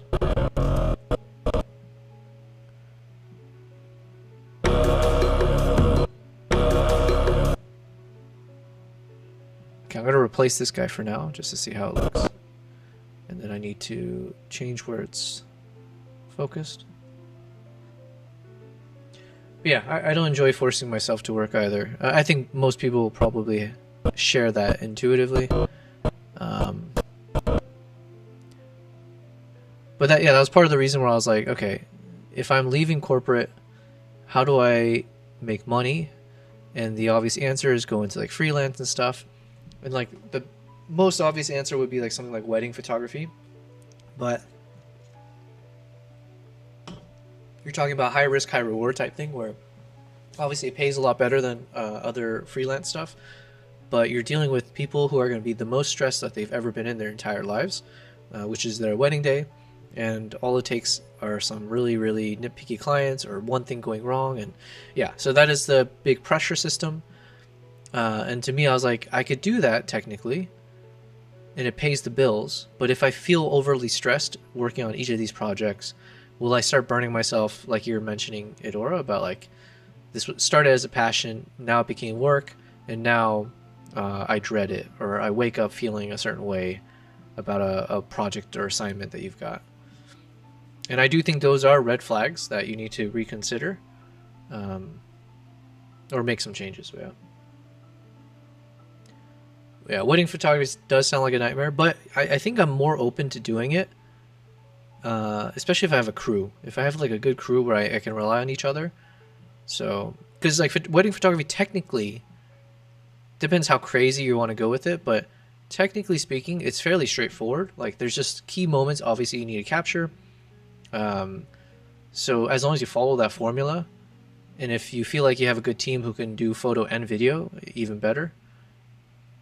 And it's just a lot of action shots, right? Besides the key moments, so obviously you'll scout it out in time. So you'll double check the venue. You'll have a good sense of layouts of like, okay, the bride and groom are coming from this direction. Here's a good shot. So once you lay that out, and then just be ready.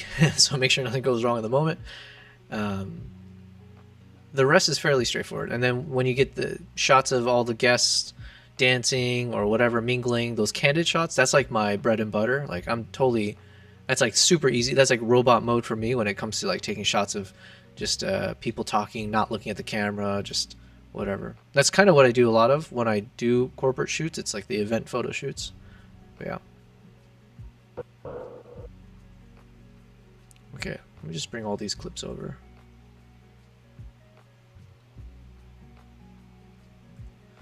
We are almost there.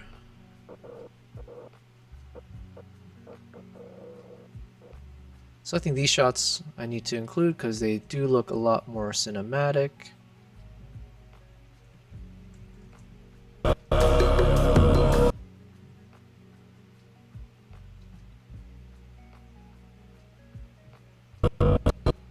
So maybe like right around here.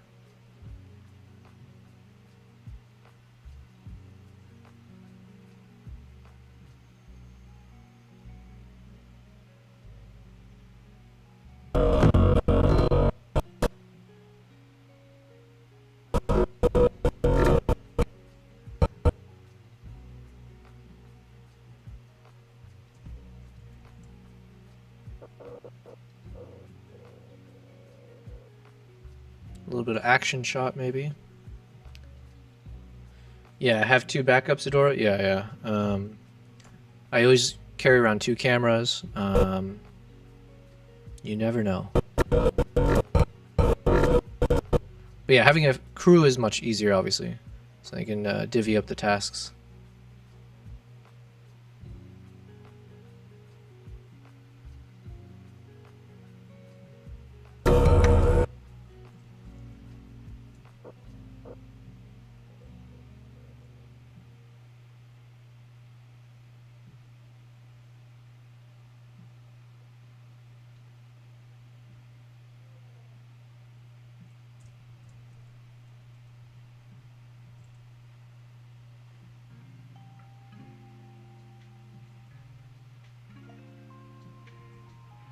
This is where it's going to get tricky.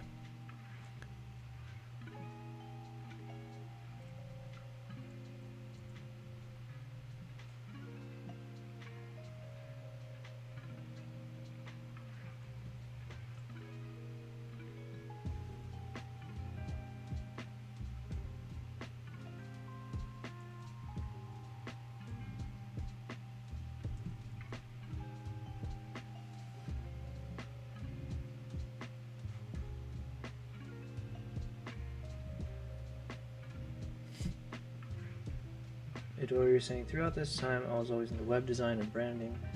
Thing is, I don't know if I could ever do it as a traditional job. Nice with ChatGPT. I don't know. Yeah, it's a good question.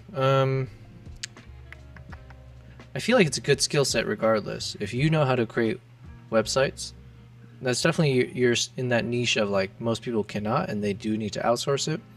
That's somewhat what I did. I kind of played in the middle ground of it, where it's like, I didn't go like the full WordPress route, but I did still use templates, and I still, utilize like ChatGPT and all the other stuff to tell me what to do.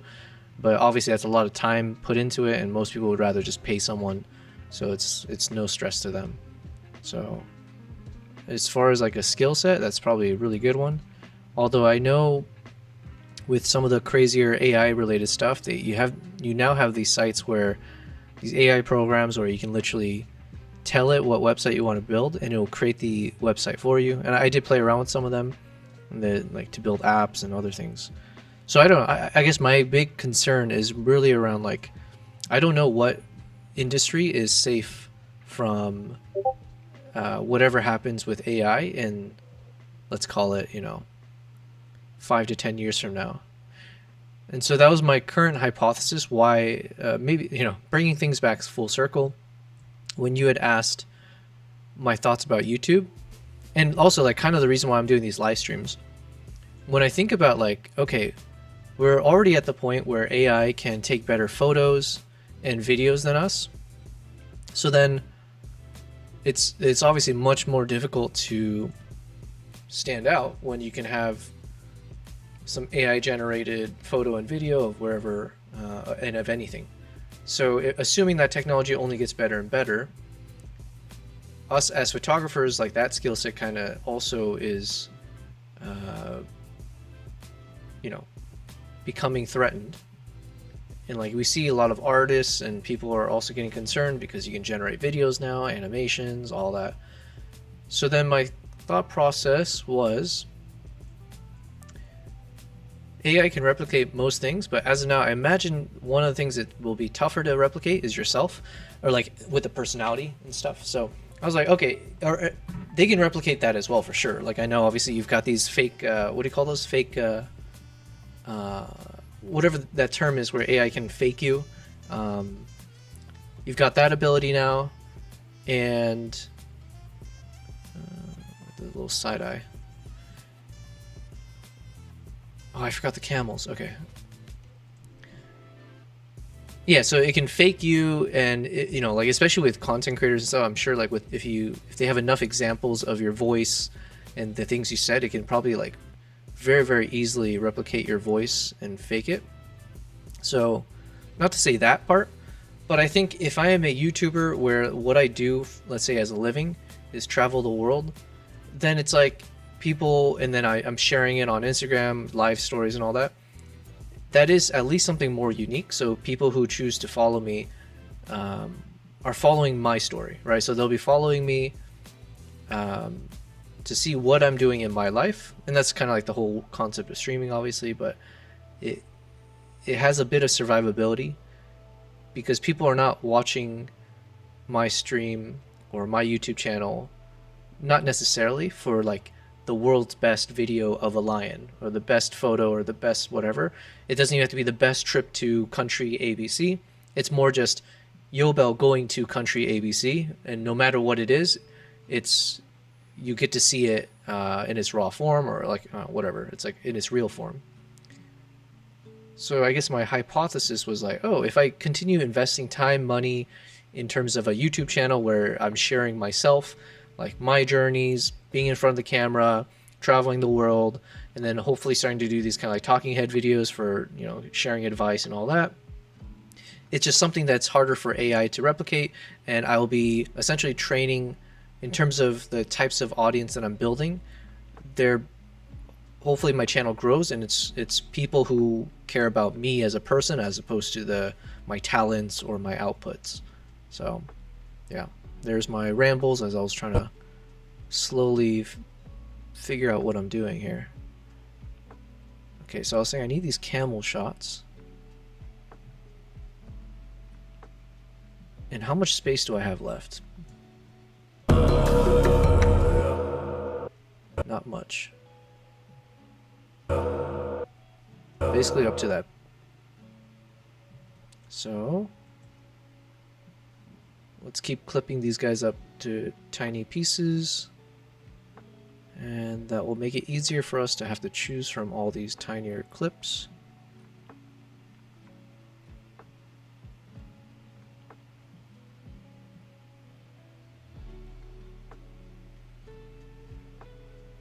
I think I'm doing this right. Let's see. Oh wait, maybe I'm going way too fast.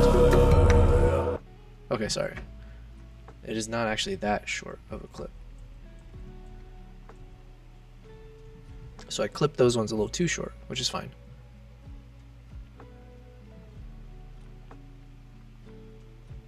So each clip is...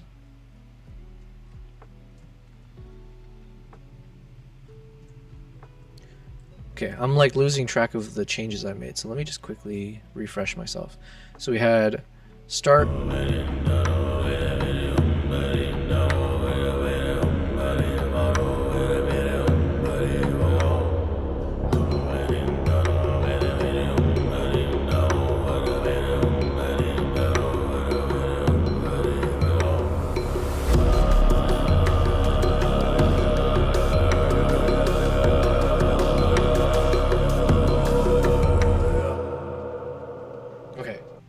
Yeah, okay. I was correct. This is the correct length for the rest of this. So let me just stretch everything.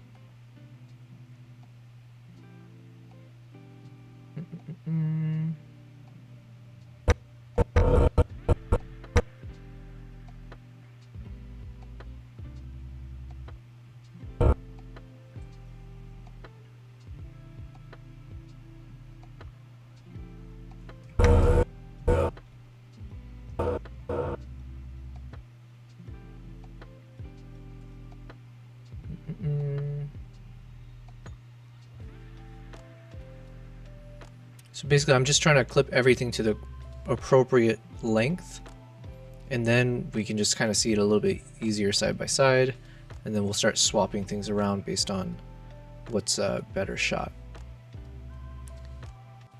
Because I do hate going back and forth on the timeline.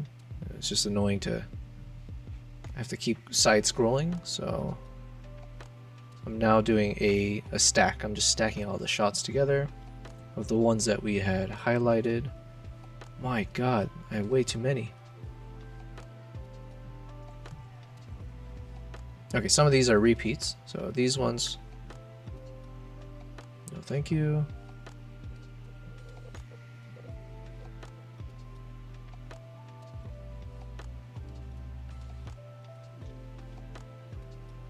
Okay, yeah, these ones we can ignore.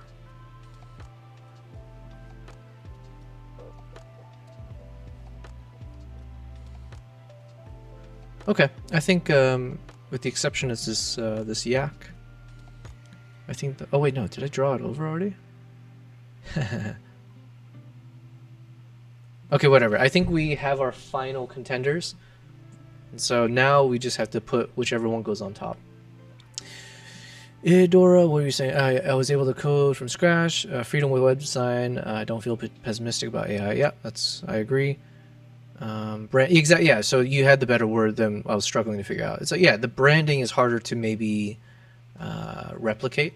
So if my business and my branding is around me, Yobel Prize, or just me, Yobel, and blah blah blah, yeah, then if somehow you're able to sell that as a business, so again, the world of live streamers, YouTubers, and all, like social media and all that, that is a good way to survive AI at its best, because I imagine computers and technology can do any of our jobs better than us. So the only thing it can't necessarily do is be a better me. Well, no, I take that back. Definitely can be a better me, but it can't be me. So if that's the unique thing that can survive everything else that eventually AI can do better than us, then yeah. But who knows how many years down the road that will be. So yeah, there are a couple of YouTubers I'm deeply invested in. Bald and Bankrupt. Bald and Bankrupt. What a name. B&B and Mike. Okay, I've never heard of them. You can have a robot take a pic. Yeah, exactly.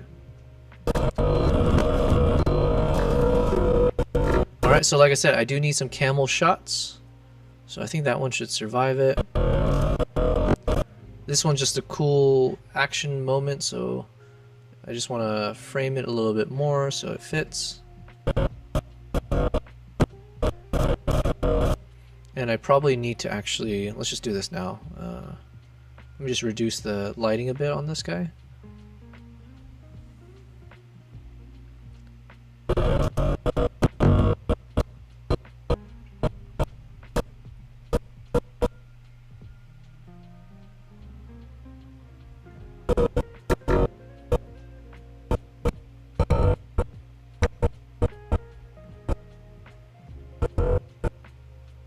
Huh, I mean, so these kind of work.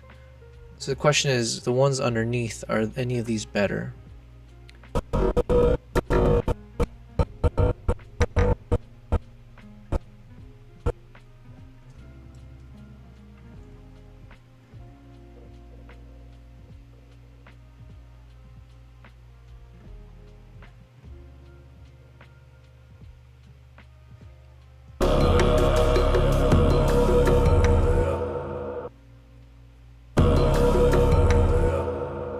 So we have right up until there. So we do have some more space before we kick in the...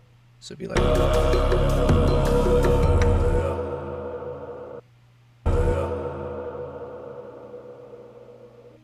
Okay, so the good news is I can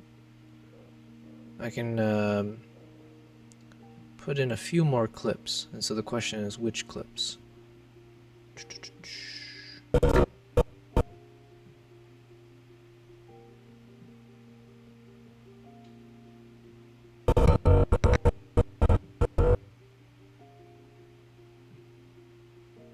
So like I said, I do want to prioritize a bit more of the selfie shots. But these two, they're too similar, so...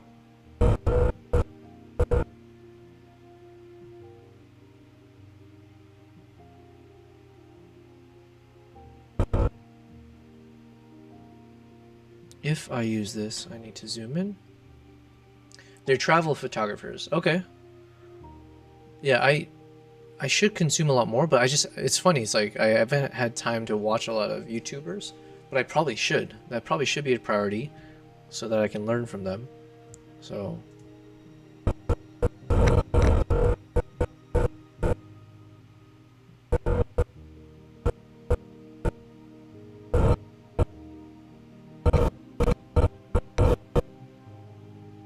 let's move this one over here.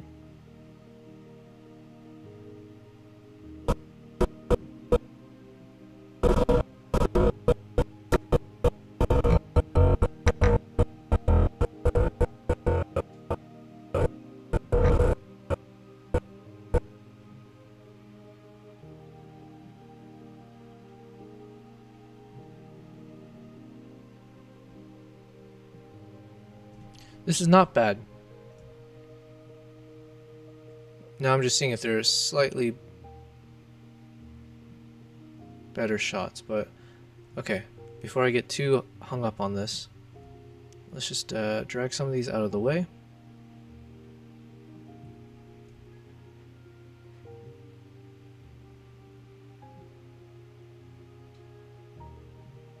Let's delete some of this.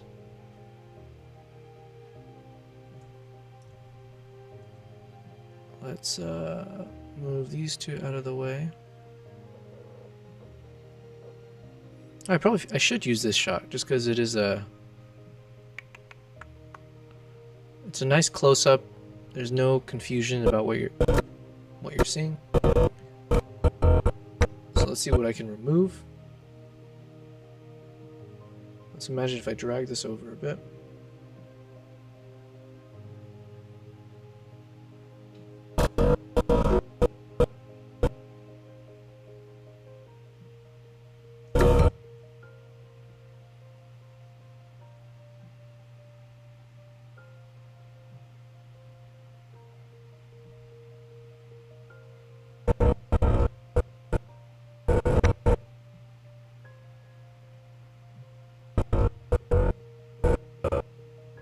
Okay, maybe this will be the... Oh, okay. This could be the final shot before we go to the final scene of the trailer. Because then, not that it, like, most people will see it, because it is, like, a quarter of a second, whatever it is. But at least in the slow motion version, it kind of makes sense that it's going back to me with my camera, and then we're kind of seeing what I captured.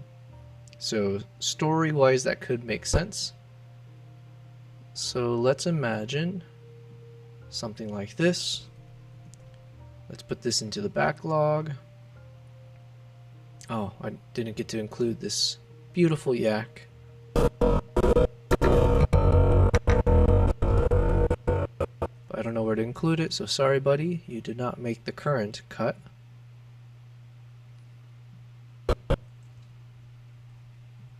Okay, let's give it a quick check to see. Sanity check. Here we go. Actually, let's start from the beginning again. Pause the music. Full screen it, and how's the audio? It's fine.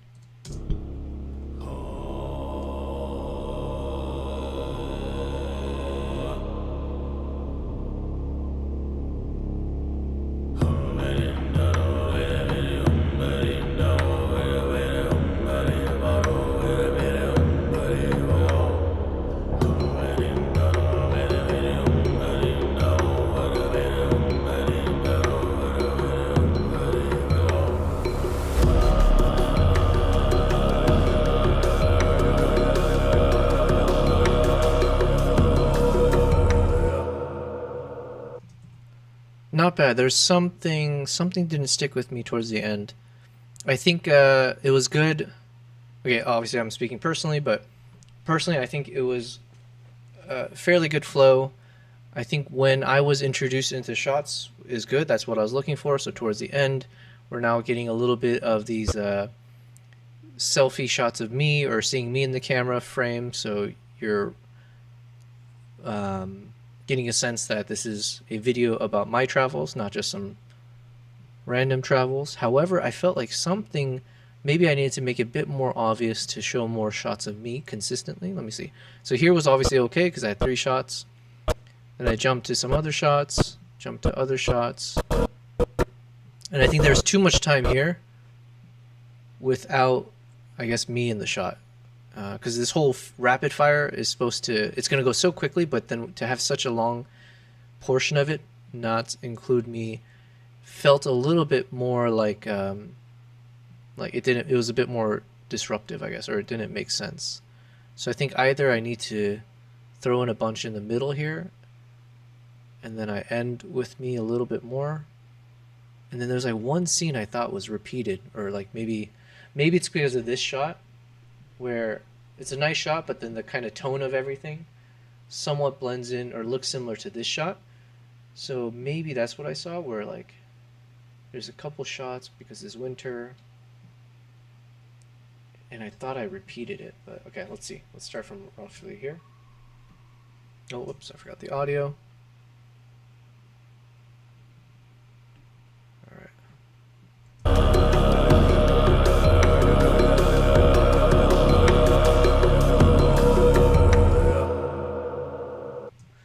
Something about the ending felt weird. That's what it was. And maybe it's because we had one shot here of the eagle riders, a quick blinking to something else, and then going. It felt like I went back to this shot. It's like this shot appeared earlier. It didn't, but it could be because of one of these shots looks similar enough. And then I guess I could fix it by adding a little bit of fade out or some transition, possibly. But maybe what I need to do is, this might be the culprit. So let's just kind of shift things around a bit.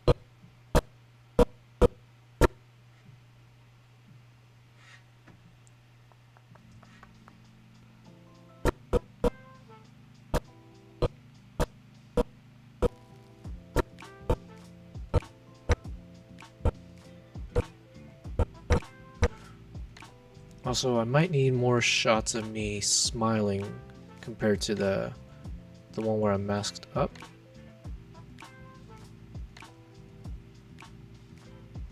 This could work. This could work. This one could work.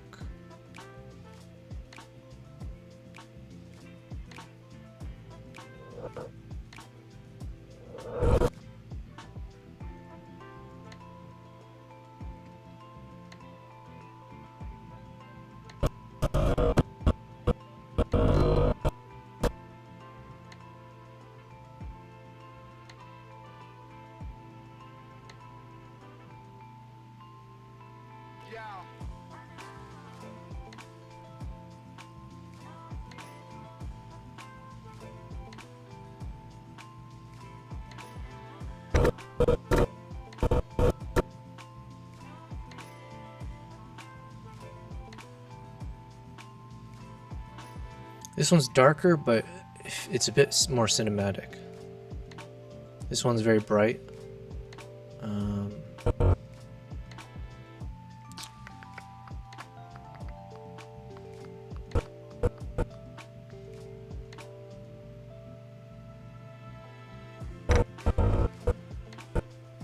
Alright, let's just try this for now.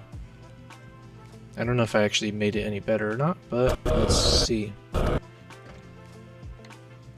Alright.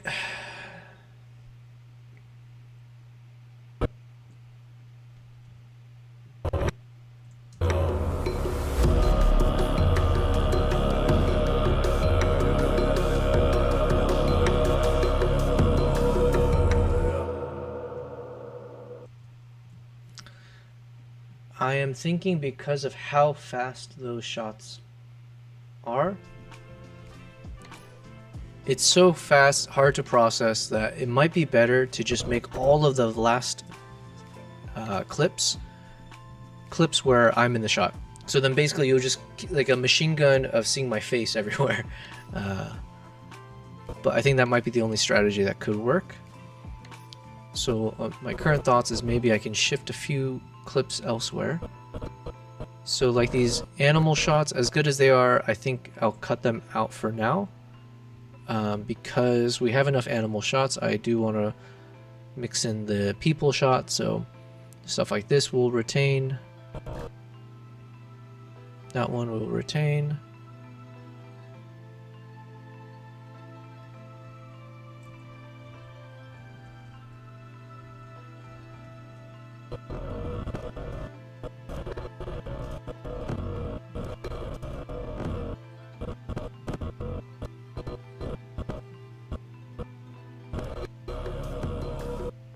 Yeah, this one's too fast to really even make out what that was, so let's try something else here.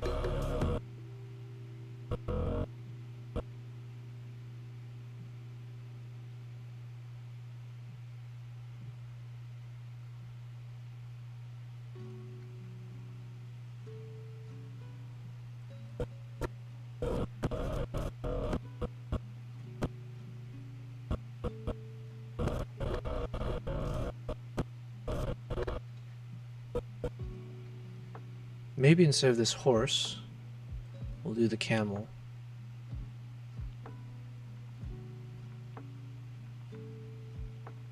Because we have 0 camel shots, so I want to give it a little bit of a longer section to let it... Oh, and I accidentally moved this guy over here. Okay, so it'll be like...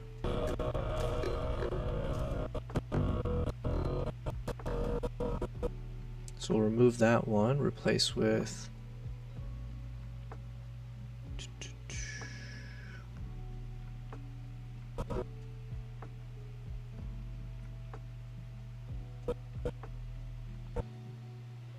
We'll put the one where I'm masked a bit sooner, and then we can end it with more of the upbeat shots maybe.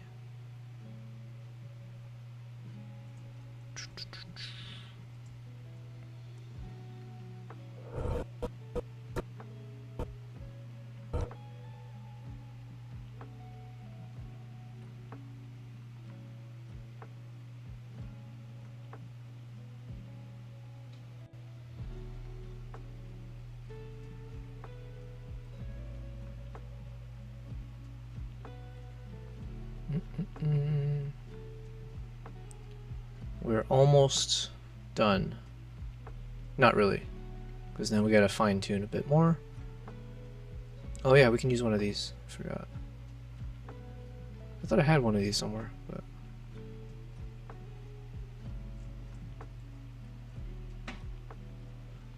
Okay, it must be lost in the shuffle somewhere, so let's search for it. There should be a shot of me in the mountain somewhere, hidden.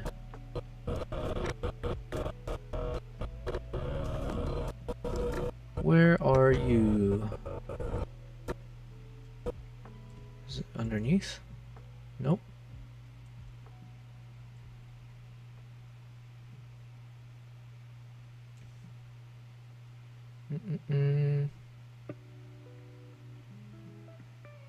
I could have sworn I had like a few versions of the shots of me up on top of the mountain somewhere.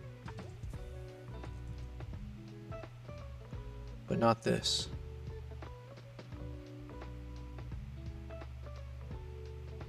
Because basically I just want a bit more of like a landscape shot, so maybe this could work.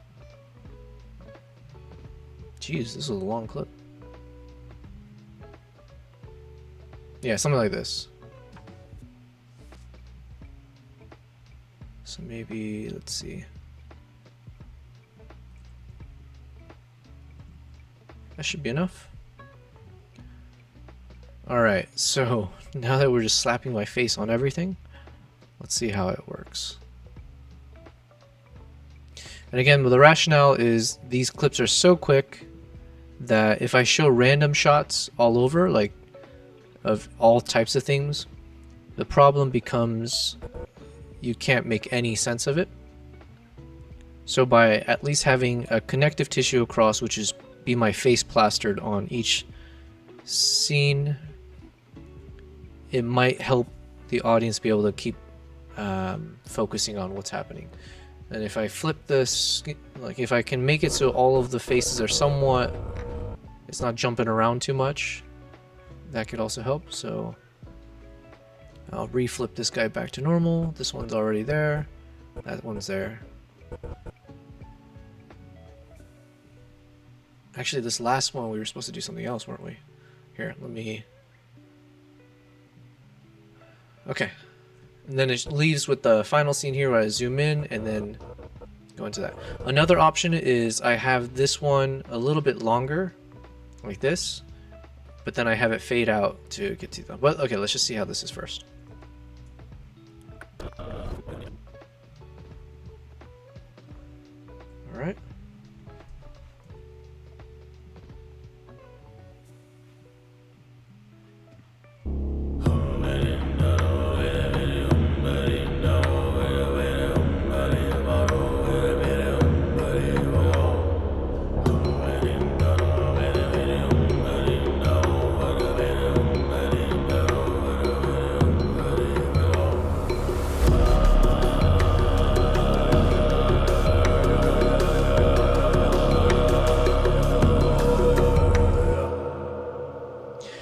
Okay, I think the theory holds a little bit better because it was easier for me to follow unless compared to what it was before where it was like all chaotic.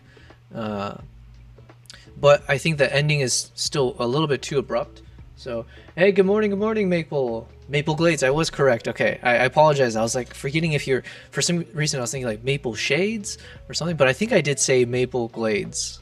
So, good to see you. Hope all is well. You're catching me on the 8th day of streaming, so we have survived our first week of being a live streamer across YouTube, Twitch, and Kick. A lot of things that I'm definitely interested to keep exploring. The only change I made to the stream stuff here was I added a little countdown on the top left. So that's our little accountability buddy. So I've got less than 7 days left to finish episode 1 of this video. That is at least the goal that we have for ourselves. And I've spent the entire day working on the trailer. So yesterday I was so bold to say that I would finish this in 1 hour. And here we are, still grinding away. But it's progress is progress. And we are all at the finish line now. So I think we're just trying to figure out the final clip transition. And then we're good with the placement. And then I get to the fun thing of going through each image, video, and color correcting them a little bit more, smoothing it out a bit, finding different ways to refine it, and then we have our own trailer. And by the way, once that trailer's done and I have to slap on a title at the end, then I probably would export this as its own video, and this could potentially become its own YouTube video as well, because it is a trailer and it's about like 1 minute, less than 1 minute. So it will be its own standalone piece of content. So there's our micro milestone of what have we achieved, what is actually seeing the light of day. It will be this entire trailer as its own finalized video. And then we can use that to advertise for when the episode actually does come out, which hopefully will be in 1 week's time. So I think one issue I had was because these things are so rapid, like that, I need to find either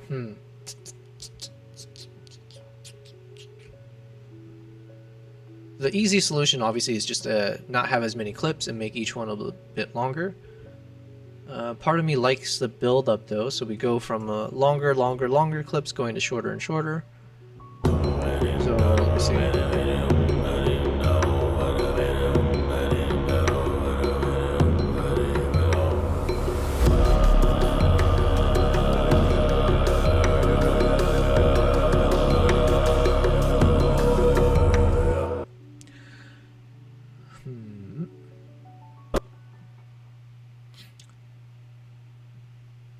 Maple, you said our brain does well when they're perfectly to the beat too, like very tight on the exact beat, especially when it's fast. Yeah, that was at least my theory, I guess, or that's what I enjoy, and so I tend to try to make everything match to the beats of the music. And now my only concern is, have I gone too fast with the beat? Like, because here I think all of this is fine, the pacing is okay, and then I've essentially halved the duration of the clips towards the end even more to have it like feel like a very, very final speed up with the build up. So as the volume gets louder, clips speed up to then go to the slow motion shot. And so my last, I guess what I'm trying to figure out is, am I okay with just having this duration across everything? So as an example of that, let's imagine, I'm just going to repeat these clips just so I can kind of see what it might look like. So let's step back. Let's go back to normal pace. So like this is the longest part.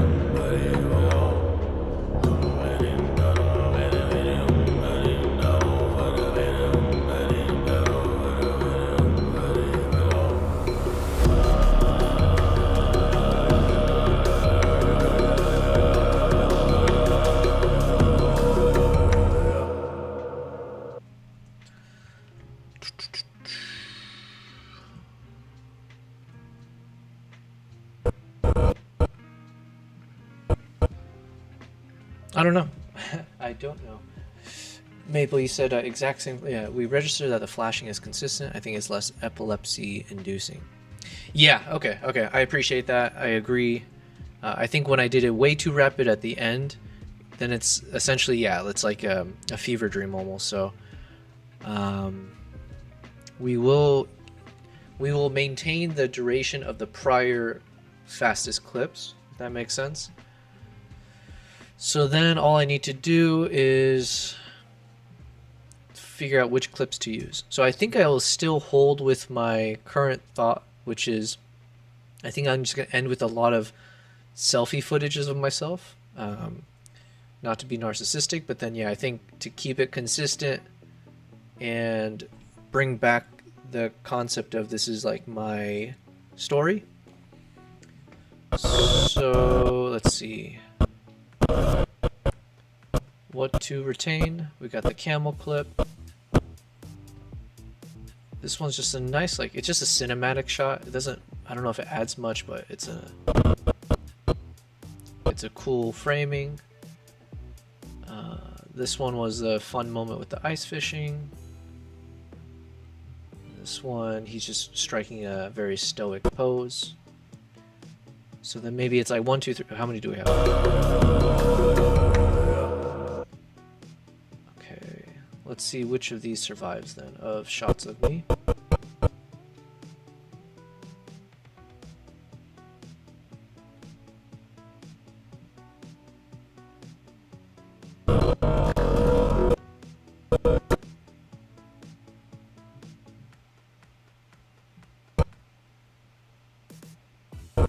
Ideally some more like positive vibes.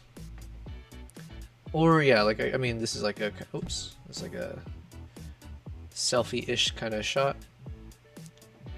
It's not as cinematic because I think I shot this with a GoPro at a, yeah, whatever resolution, but happy, but I'm somewhat cropped.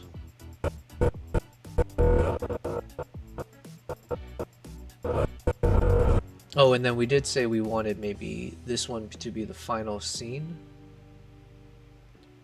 So then the thought is the final scene of the trailer before it gets to the,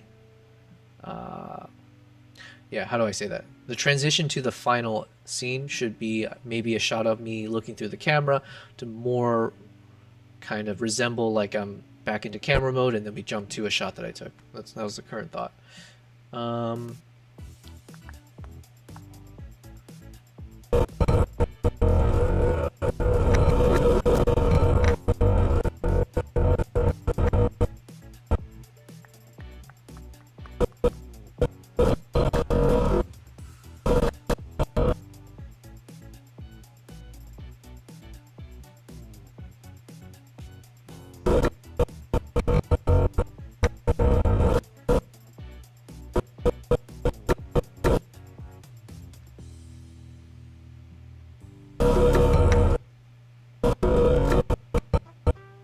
The only thing I'm thinking is like cohesiveness.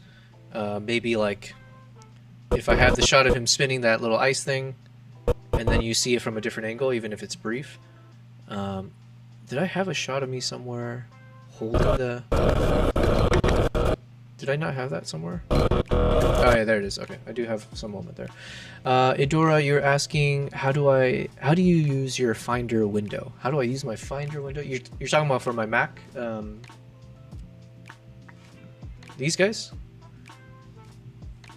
I don't know if I have a good answer for that. I mean, I just so for instance, like in terms of how I organize, I might this is one of my external hard drives. I have some area where I've kind of dumped all my potentially key footages. Oh, I see what you're saying. You're just talking about the overlay or the visual. How do you call this? The organization. Yeah, I just use these columns. It's the one that I found the most easy to understand. One thing I do find annoying is oftentimes every time I open up a new Finder, it just I want it to always just be able to just show me the full version of anything I open up. So let's say if I go from here, it oftentimes crops it, and I just wish it would just by default put it into the full mode, even if it widens everything. It just gets super annoying for me. Because then, yeah, it's like I can't read any of this. So it's like, why wouldn't you just default to let me see it, and then I can make more sense out of it?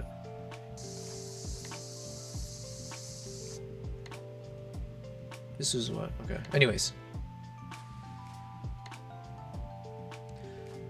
Oh, you said there is an option, or you can extend it. I think option. No, I mean, I know I can extend it, but I'm saying by default, I would want it to just open as extended. Oh, wait. Is that what you're saying I can do?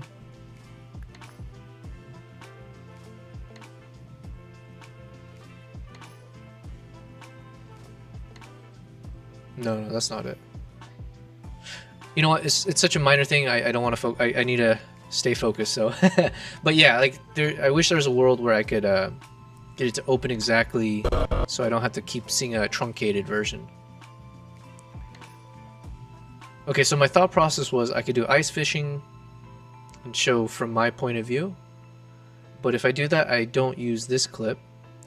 Not that this, I don't know how much value does this add, but it was like more of a kind of a cooler shot because clearly with the mask I'm doing something unusual.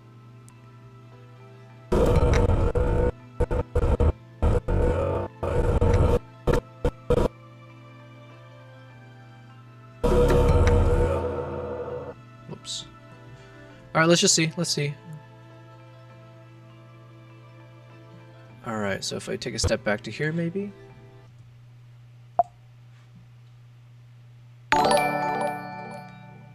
Hey, thank you very much to Gek Cheng Lee. Appreciate it. Thanks for following on YouTube. Again, I'll take this moment to say, if you are following me, thank you very much. Thanks for this incredible journey of 1 week and 1 day so far of me doing live streams. If you're on YouTube, definitely make sure to like the video. It will help me and boost the video's performance in the algorithms. And thanks again for people on Twitch and Kick. So we're just finalizing my YouTube trailer. This will be for my next video on Mongolia, and I'm just fine-tuning now, so let's see how it looks. Let's take it maybe from... Let's take it from where... Here.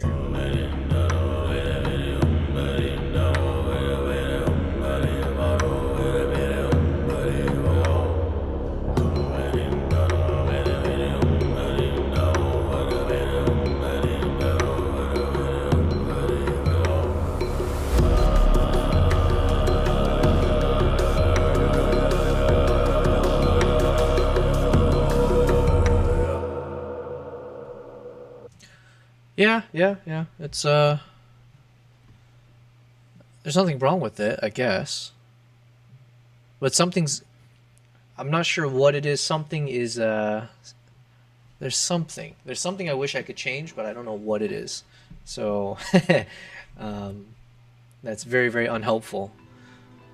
Let me see. But I think generally speaking, it's in a good spot.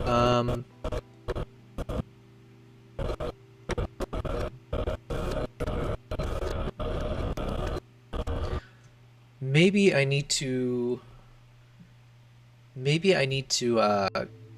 take all the selfie shots that I have and put it like, maybe it looks weird if I go from selfies back to normal shots and then go back to selfies. Maybe is that what I'm thinking?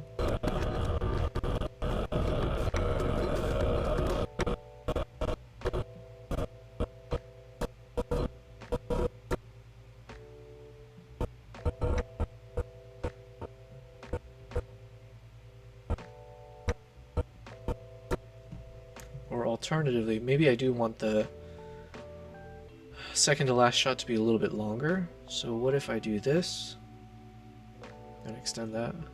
So it'd be like this. Yeah, maybe. Okay. Let's try that, and I'll add some zoom and all the other fun stuff.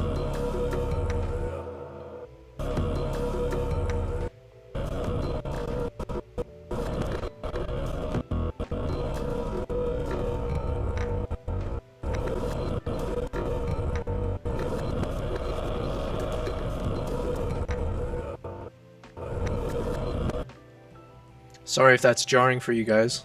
And then Adora, you mentioned holding Option while dragging a column with sets that. Huh.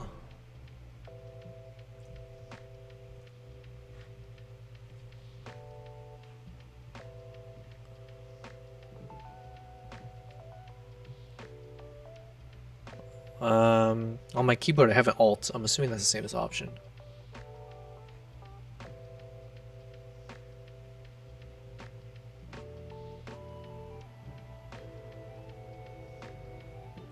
Ah, so then it does it for everything, yeah?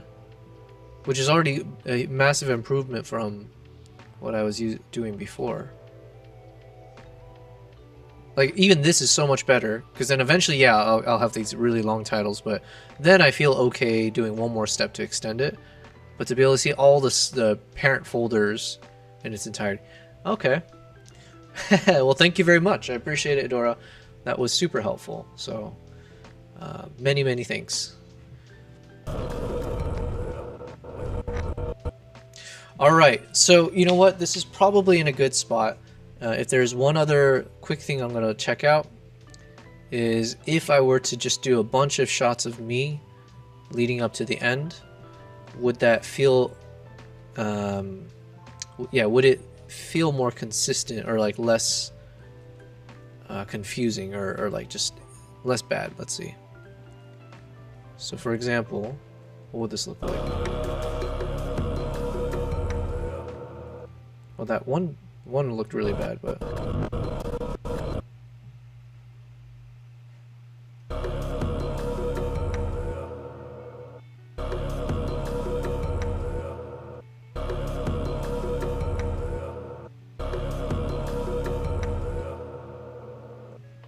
versus...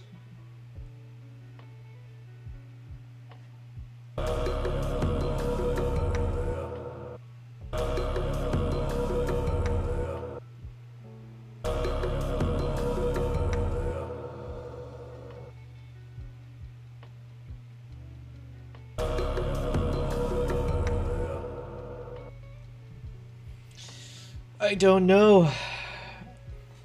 That's from your OCPD? Yeah, so I have that to thank. So I appreciate that. Okay, so I am at a little bit of an impasse, but you know what? I should...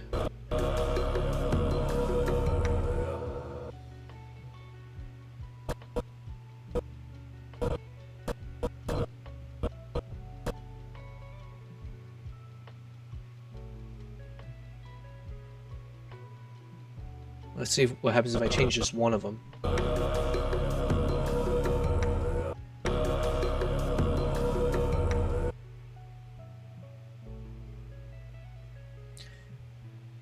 Sometimes you got to come back with fresh eyes. Yeah, you're right. And not get a blood clot. Good point. And you know what? I did say I'm supposed to take breaks here and there, and I haven't. So let me take a quick stretch break. Maybe refill some water or something, and I will leave you guys with one of my YouTube videos. As I mentioned, I have this whole be right back scene that I created. So this will be a nice little way to, for those of you who haven't seen my videos before or who are new, hopefully you enjoy whatever random clip will play next. So see you in like maybe 1 to 2 minutes.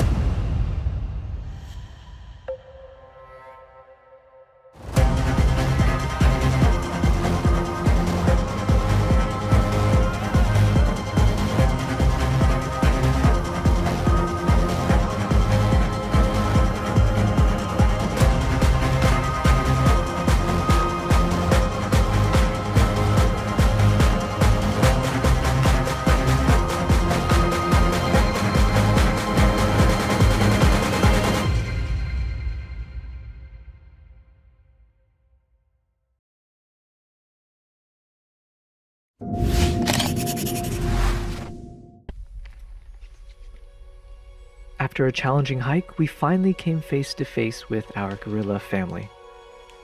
What you're about to see is etched forever in my mind as one of the most... Okay. That was a good break. I was able to get a few pull-ups in, pet my cat a bit, and stretch. So, most important things. So with these fresh pairs of eyes, do I have the answer? Do I have what it takes to finalize this freaking trailer? Well, we don't have a choice, so yeah, let's see. So on that note, let me zoom it all the way back. And let's pause this guy.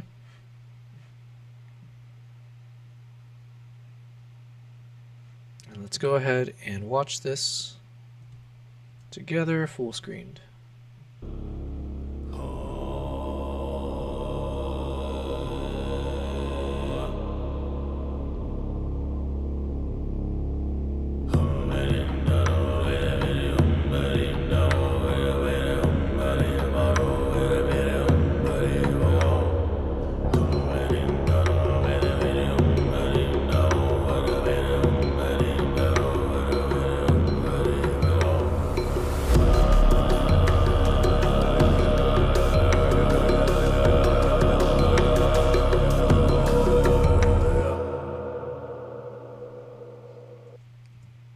It's in a good spot. In the name of progress, I think let's leave this be for now, and we can start focusing on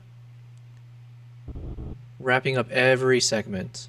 So now what we're gonna do is I'm gonna see what changes I would make to each clip to say that it's actually a finalized clip. So in this case, I think it's already good, because we've stabilized this, we've added a little bit of zoom, we've already done the little cross dissolve to get to the next part. Here's where it gets slow motion, and it jumps, not jumps, but it'll go to a close-up of the eagle. We got this part I think done, and there's subtle motion already, so let's see if we need to add any more motion. Generally speaking, like the things that I would do is just add a little bit of like zoom to a shot. But this one, it's zooming out, or like the eagle's stepping back a little bit. So I don't know, it might, by zooming in I might just end up nullifying that. So either I can keep zooming out with it, and the question then becomes, can I zoom out? I could, but I don't have enough space to. Let's see. Yeah, technically I shouldn't. And the best way to see that is, let me just get rid of this one. Yeah, so I don't have the space to zoom out, just zoom in. So we'll leave this one as is.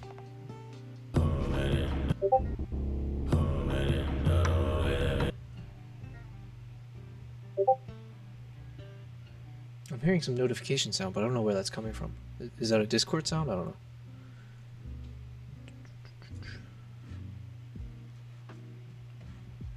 Okay, I'm getting distracted. Let's stay focused. Where was I? Okay, here we go.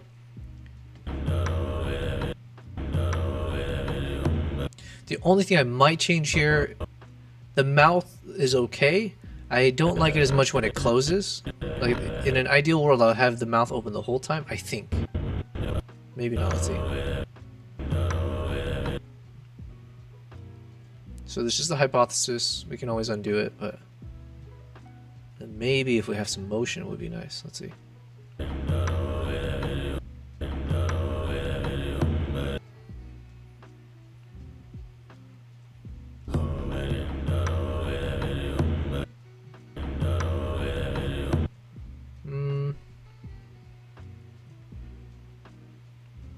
See the other extreme.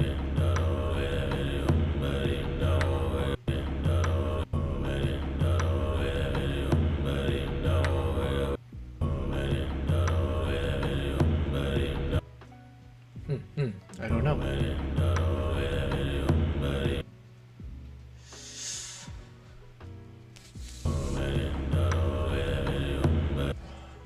I do like whenever there's like something active happening, but let's see the original.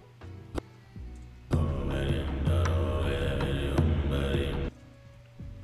think original's probably fine. Let's just see if there's subtle change.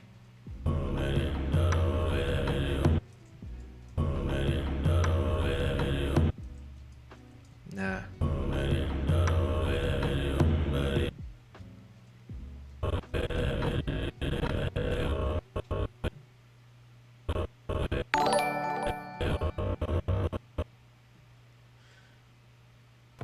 The Socialist Housewife, thanks for the follow. Socialist Housewife, what a name. Do I know you? Not because you're a socialist. But thanks for the follow. I will research you more later, but thank you very much. We are, just as a reminder, this is the 8th day of me doing this streaming. So it's been a lot of me testing this out, seeing if I have the endurance for it, if there's something enjoyable for people to watch, and if I'm being productive. And in terms of the intent of these streams, I am trying to be productive by creating my next YouTube video. So you're watching me try to finalize the trailer for my next YouTube video on Mongolia, and the goal is to have the first episode of that travel vlog series done by next week. So there is a little countdown that we're trying to get to. And you're watching me act very, very OCD perfectionist as I'm trying to figure out the right point of that clip to show. And for whatever reason, I'm kind of annoyed by the fact that the eagle closes its mouth. Like, I don't know why. So I was just trying to play around with if it makes more sense. So then this one, the clicking sound in the soundtrack kind of matches to the wing fully extending, so that has something going for it. The Socialist Housewife, is that you singing? You trust me, you do not want to hear me sing, so we'll leave it to the professionals. This is a Mongolian soundtrack where it's kind of like a little bit of like a throat singing vibes to it. So if you see from the beginning here.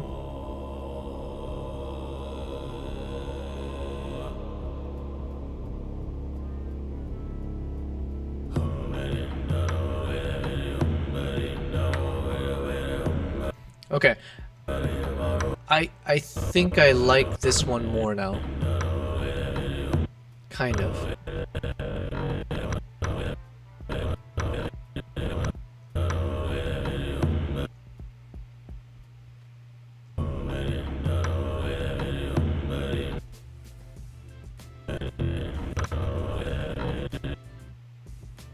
But then there's another world where I actually start the clip with the mouth open to match the clip before with the mouth open. So let's see how that looks.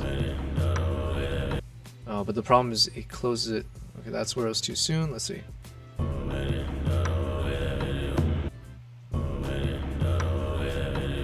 That one feels a little bit better to me for some reason. So we're gonna keep this. I'm like clearly overthinking too much. So the only thing I want to do to close off this clip is do my kind of general edits where I want to add some keyframes. I'm going to add a keyframe at the very, very beginning, and then we'll add one towards the very end. And I'm just going to add a bit of subtle zoom. And then this is just touch and go for me. I just have to see the length of the clip and if it's too much, and if I want to have it centered a bit. So in this case, I don't necessarily need to center it because we've got some weighted elements because of the title screen popping up. So it probably makes sense to, if needed, I can lean it more to the right. But I don't want to be too drastic. I forget where it started with, so. Actually, that's not bad. Okay, so it looks like I can go fairly extreme with it. And and then I have to just check where I start cropping out from the side. So either I can zoom in more in order for me to space it out a bit more. But yeah, you know what? I'm going a little too crazy with it. Let's just see how it looks.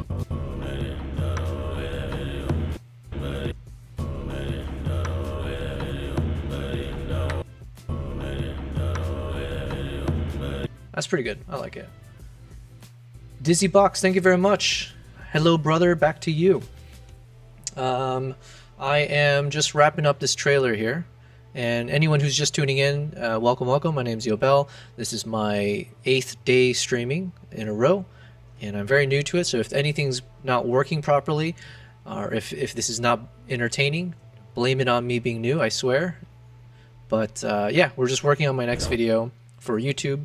Definitely check out my YouTube channel if you'd like to see the types of content I normally do. I'm a professional travel photographer and videographer, and I've traveled for the past year and a half non-stop. So now I'm home for the rest of the year working on these videos and seeing if I can be a streamer. So let's see.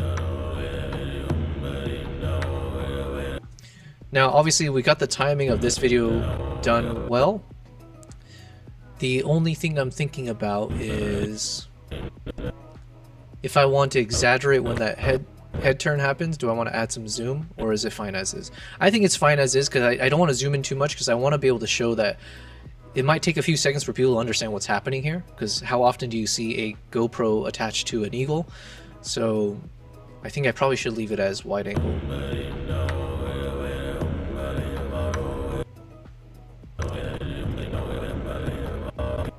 Now here, same thing. And then I think what I'll do is, as we go through each of these clips, we will do one more round of going through all the edits, where what we're going to do is actually just see if we want to change up the color grade or look at some of the LUTs that I have. I've been enjoying the LUTs that I got from Lens Distortion. So then, yeah, we'll do a final thing where with each of our clips, we'll see if we need to do a final rinsing of the colors. But yeah. Idora, you were asking, how did I get that bird's eye shot? Yeah, so that's what I'm saying, right? Like, it's so bizarre that it just like, if someone sees this, it might be, it takes some time to process, right? So this was an eagle. So yeah, they don't really have, they do have falcons in Mongolia, but at least not on my trip. We focus on the eagle hunters.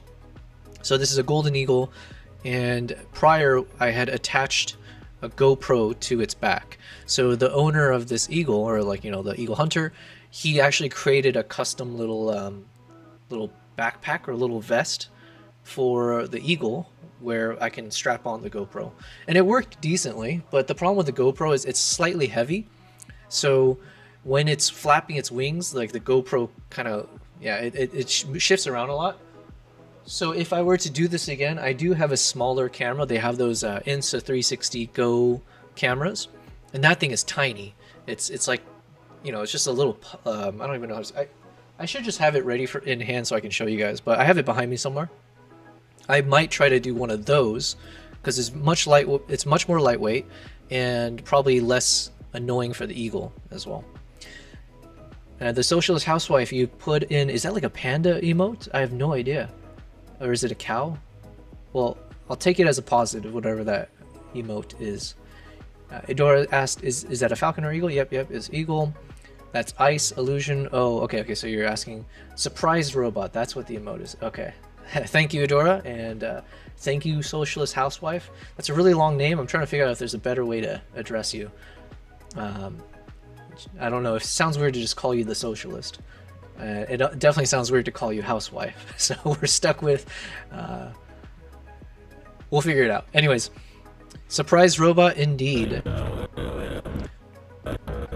So for now though, I'm just going to focus on each clip, mostly on kind of how much do we want to zoom in to make that part cinematic. And then the final round will be adding some either consistent color pattern to everything, like if there's a certain LUT or a style of coloring that works uniformly across everything, then we'll do that.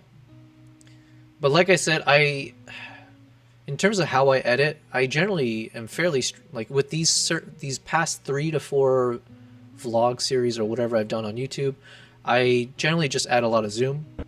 There's nothing more to it. And for whatever reason, the zoom can make the shot look much better. Even just a tiny bit of zoom, for whatever reason, it's something to do with that kind of motion, I guess, and a parallax feeling maybe. So not every shot will I add zoom. This one I will for sure, and this one I might do a little bit of a, we're gonna try a little bit of a wackier zoom on this one, because there's a moment here where he blinks that kind of gets lost, possibly, but the blinking happens with the music right there. And I want to be able to zoom in on his face a little bit better when that happens.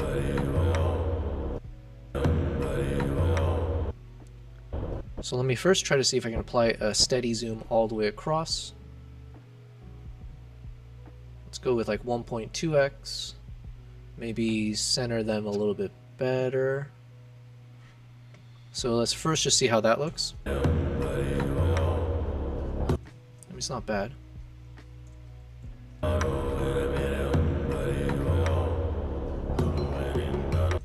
Okay. And I apologize for people who find it annoying to rewatch the same thing over and over again. Unfortunately, that is what I'm going to be doing because I need to keep rewatching to see how it feels with the rest that came before it.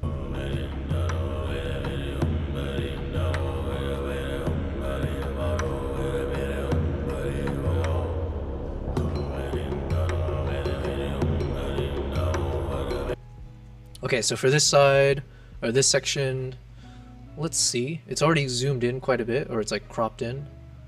So maybe I'll either start with it zoomed out a bit and have it zoom in.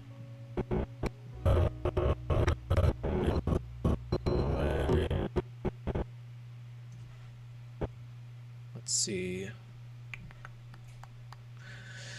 And for the keyframes, I usually put it on the zoom and the position. Those are generally speaking what I'll change. So the X and Y axis and how much it zooms in and out. And what we're going to try here is generally the default of what I do. So I'm going to try first seeing what it looks like if I zoom in more and exaggerate that. And if it looks strange, then we will change it up. I like it. And the question is how far can I take that without it looking too strange? I think that was good. So basically it kind of mimics when he's sliding forward with his finger there. I'm like zooming in to keep up with that. So it's almost like the camera was attached to his hand. Is kind of what I'm trying to create, at least for that first section. And if I want to take it further, I guess I would zoom out when the hand comes back, but that might be a little too jarring for how short of a clip this is. So, and then here it's a little too boring if I don't add some kind of camera motion.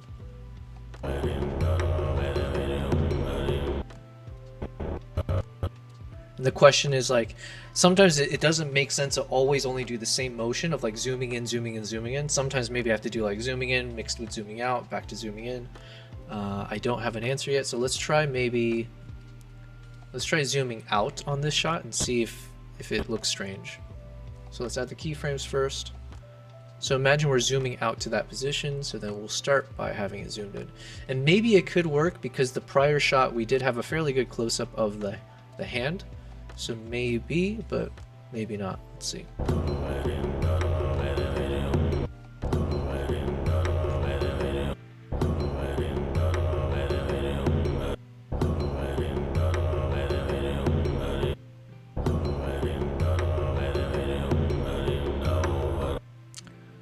I think it's working.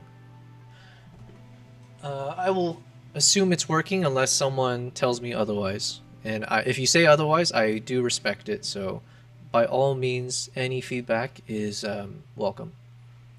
Here, I think I do need to add some zoom as well. So let's try.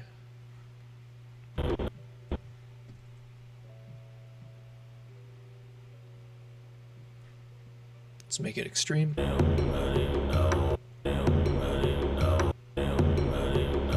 There's just a moment at the end where it looks a little bizarre because like the head shakes really quickly. So either I need to cut that part out because I'm saying her head's shaking. That's because she's playing an instrument and singing. So we'll see if I can make this work if I use a different section of the clip. And let's restabilize the clip. Oh, and then I need to also redo. Oops.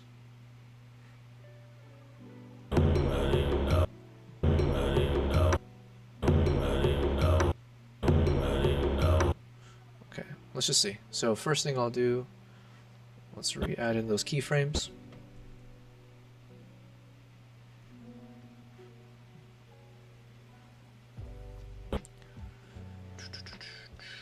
Let's start a little bit zoomed in so I can center. Let me just try to center her a little bit better. And the question is, do I want to start lower angle so you can kind of see the instrument in the shot versus have the full head in shot? I'm leaning more towards showing a little bit of the instrument, but it could be a wonky. Let's see. And then by this point,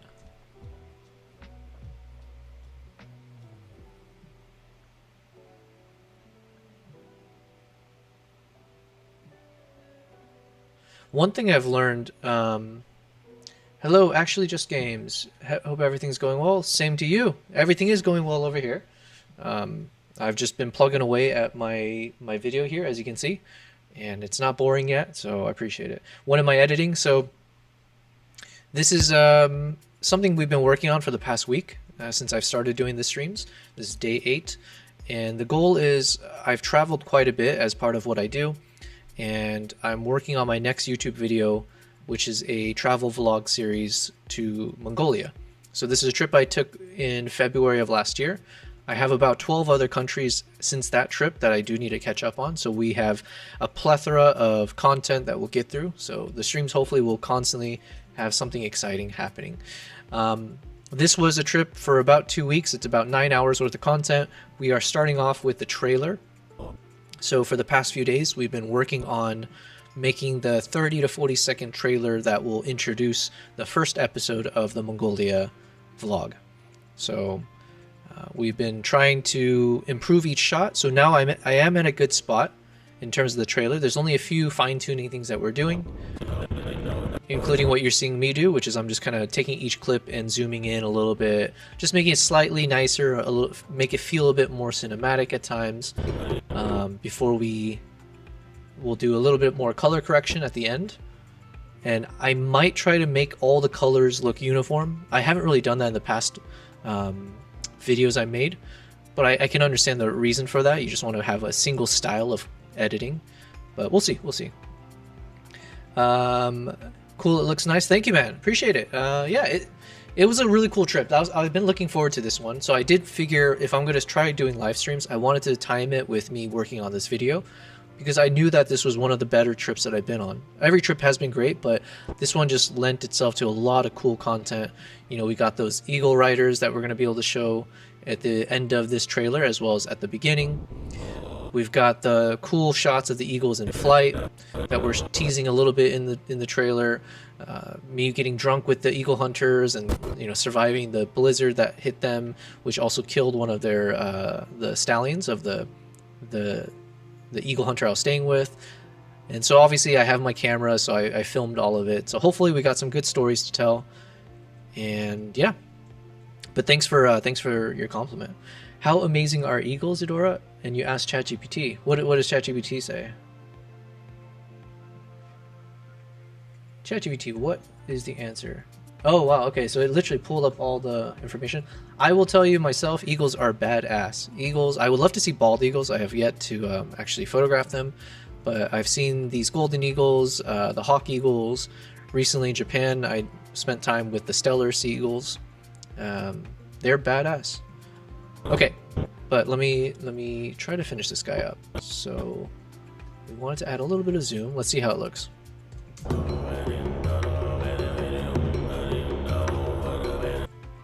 It's not bad. I just wish I had a slow motion version of this shot. Now there are ways to make that happen, but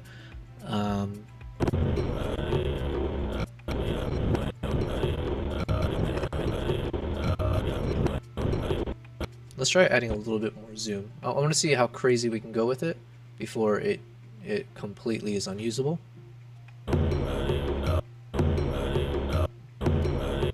Yeah, the problem, again, it's a little bit like glitchy almost, the way her head moves subtly. So let's undo that.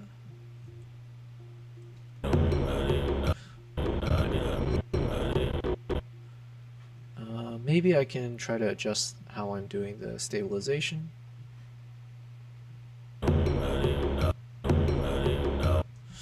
Yeah, it's not the best. Let's see without stabilization.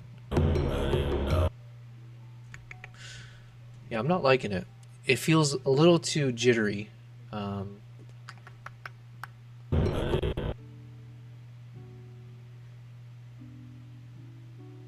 Oh, that's why. It's because it's sped up. So it's showing negative 125%, but because it's in reverse, that actually means it was bumped up by 25% speed. So there is the answer as to why something about this felt really weird.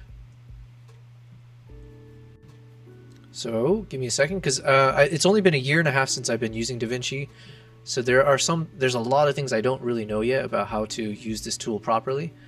So if you see me doing something where it's like in this case, I'm dragging this clip all the way over here before I do something, it's because I don't know anything better. So I'm just trying to reduce the speed back to 100%. And then I'm going to drag it back over there. Okay, I am so glad. Okay, yeah, because there's something when I was looking at this, it fell off and I couldn't pinpoint, and I just assumed it must have been the shot itself, like either I was shaky or the clip. But it turns out there was a 25% increase in the speed. So that will help tremendously to make the shot not look so jittery. There we go. Actually, just games. FYI. Oh, okay, thank you. You said FYI seems like your mic sounds slightly robotic. Maybe that's just me. It is not just you. I had noticed it even from like the first VOD where my voice sounded somewhat tinny, and I couldn't pinpoint how to fix it. I don't know if Maple's still in the chat. He has graciously offered to take care of this with me offline to see what's causing that kind of tinniness. But yeah, it's not lost on me that there's something I need to do with the mic sound to make it better. So hopefully we will try to take care of it as soon as possible. Edora, you said they can spot a bunny 2 miles away. Yeah. And in case you guys haven't met my cat yet, here's cat number 1. This is Nala. She's the most needy of cats, so she oftentimes will hop up over here.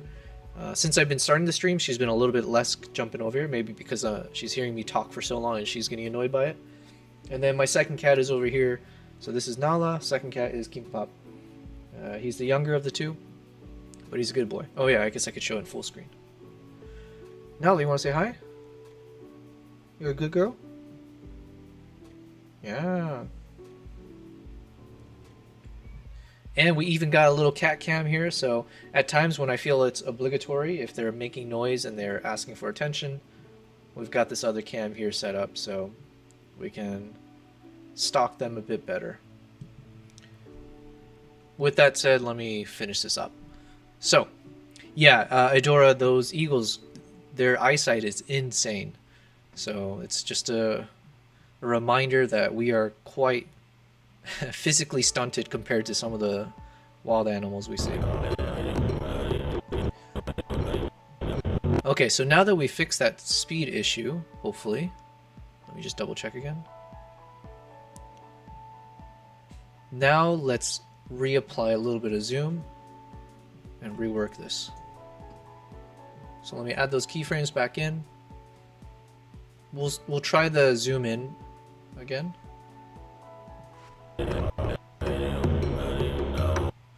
Still a little bit jittery, I think,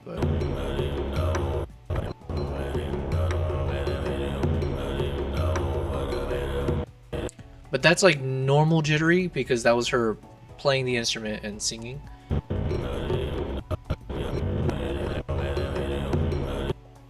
So it's a little bit more I can live with. Let's try one more thing we can do, which is that stabilize. So let's see what we can do here. That helps. Okay. Cool. All right, we made progress. And then the final clip here. Nala, be careful. I swear they love each other, but they're more of a tolerating each other type more than loving each other. We are catching a very rare moment where... Oh, nope. Never mind. I spoke too soon. I thought they're gonna have a loving moment, and unfortunately, it's turned into a staring match. I'm gonna break this up in a bit, guys. Nala, Kimbap. I'm gonna blame Nala because she jumped on after. So you know you shouldn't do that. Come on. Go to the other way. Alright. Crisis averted, let's get back. So I think this last clip here, I can either zoom in even more or zoom out. So we can do like a zoom in, zoom out, zoom in, zoom out. Let's try that. Okay. Just to have a little consistent pattern. So first thing I'll do is let's just kind of frame this. Let's add those keyframes. And this is the final positioning, so let me just see if it looks good. That's fine. So then now at the beginning of the clip, I'm just going to add a bit of zoom. So it's the same concept where it's just kind of starting in with a slight close-up and then zoom out. Now not unfortunate, but I guess in this sense it won't be consistent because now the focus is on the face, whereas the prior one I think the focus was either everywhere or on the instrument. But it's not the worst thing. Alright, let's just see how that looks. And let me stabilize this shot. Okay, we're coming along. Let's start from the very beginning again. And let's see it together. And let me also increase the volume a bit. All right.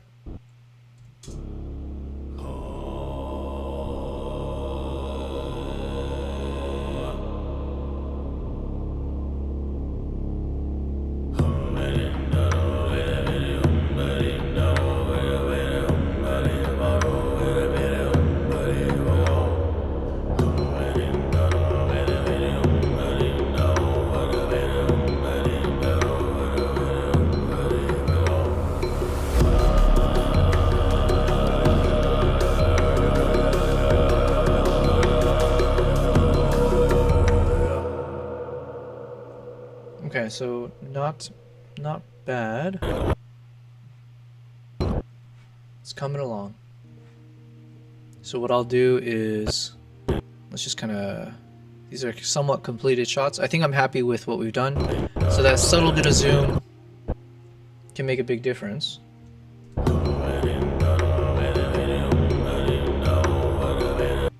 Yeah. I like it. At some point, I would love to figure out how I can do like a before and after in key moments, because it will be nice to be able to see that the changes we're making are indeed good for the final results. Continuing on with this one. So this one I already had a bunch of natural motion, so it's more about I just gotta make sure I stabilize it properly because I was walking forward. So it doesn't necessarily need much digital zoom because I was physically moving closer, but I might still add a bit just to make it more dramatic. Let's stabilize a bit. And let's try adding slight zoom. And also let's adjust the, so maybe it'll start from a little bit lower here.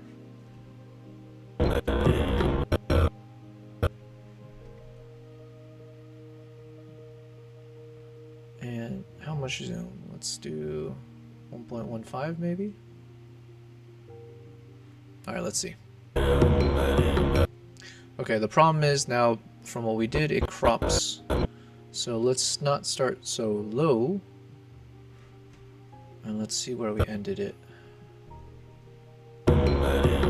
Still too low.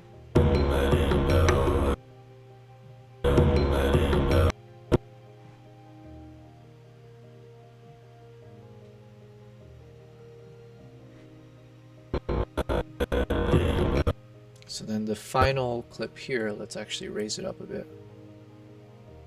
Something like that. There we go. This shot, I don't think I need to add any zoom.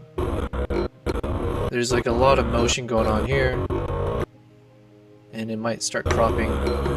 So the only thing I want to focus on here is if I need to change the framing a bit, like maybe slightly. That should be fine.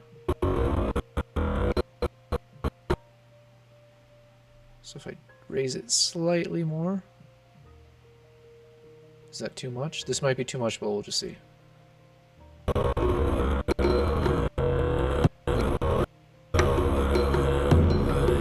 Okay, we're okay.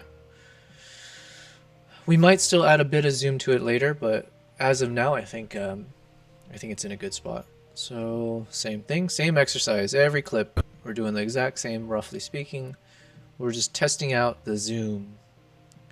The power of the zoom. I might make a YouTube video just on this concept because I do stand by it. I think I overutilize it maybe, but it just does such a good job at adding cinema.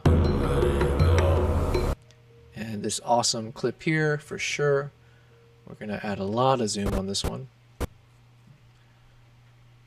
So let's see what we mean by a lot. Let's try 1.3.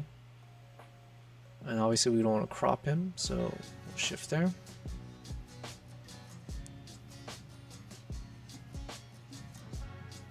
Okay, let's see. That's not bad. Let's start from here and see how it looks.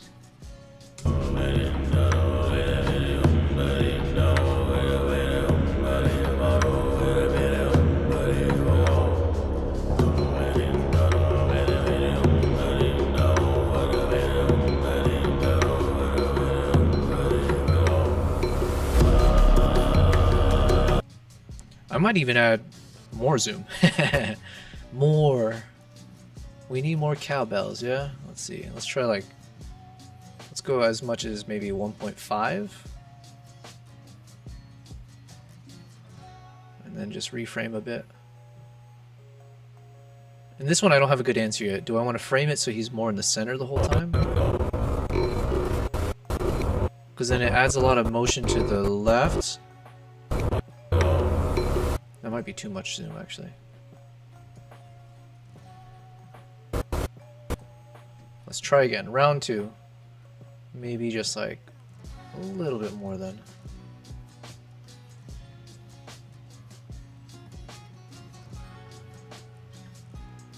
Just so that we can have the figure on the left and the van on the right inside the frame. That seems like a good rule, right? Okay. Let's take a step back and look.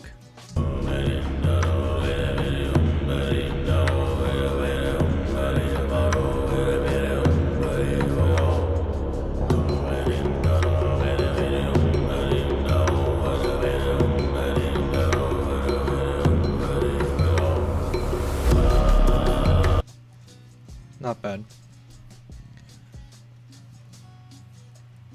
I think I might want to stabilize it though a little bit. Let's see. Okay, let's see if it... Yeah, okay, there we go. There's some moment there where I thought maybe it's slightly shaky. This is much better.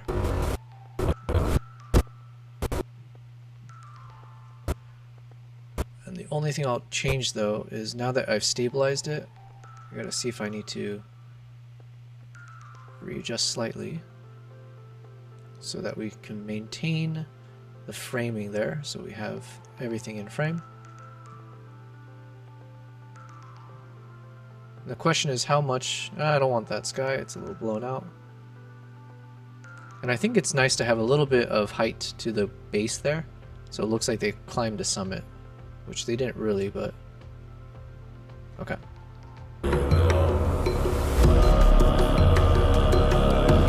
Alright, progress. So now we're gonna, same exercise, let's take each clip, go to the end of the clip, and figure out how much zoom is too much zoom. We're gonna try with 1.19 for this amount of time and see if it's too much. No, I think that's almost the right amount. Yeah, because we don't want it to be like overwhelming, but it should be noticeable. So somehow we have to find that sweet spot. And right now I think 1.19 zoom could work.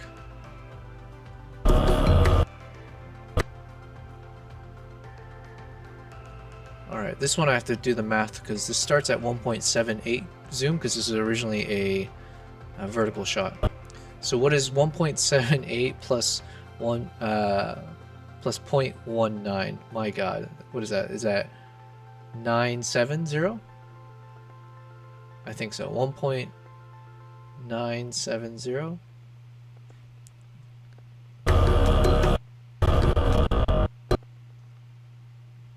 And one slight thing I'll do here is maybe change the y-axis to kind of lift up a little bit more so the eye has some space. And then I'm going to shift this more to the left, or give it some more space on the left so the ear is more visible, and maybe try to center the eyes a bit more. Okay, next shot. Doggo. Of course we want to zoom in on the dog because the dog winks at us in this shot, so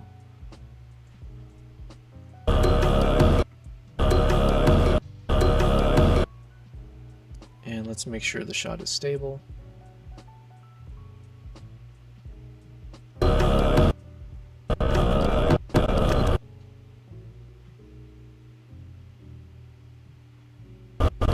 Oh, what did I just do there?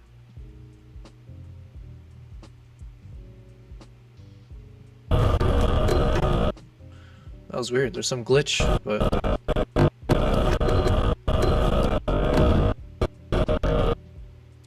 okay, so this is the first shot where I appear in this trailer. So it's good to note so that I can kind of get a sense of, am I appearing at the right time from the story perspective? We'll see. But the thought process was we ended with this dog shot, so then we can have another doggo shot, but to change things up, it'll have me inside of it. So let's see. Stabilize this guy.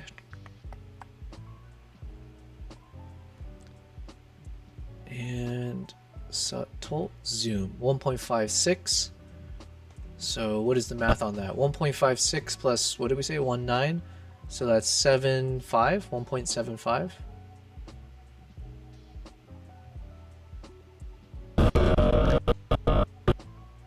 Okay, next one. This is where I had my little eagle baby. Same thing, let's stabilize the footage first. And then add the keyframes.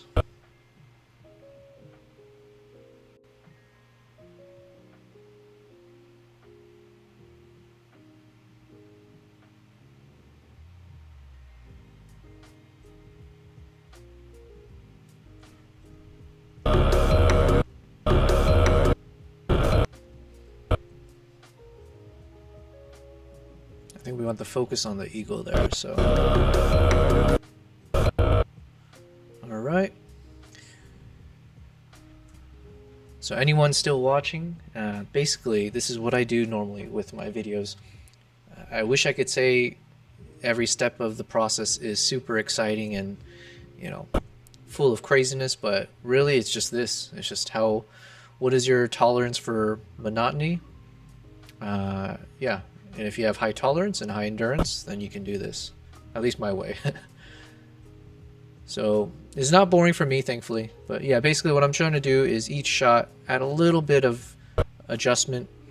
And this slight adjustment in motion, in this case adding zoom, I have personally found with my short-lived YouTube video editing career that it just makes the shots look much better. And less like flat, if that makes sense. So that's what you're watching me do. I'm taking each of these clips and seeing if I can apply just a slight amount of a zooming in effect where most of the times the footage starts off not zoomed in, and then I add a slight amount by the end of the clip so that there's constant motion in the footage, so it never feels like you're on the exact same frame. Okay, now here we have to change up the math a bit because we've now cut the clips in almost half in terms of the duration, so we've picked up the pace to match the music. But that means if I apply the same amount of zoom at half the duration now, it'll look a little bit more exaggerated. So I can probably do slightly less zoom now. So let's just try maybe 1.09. And also these clips are going to zoom by us, so no pun intended, but yeah.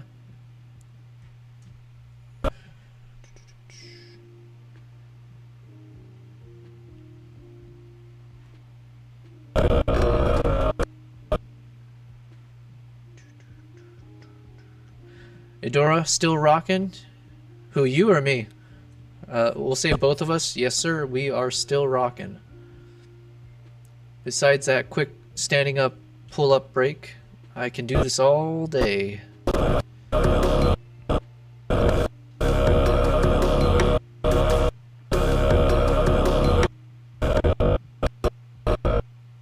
Something about this felt off. It could be the...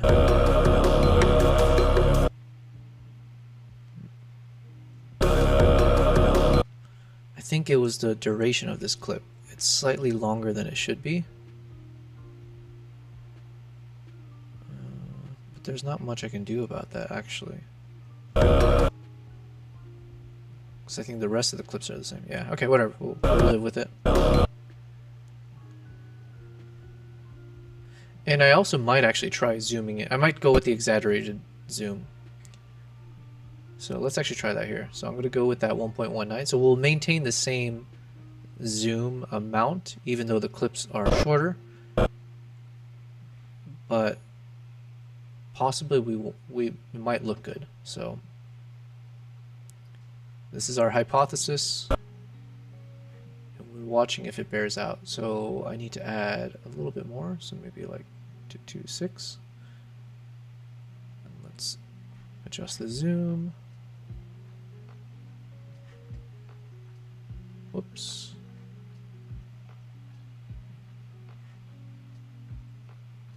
Let's bring it back to 1.19. Okay, so how does that look? Oh, yikes. I don't think so. Or it could work, but I think it was because I needed to do something different here. Because I shifted this up to 176. So let's try to do that. We'll maintain it. Because I think that upwards motion in that quick time plus the zoom was not a good combo. Also, there seems to be a little... I might have to stabilize this. There's a bit of rotation to this.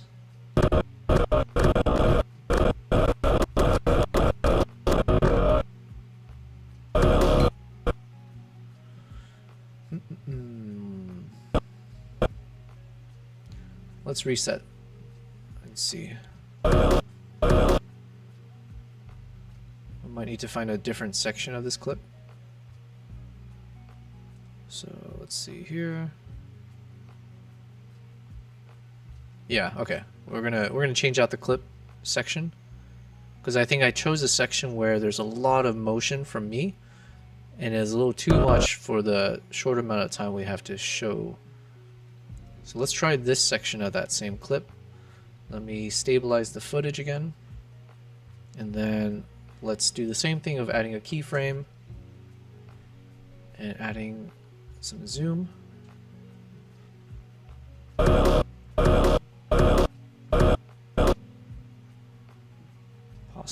Possibly. Here looked really wacky.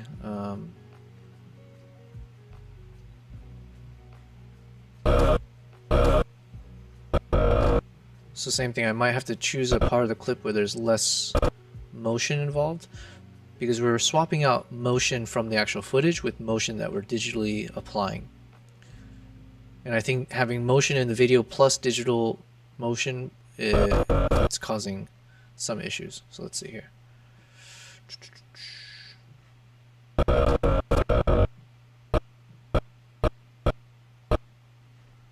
Let's reset these keyframes.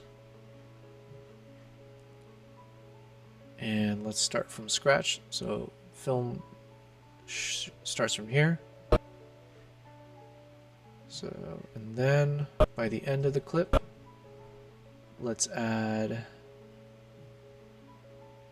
1.19. Yeah, okay. I think that zoom is way too much. So let's bring it back to like 1.08, let's say. So we'll do the same thing here.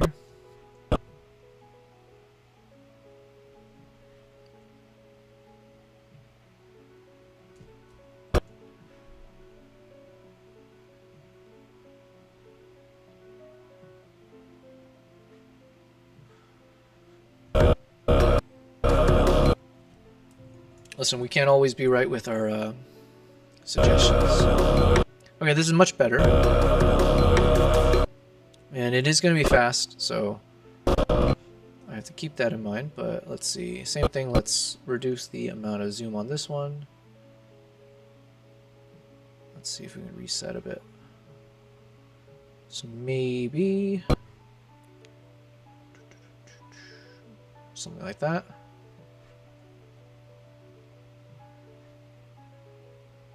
All right. And we'll stick to the same formula. So let's say just like 1.08 zoom for each of these shorter clips.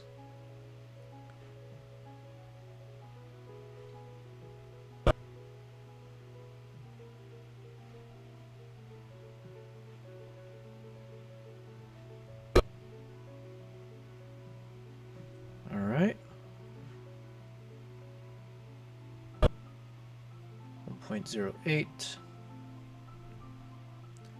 Mr. Camel. I do feel bad. I kept talking about the camel. We start off with the camel, and this is the only clip of the camel that has made it, that's made the cut as of now.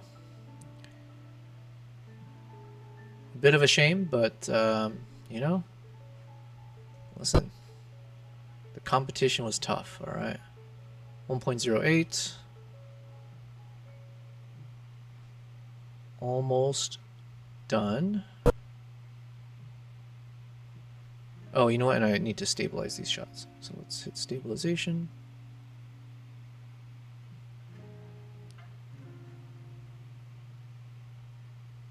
Yeah, the built-in software is really good when it comes to stabilizing shots. So even if the original shooting, if it was like super shaky because of whatever, like I'm just not handling the camera properly, I'm in a moving vehicle, blah, blah, blah. This DaVinci, Final Cut, Premiere Pro, they all have really, really good stabilization tools. So it'll look at your footage, see all the shaking, and then it'll determine a way to actually keep your footage stable. Which is, I could not be doing what I'm doing without this tool, because I do not travel with the gimbal. I just handhold all my gear and hope for the best. And especially for the wildlife safaris, where I'm handling like crazy heavy gear, yeah, anything that helps with stabilization is a much needed tool. All right, we're almost there. I'm just stabilizing some of the footages that we worked on that I forgot to do. And I kind of just randomly choose a certain amount here. So you might be seeing there's no real science to it right now. I'm just kind of roughly choosing how much cropping ratio I'm okay with and how smooth the shot should be. If I go the full extreme and make smooth all the way to like 1, I have found that it ends up overcompensating and making the final footage look really jarring. So just, it's like with everything in life, you know, everything in moderation. So that's essentially the same principle I'm applying here. And it just depends. If the actual shot, I'll look at it case by case. If I have a shot where it's like it was so extremely shaky and I need to make adjustments, then yeah, we'll spend a bit more time on it. Okay, camel, person, ice fishing. Did I add zoom on this one? No. Oh wait, I did, yeah. What about this one? Not yet. All right, so let me stabilize.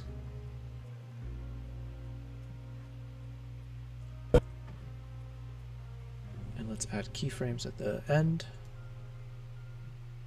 keyframes at the front, and 1.08 zoom.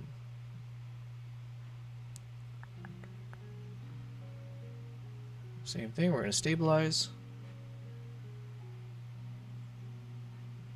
Go to the end of the clip and add, what do we say, 1.08. So we'll make this 1.65. Last but not least, the final shot before the finale.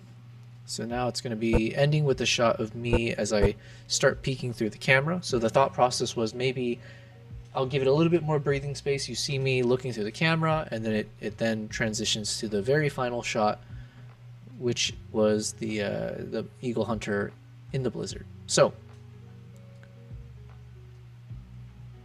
let's add 1.08 like the rest. All right, I think we're in a good spot where let's do a quick check. We'll do the preview again from the beginning. We'll see how it looks. It's definitely not done yet. There's, like I said, a few other steps, but we've made a good progress, so we can now see how it looks. Let me pause this music, full screen it, and let's see.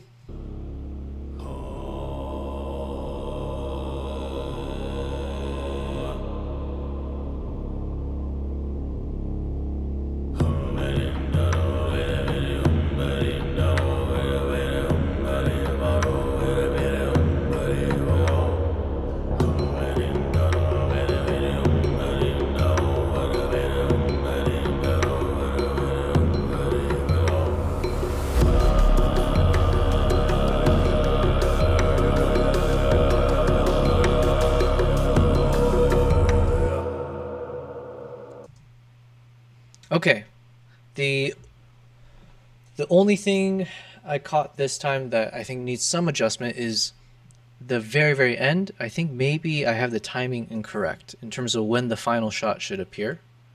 Let me see. I mean, it could work because like when you hear that one vocal making like that yup sound, then the transition happens. But my instinct was that actually we should be switching to this shot much sooner. Let's see, like.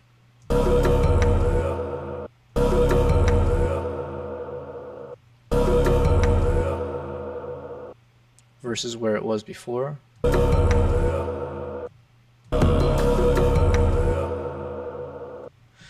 Yeah, I mean, both can work.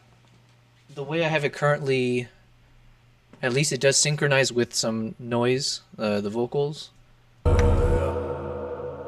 So I'm not necessarily opposed to it, but... So then what is the alternative? Good question. Let's see. If I were to remove one of the clips, shift these guys over, how does that look? Like, this feels a little bit better to me for some reason.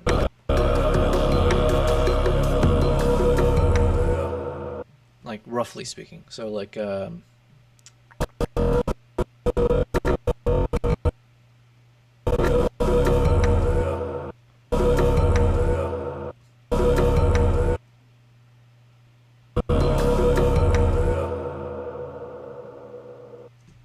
yeah, something like that.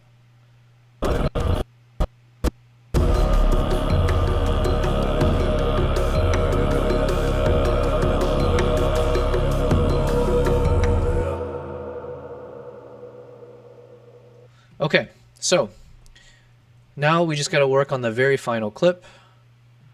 And let's drag some of these unused clips out of the way. I won't delete it yet, just in case. And let me create a duplicate of this timeline. As we've learned from our previous mistakes, I need to duplicate in case I accidentally delete something I shouldn't. So, okay. And I do feel safer about starting to drop some of these clips down in the timeline. So for instance, I can delete everything underneath here because we've already agreed that this is the correct one. So I can bring it to the video 1 layer as opposed to the top ones. Same thing here. I can start bringing all these clips down. There's no like, I mean, it's not necessary, but basically these layers, the way it stacks, anything at the top is overlaid on top. So anything underneath it won't be shown, or yeah, it could be covered. And then for me, it's like ideally all of these clips should be on one layer anyways, just to be more organized and yeah, not to have such a crazy timeline size. And I want to, okay, we can get rid of this clip for now, and this one we'll drop it down. Whoops. We'll drop it down. Drag these. Oh, and then these two. So these two clips didn't make the cut, so let's drag this out of the way. And now we can drop these clips down. All right, so we are at the very, very final stage of at least placement. It's the last clip. So now I just want to find the most epic part of this clip that we want to show.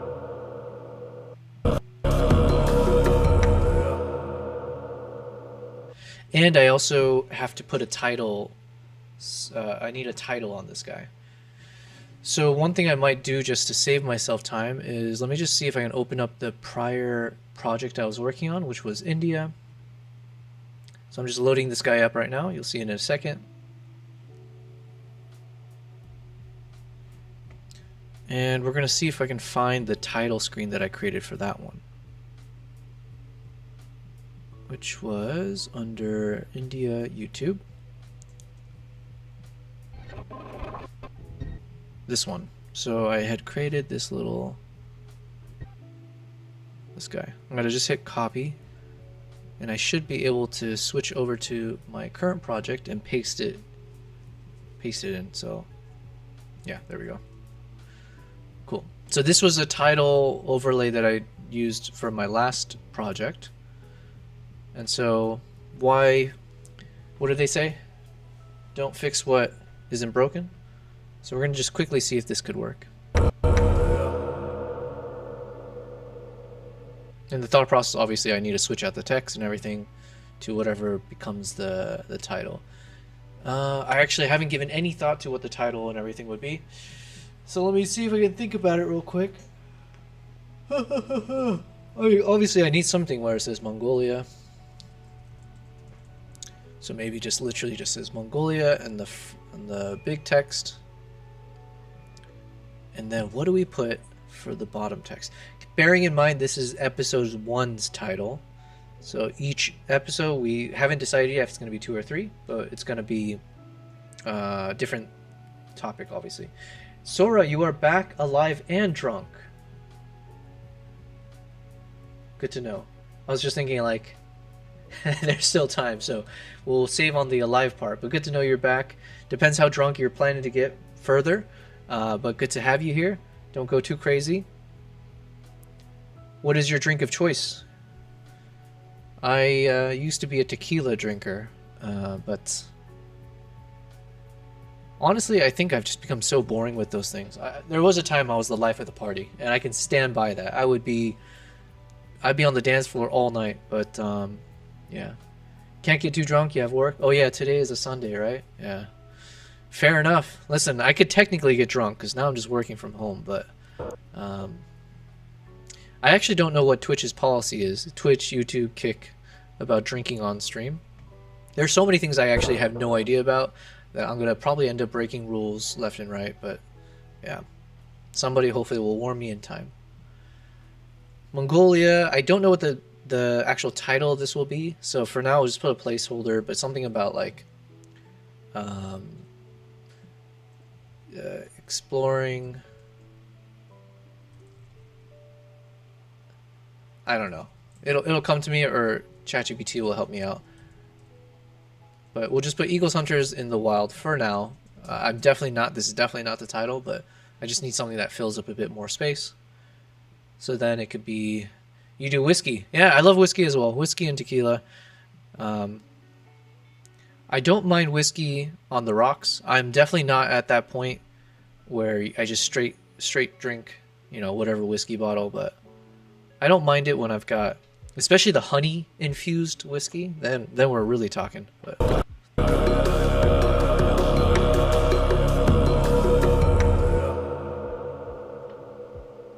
so the question is, what part of the clip do we use? Let's see. So obviously I want to find the most epic shot. And probably one that fills up the frame, like kind of like this. And I can always adjust, obviously, but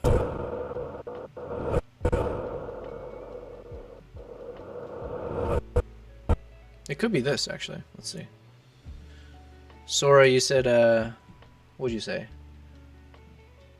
You're Jack Daniels kind of guy. Okay, used to be a whiskey. I do be a whiskey dude. Used to be a gin guy. Then, so basically, you've kind of circled the wagon across all of them until you've landed on what you said.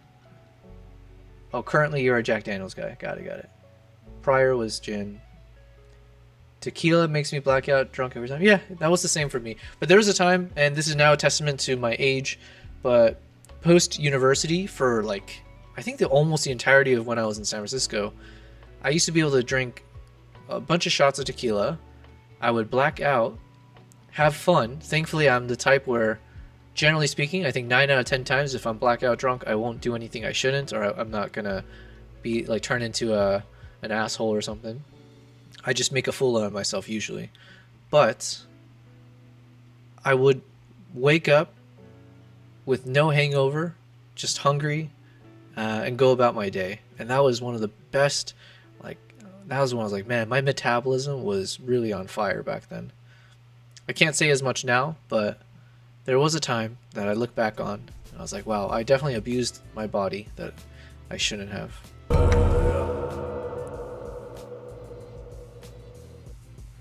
Alright, so what changes do we need to make?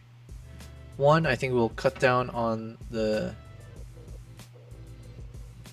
chapter. Probably doesn't have to be this long.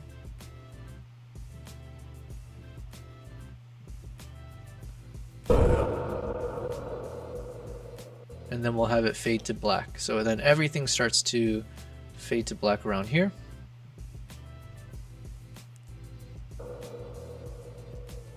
Something like this. So what does that mean? That means if we start from the beginning again,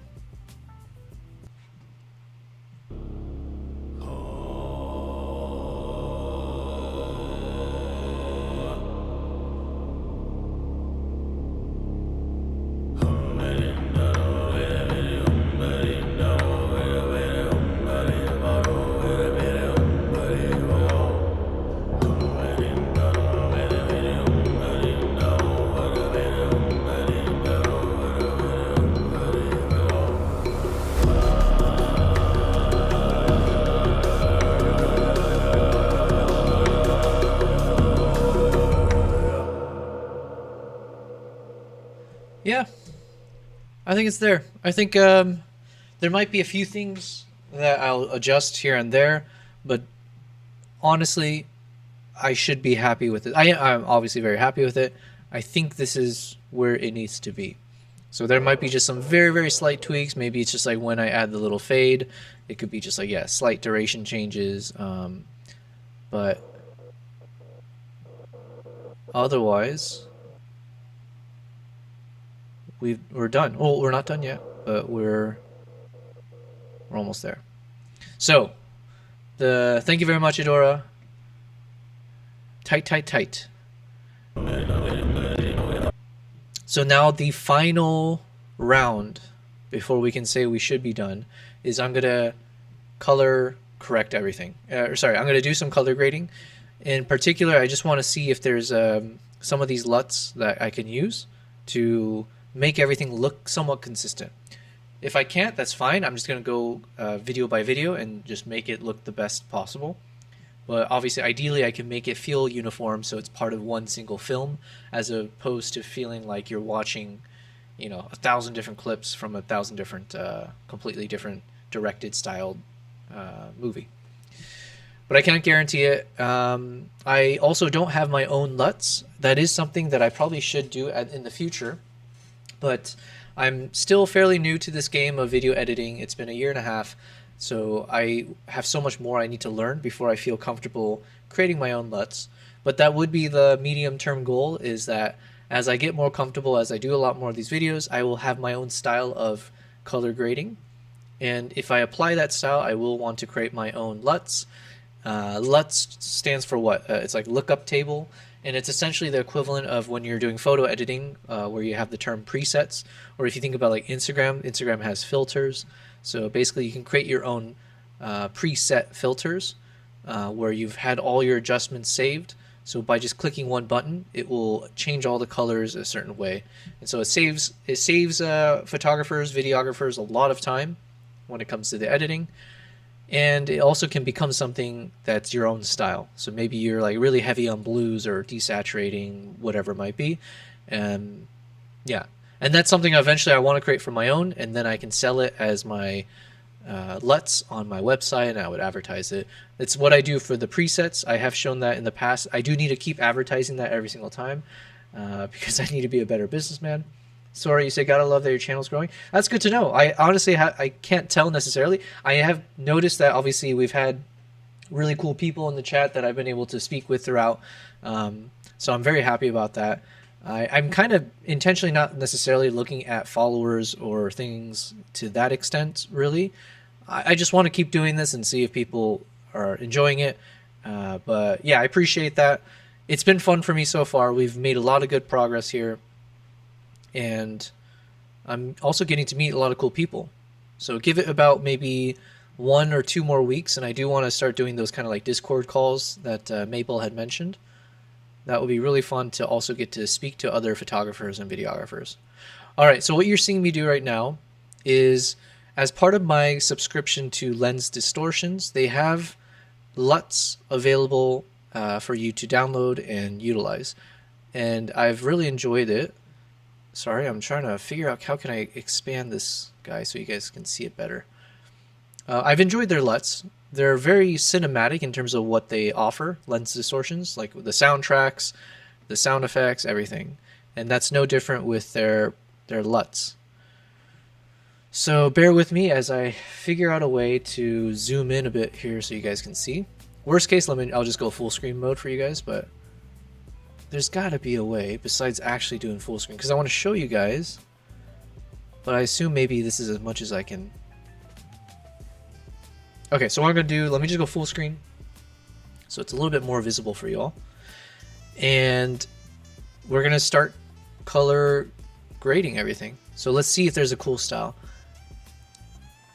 This will be a tough one, maybe, because I still haven't figured out if I prefer the shot where the snow looks more bluish tint, or if I prefer it looks very, very pure, like white. I'm not sure yet. Let's kind of go through and see. And also same thing, do I want it to look more blown out like this, where it's very, very bright? Or do I prefer like a faded look? I'm asking questions rhetorically I don't have the answers to, but let's just see what we've got. And I do apologize because I don't know how visible this is, because it is on a little bit of a tinier screen for you all. And I don't know how to expand it, so...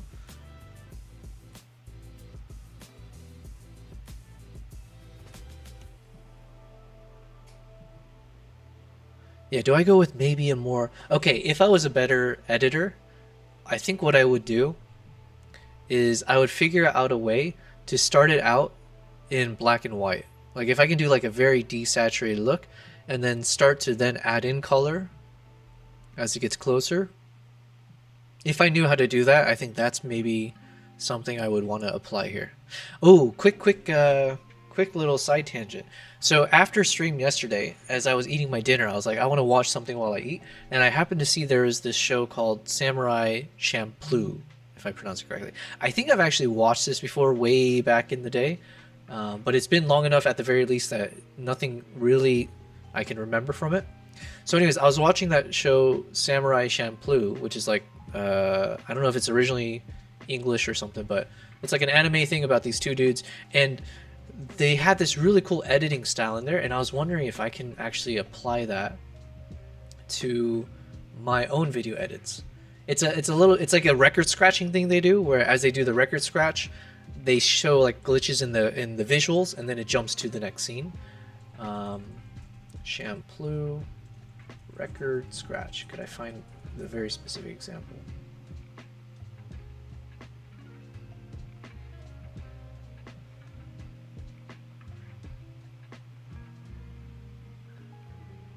I may or may not be able to find it, but yeah, because again, I'm a little nervous about playing things that might be copyright struck or something. So I'm just kind of looking on a separate screen here to see if I can find a moment. Anyways, if I can't find it, that's fine. I'll find a way to bring it in on the screen somehow. But yeah, it had this really cool effect where you hear the record scratching sound, and as that record scratching is going back and forth, the clip would jump back and forth between what the existing clip was and what the upcoming clip will be. And then eventually when the record scratch ends, it obviously then fully transitions to the next clip. It was a cool style. I kind of liked it. I was like, I would like to maybe try that in one of my upcoming videos, because I do want to keep learning new skills and different ways to edit. So a part of me is trying to figure out, this should be a simple answer. Actually, I'm pretty sure I know the answer. So I might try to do that. Let's start off everything in black and white. Just make this look very vintage. I don't know if cowboy movies were like that, but anyways, we'll make it look vintage. Dude in the white snow. So by going black and white, we don't really lose much, because a lot of the footage is already meant to be blanketed in white because of the snow. And then at some point, based on the music choice or where it feels like it's appropriate, we'll now adjust the colors to come back in until it's fully colored. I think that would be a cool effect. Mentally speaking, as I say it out loud, I think it can make sense. In terms of practice, we'll have to see. But yeah, so maybe it starts off kind of like this, where it's, you know, black and white, and then the color comes in. So, but now I don't know how to do that with these LUTs. It might have to be that I manually desaturate everything, and then the LUTs come in after. I'm speaking out loud, but I don't know if any of that made sense. Let's just keep looking.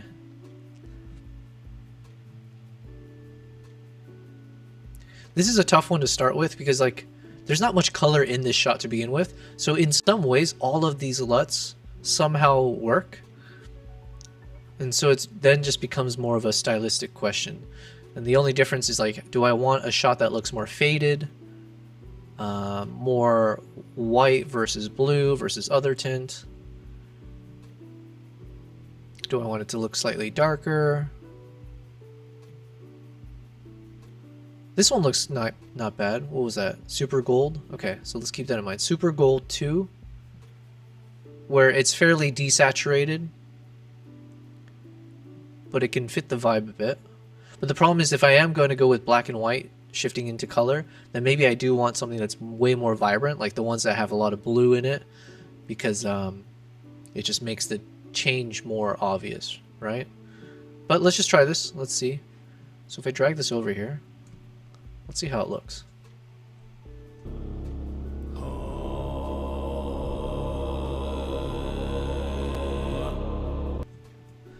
I kind of like it.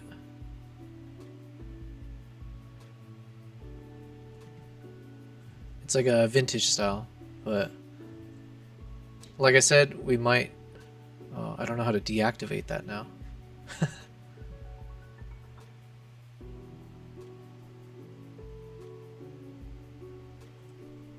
Alright, let me create a separate node so I can just delete it if I don't like it. So, okay, while I like that, technically speaking, I want to see if I can apply that thought that I had, where we go from black and white to color. So with that concept in mind, I do want the final coloring to be very colorful. So then the change as we go from black and white to color will be a lot more obvious. So I'm just kind of reviewing again and seeing if there's one that either retains the blue or has some other color elements that could be worth keeping.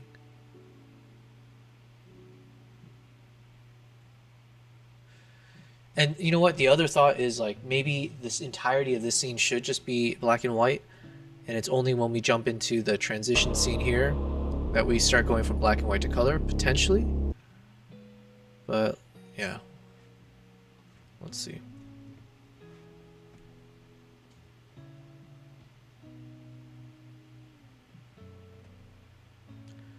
Earth Monochrome 2 is not bad, but it's the same thing. It's fairly desaturated, which I technically do enjoy, but won't fit for the concept I have in mind.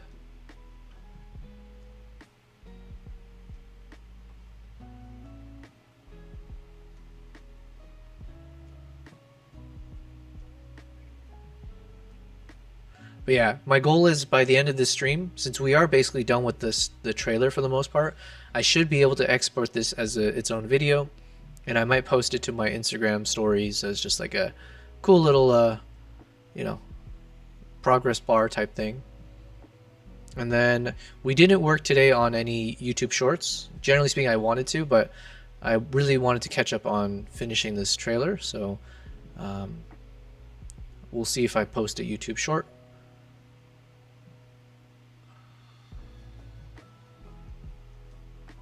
Man, this is such a tough exercise. I mean, I'm the one making it tough. Don't get me wrong.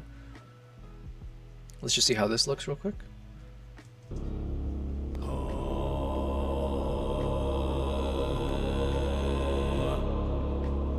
It's not bad.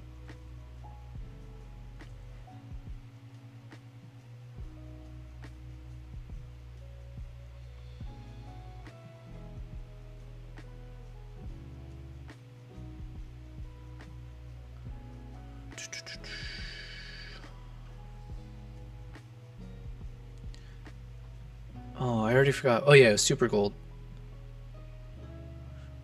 But now that I'm looking at it, I'm not sure if I like it as much.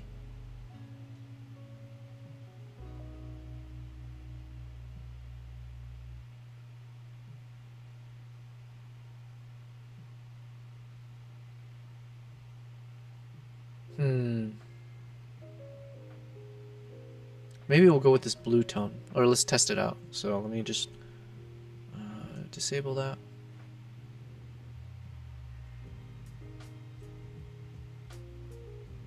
Let's see how this one looks.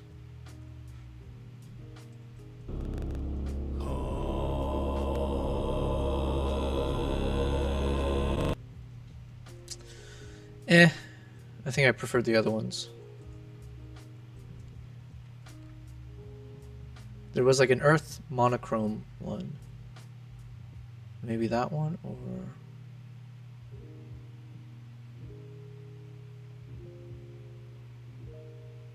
Okay, we're going to try this one for now.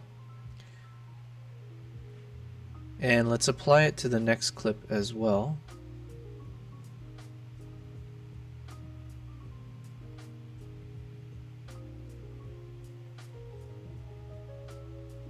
So on this one, we'll do the same one, see how it looks.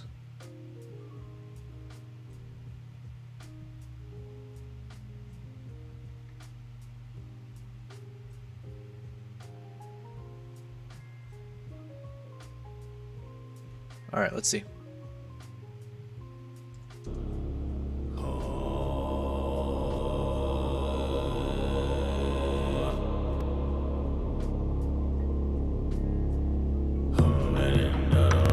Okay, I think it's I mean it's acceptable for sure. The only thing I might do is maybe increase a little bit of the shadows here, because it is fairly dark of an image. So let me just lift up the shadows a bit, so it's a bit more visible. Other than that, I think we're good. Okay, so then now we're hitting up to this eagle shot. Now here, ideally, we can just choose one LUT that we apply to everything. Unfortunately, that means we have to make a stylistic choice.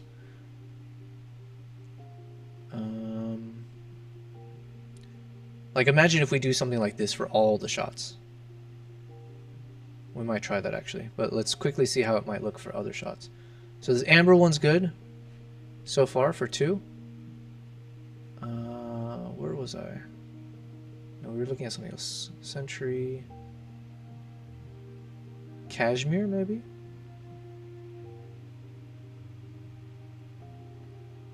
Dark monochrome. Okay, let's see how dark monochrome can look for a bunch of other random clips that we select. Not bad. That looks kind of badass, actually. Not bad.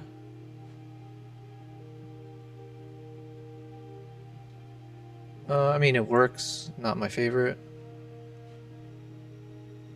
Not bad. Okay, so we are going to try. And unfortunately, I don't know a better way to do this. Except for this one. Okay, so we're going to try making that as much as possible. We're going to try to make dark monochrome the style of color grading for each clip. So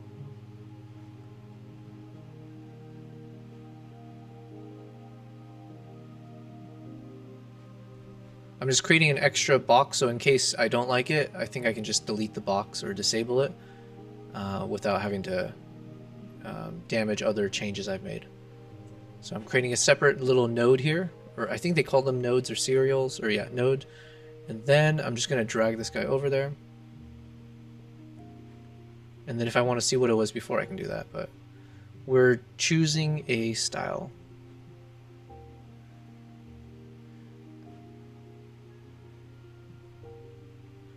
And as of now, I think some of these shots, it actually makes it look even better. Some of them, I'm like 50-50, so it's somewhat neutral. But I'm okay if it's neutral. If it's worse, then we'll do something else for that particular shot. So this one, I'm like a little bit iffy about it, because I think I kind of like this color more. But we're going to try, and then we can always revert back. Same thing.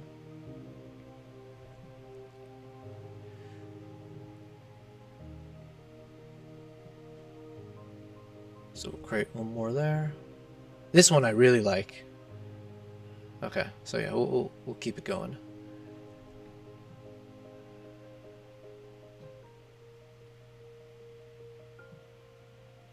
This one also I'm a little bit iffy on, but we'll see. And some of them, I think, based on this one, I might have to, yeah, make some drastic changes. This is an example where I think I do prefer the original one, but let's apply it still.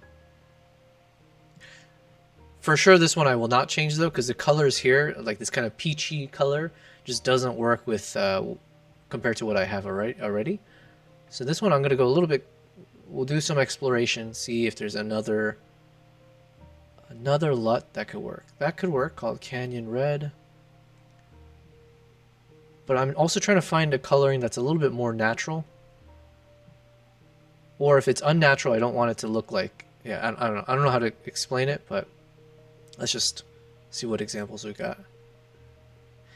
And I do apologize, guys, if you can't really, let me just do full screen, so hopefully it's a bit more visible. Earthy monochromes, not bad. It'll be more visible, obviously, once I'm going to show the trailer again in its full screen once we're done with this exercise.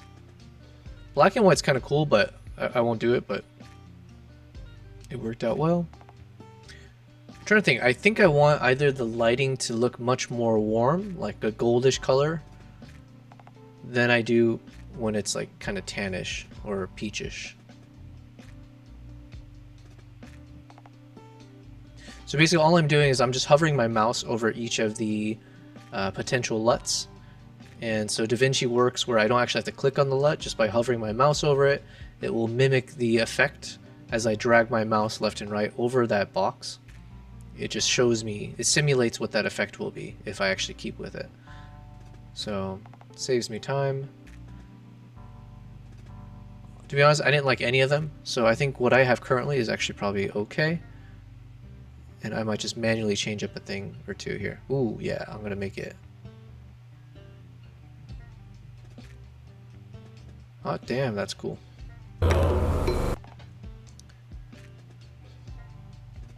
So maybe it won't go as extreme, but something like this maybe.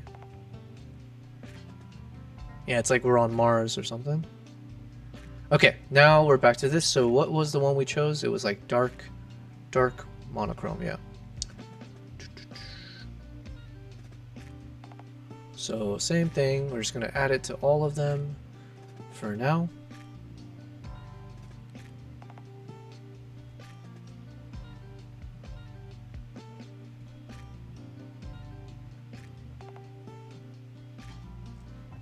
And the thing is, I haven't done this on any of my prior videos, so I do feel like this is going to be a good learning and hopefully a progression for me, because I can understand the reason why you should do something like this. It probably can look a bit jarring if you were to watch some of my prior videos, and if it feels like every clip I'm showing right after each other feels like it's being colored, you know, it's like it's being edited and the colors are so different from each other. I don't know if I have really extreme examples of that, because for the most part, I'm filming everything with the same camera. I don't go too wild with the color grading, generally speaking, but there could be moments like that. And to avoid it, I would love to learn how to do something more like this, and of course be able to use my own LUTs. So if I can even use this as a foundation, if I learn eventually how to make adjustments myself and then package my own LUTs, that would be ideal.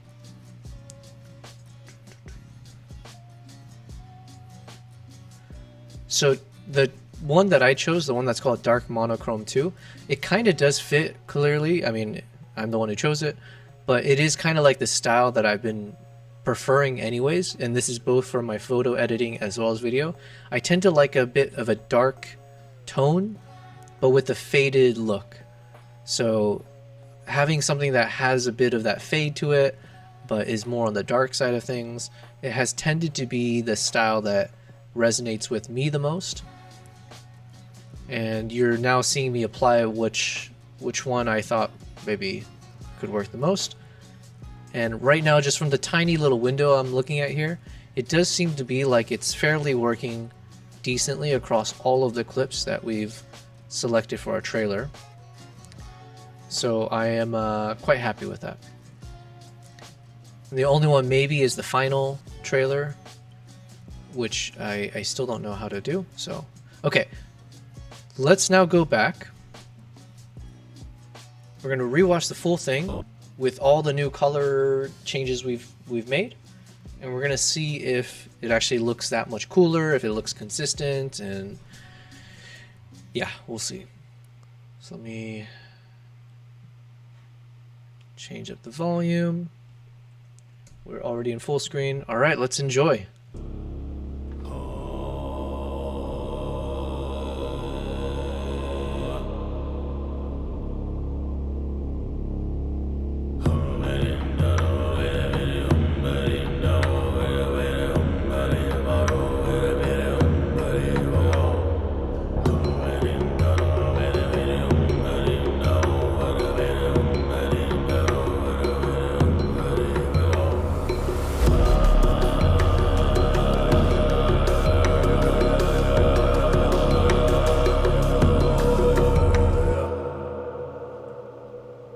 I like it. Obviously, there are moments where it's like too dark because I need to manually change it up. But yeah, I think overall that LUT that we just applied does seem to work pretty well. And like I said, the whole goal is that it should make the entire video feel consistent. It doesn't jump between like a super saturated poppy color here to all of a sudden being like some super unsaturated, or the colors are warmer and then goes to cooler. So really the only thing I need to focus on is just proper lighting. And then also I have to remind myself, which one did I choose for the original clip, and let's apply it to the last clip. But I don't know actually how to check. Oh, here we go, Earthy Monochrome 3. So what we'll do for now as a placeholder, but we're going to choose Earthy Monochrome 3 and apply it to that very final shot, and we'll continue editing as well. Okay, so there were a few shots for sure I was like, okay, not bad, but I need to make some adjustments, including this first one here. It was too dark, like in terms of the eagle. You could clearly see that it was how do I do this? It was starting to get very pure black. So I need to maybe lift the shadows a bit more.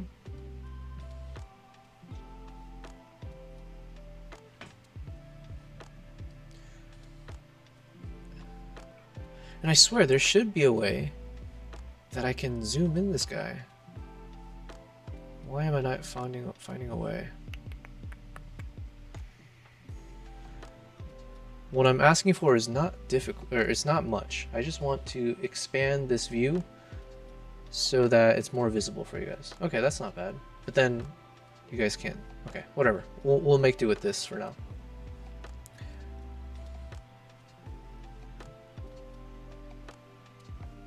So hopefully you guys can see this a little bit better. And I can also edit this as we go. There we go. Okay. So this one looks better now. I think before it was way too dark. I can probably lift the shadows a bit more, but I also don't want to go too crazy with it. So let's just slight adjustments.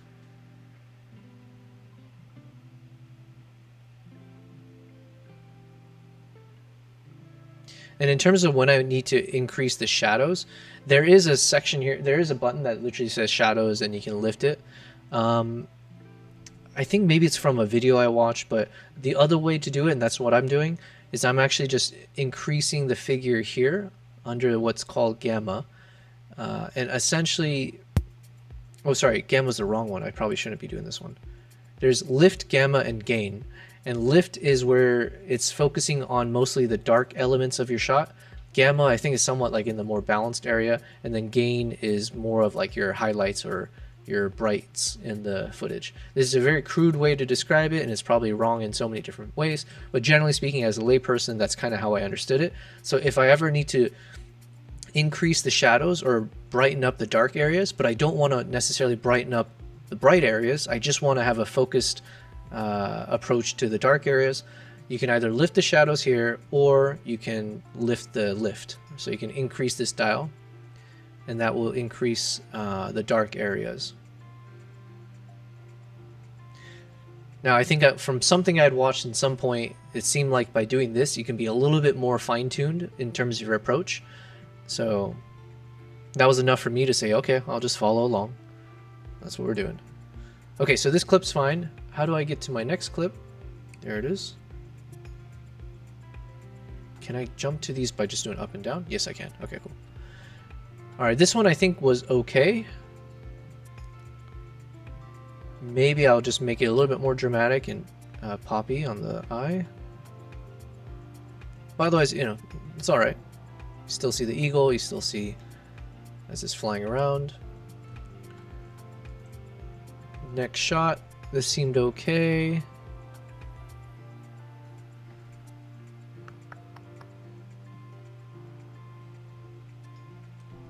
This one, I think I might need to lift the shadows again, or just brighten up a little bit of the super dark areas.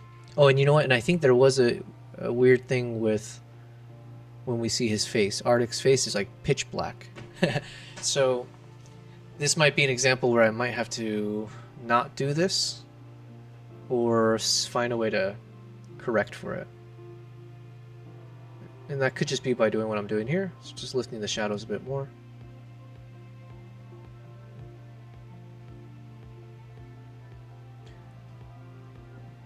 Now there are some tools, I don't play around with it too much, but there are ways where I can just basically click on the skin tone here and then just have a hyper-focused edit just on the face.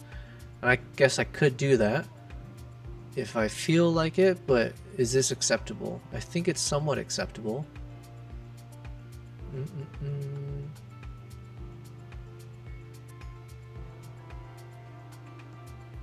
Let's try it anyways, because it's a good lesson. I need to keep, like, you know, working on being a good video editor. So, all right, I'm going to create a separate little node here. Hey, Mini Varghese, thank you very much. Thanks for subscribing to my YouTube. And again, a quick reminder for anyone, if you're on YouTube, I do appreciate any likes on the video. It will help boost this video to more people who can watch this. And also feel free to subscribe and comment and all the fun stuff with YouTube.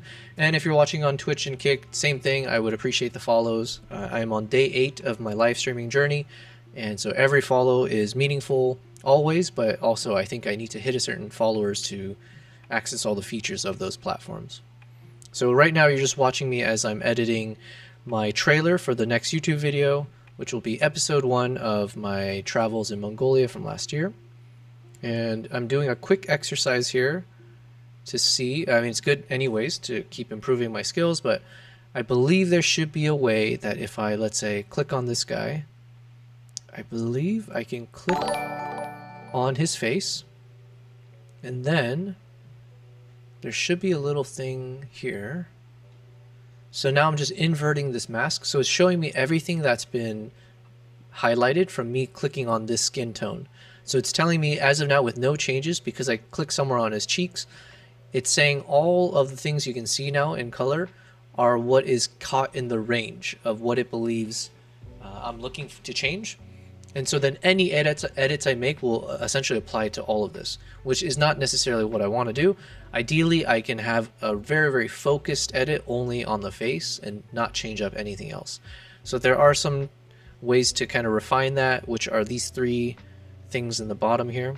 So the hue, saturation, and luminance. Now again, I couldn't tell you what is most effective or what's the best techniques. I just play around until things look better or worse. So in this case, I'm just seeing what is a good range. That didn't really help too much. So then now I'm saying, like, okay, if I change the range of the saturation levels, that seems to be a little bit better. It's cutting out more of the random stuff, but then the eagle is still there. So maybe if we go by luminance, and that seems to be a decent tool.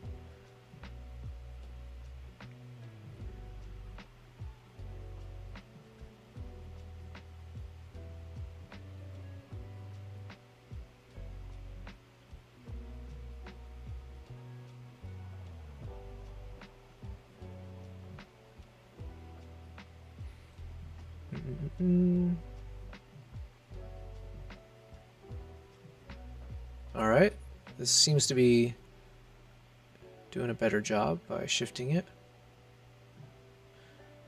Now it's not perfect, but I believe there is another tool I can overlay on top of this, where let's say if I click on this button here, the window, I can add a little circle in this case, and I won't be super accurate, but let's say if I just hover it over this area, and if for the rest of the video, if his face stays within this, then I've essentially just refined the filter to say, do what you just did, look for everything in that skin tone with all the adjustments, but then on top of that, only make the adjustments based on whatever fits inside this window, or this little circle.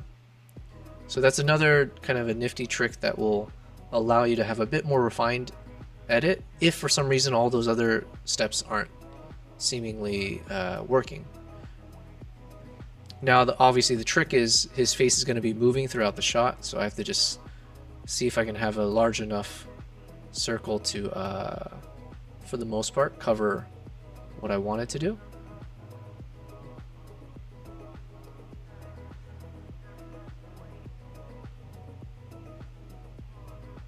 This seems to be okay. Alright, so with all of that in mind, I'm going to now re-invert so I can see what we're doing. And I think now anything I change here should only apply there. I think. It's been a while since I've been trying these types of editing, and by no means am I the expert. But let's say now if I change up the colors a bit, and let's see. And I'm not sure which direction I want to go with this, because I'm not really trying to apply a lot of color to his face. I just wanted the color on his skin to look a bit more natural, that's all. And so I'm just seeing if I can magically find an answer. And again, there are people who understand this like almost like a color science level, where they know like right away. Actually, there are like different tools where, let's see if I can open one up. I think it's called the vector scope, So technically there is this tool which I need to set it back up, but you can basically hover your mouse over the skin and it'll tell you if it's in line with what is considered general like skin tones and stuff like that. But it's been a while. I don't really do a lot of crazy edits. So for now, I think we just want an acceptable amount of change to make that skin not look so crazy. And already I think we're at a decent point. Like this is already somewhat acceptable to me. I'm just trying to see if I can play with it slightly more, and I might just desaturate it a bit just to remove all colors, but that doesn't look too good, so let's just bring it back. What if I reduce the contrast? Nope. Nope, nope, nope. And obviously we have this tool for temperature and tint, so that you can just use that as well if you need to.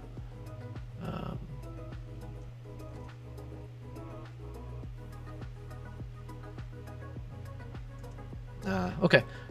Honestly, I think that's fine. Cool. All that work, and I hope I don't have to do this again, because I know there's a couple more shots like this. But there you go. That's how we do those edits. Speaking of, this one right after. But this one's slightly different, so I think we can be fine just doing a lift. So let's say if we lift the shadows, or the blacks a bit. I think this is fine. This is fairly acceptable. And it's very dramatic, so yeah, okay.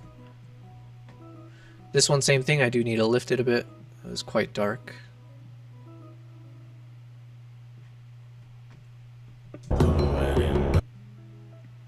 Same thing here, maybe.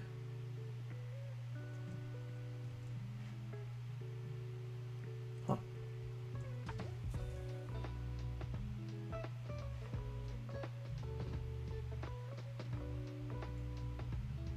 Okay. Ooh, that's too much, isn't it?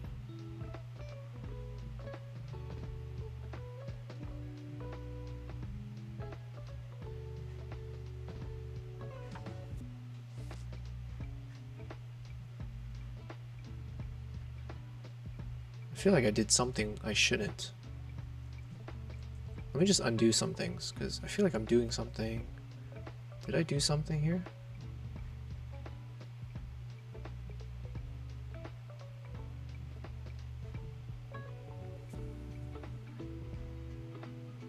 Okay, let's look at the slides. Okay, clips, fixed, fixed, fixed.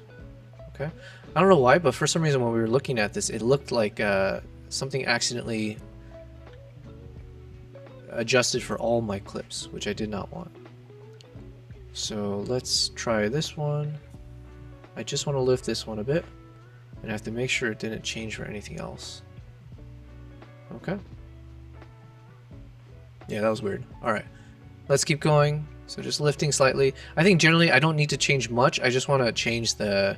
There was a few of these clips where it was a little bit too dark. So I just needed to add a brief amount, just a bit of lightness to it. But otherwise, I think we're in a good spot. Yeah, like this is a good example where it's like very, very pitch black. So same thing. I'm just going to lift the blacks a bit until everything's visible. Okay. Same here.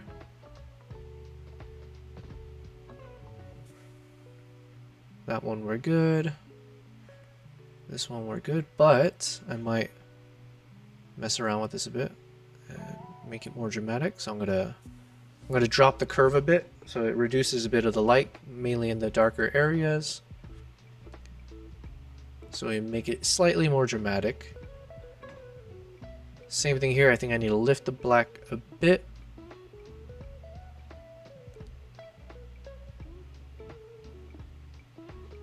Alright, close up. Probably lift the blacks a bit because you can't really see the eye in this shot without it. So I'm just lifting it. There we go. This one I'm fine with the blacks being black because I really want the focus on the eye anyways. So by keeping the blacks dark, then the focus is on that the glint on the eye. Here though, I do need to lift it because everything is kind of blending in. So I think that's okay. Same thing here, let's just lift a bit and reduce a little bit of the light. Okay. Alright, same thing, just lift a bit.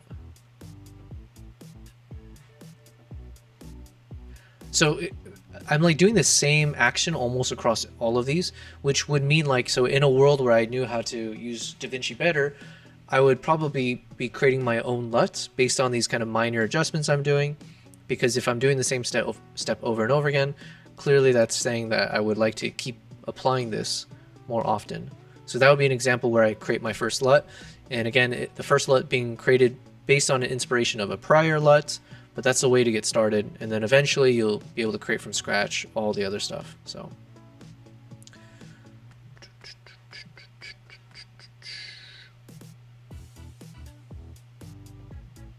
All right. This one looks okay. This one does need a little lift.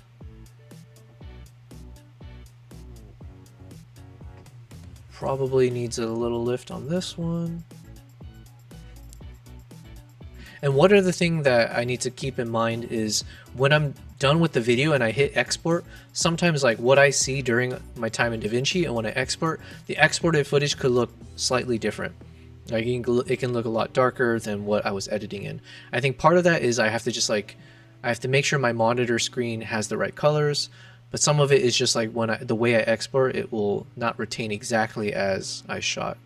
I haven't figured out a good answer for how to avoid that from happening all across the board, but it is something I've noticed in the past. Like I'll work on a video, and then when I export the video for YouTube, the actual video itself turns like one shade darker than what I edited in, which obviously can be frustrating. Okay.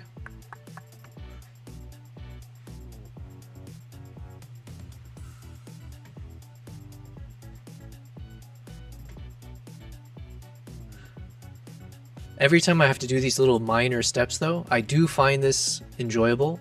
And also every step you see, that is, just keep that in mind then when you see other YouTube creators, content creators, filmmakers, you know, obviously there are the most experienced or the people who are masters at their craft where doing all this, maybe they know how to do it in a matter of seconds versus me taking half a day. But regardless, it is a lot of work being put into these final stories. So it's not easy to replicate. There is a lot of skills you end up building across the board as you're making these. And I hope that as you watch it, you'll find this enjoyable and maybe it'll motivate you to go down this path. And if you do, I'm here to answer questions. You're seeing me in real time try to stumble my way through some of these things. Some of the other things I'm a bit more experienced. But if you're anywhere on this journey of being a filmmaker, photographer, traveler, reach out, ask away. I'm here to tell you everything I know. Same thing, I'm just lifting the shadows a bit. This one's okay-ish, but we'll just lightly.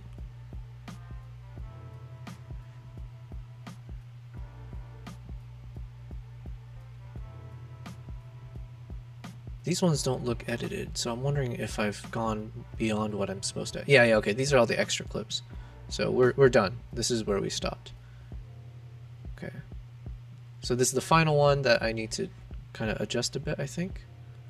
By lifting the shadows, reducing the light a bit, just a little bit. And then last one, actually, we'll kind of quickly look at this again and see what we want to change. I think I want to make it a little bit more contrasty.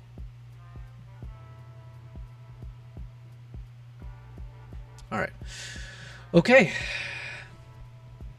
I think we're ready to see it start to finish again and kind of see if this is in the right direction. If we fixed a few of the things where it was like super dark. Yeah. But I am very, very excited. I think we're basically there. The only thing is maybe changing up the title and slight things, but otherwise, let us check this out. Here we go.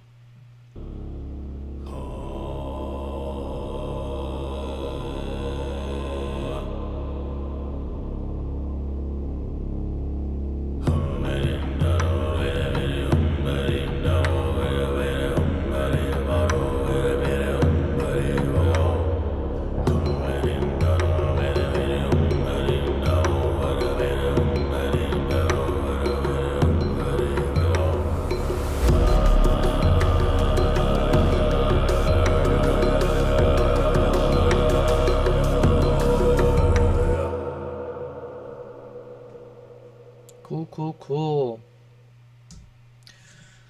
I'm happy with this. Yeah, there might be very, very slight things we change, but otherwise, success. So, what does that mean? What does that mean? That means we can finally start telling a story. All of this has not been the story. All of this has just been trying to create a promo. But that's somewhat easy compared to what we're going to do next, which is actually drawing out each clip, telling a dialogue with everything. Yeah. But in some ways, I think this is a tougher task, creating the trailer, but it's also very fun. Hello, Vfrey. Vfrey Fades. Hello back at you. Thanks for messaging on Twitch. If you're following me there, I appreciate it. This is my 8th day streaming, and you're watching me as I work on the next video. I put a little countdown timer, which you should be able to see on the top of your screen, where, yeah, thank you very much. Thanks for the follow. I appreciate it. Yeah, I put a little countdown timer because I said when I started my streaming journey that I'm giving myself 2 weeks to finish this video. And we are now at the start of the 2nd week. And we've only finished the trailer. But the trailer is epic, and it's the most important part of the video because that is the hook, and that's what will convince other people to watch. So I'm very, very happy with it, very pleased. And we've got, 6 more days to then actually finish our first episode. So you're just watching me now as I show every part of that process. So my live streams will be dedicated to kind of showing what I would do on a day-to-day basis, which is as a professional photographer, videographer, I am creating content. In this case, I've built up a YouTube channel as of a year ago. And so you're watching me try to build the next video that I would publish on my channels. And I'm here to answer questions. I travel quite frequently as part of what I do. I've been fortunate for that, for many reasons, but for that especially. And so anything I can do to share my knowledge about what it's like to be a photographer, videographer, especially what I focus on, which is like on wildlife. And also, yeah, how do I travel? What are the things to keep in mind? And, you know, what keeps me motivated, blah, blah, blah, all of it. I will answer all those questions. So hopefully you'll find this enjoyable as well.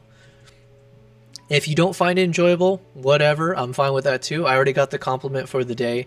Who gave me the best compliment? There was someone, and I apologize, I don't remember the name. Someone basically said, okay, I don't want to toot my own horn, but basically someone earlier had given me a really, really good compliment. So feel free to throw some negative comments my way. I won't be offended. All right, so trailer part was here. I should be able to delete all of this now, but I do want to show you guys an example of what should be the start of chapter 1. So let's see, like right here. So, for instance, the way I normally make these videos, I would have something like this. So imagine, and I do need to figure out the next soundtrack that we'll put on this, but as this trailer ends, a new soundtrack will pick up, something a bit more upbeat, and then I'll tend to have like a little, this little lower thirds type thing pop up, starting with chapter 1, and whatever we're going to call chapter 1. In this case, it's going to be a lot of like touchdown in Mongolia type thing. So for now, I'm just going to call it that, touchdown in Mongolia. So then chapter 1 will be setting the scene where I say, hey, welcome guys, I appreciate you tuning in. This is blah, blah, blah. Hopefully enjoy it. I'll have some little overlay here, which should pop up, with the video. So it's like, oh yeah, make sure to like and subscribe and all the normal things for YouTube. And then here's where we start talking through chapter 1 story, then we go to 2, 3, 4, and so on. So you will watch that process start to finish. V-Phrase, you said, to be honest, I don't think there are any negative comments I could say. Yeah, listen, I probably shouldn't ask for it. So I shouldn't make it a habit to say like, hey, I want you guys to be negative. But my point was, say what you will, you know? I'm an open book. I take judgment fairly well. I don't take things too seriously. As long as you're saying it with good intentions, I appreciate any of the feedback. So, for instance, earlier someone had mentioned that the voice here, the sound is coming out a bit tinny or like metallic, and I had recognized that as well, but I haven't figured out how to fix it. I do need to find some time off stream to go ahead and make those adjustments. But for now, it seems like it's doable. So as long as it's not so grating to your guys' ears, hopefully it'll work for now. Okay, so I'm just gonna do one more quick rinse over this and see if there's anything I missed.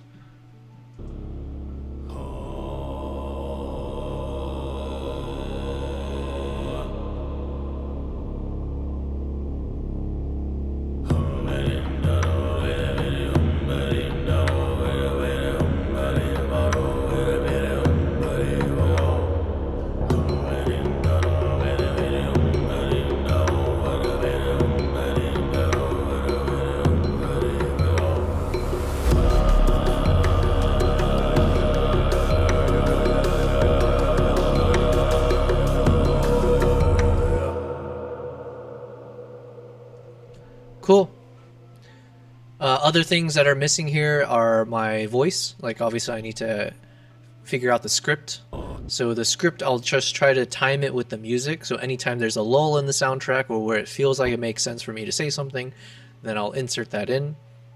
So the trailer is not technically done, but the scripting I tend to do as one of the final steps anyways. V-Frey, you mentioned, yeah, you did not even notice until you said about the voice? Yeah, so I just created my own problem. What is it, like the Streisand effect or whatever?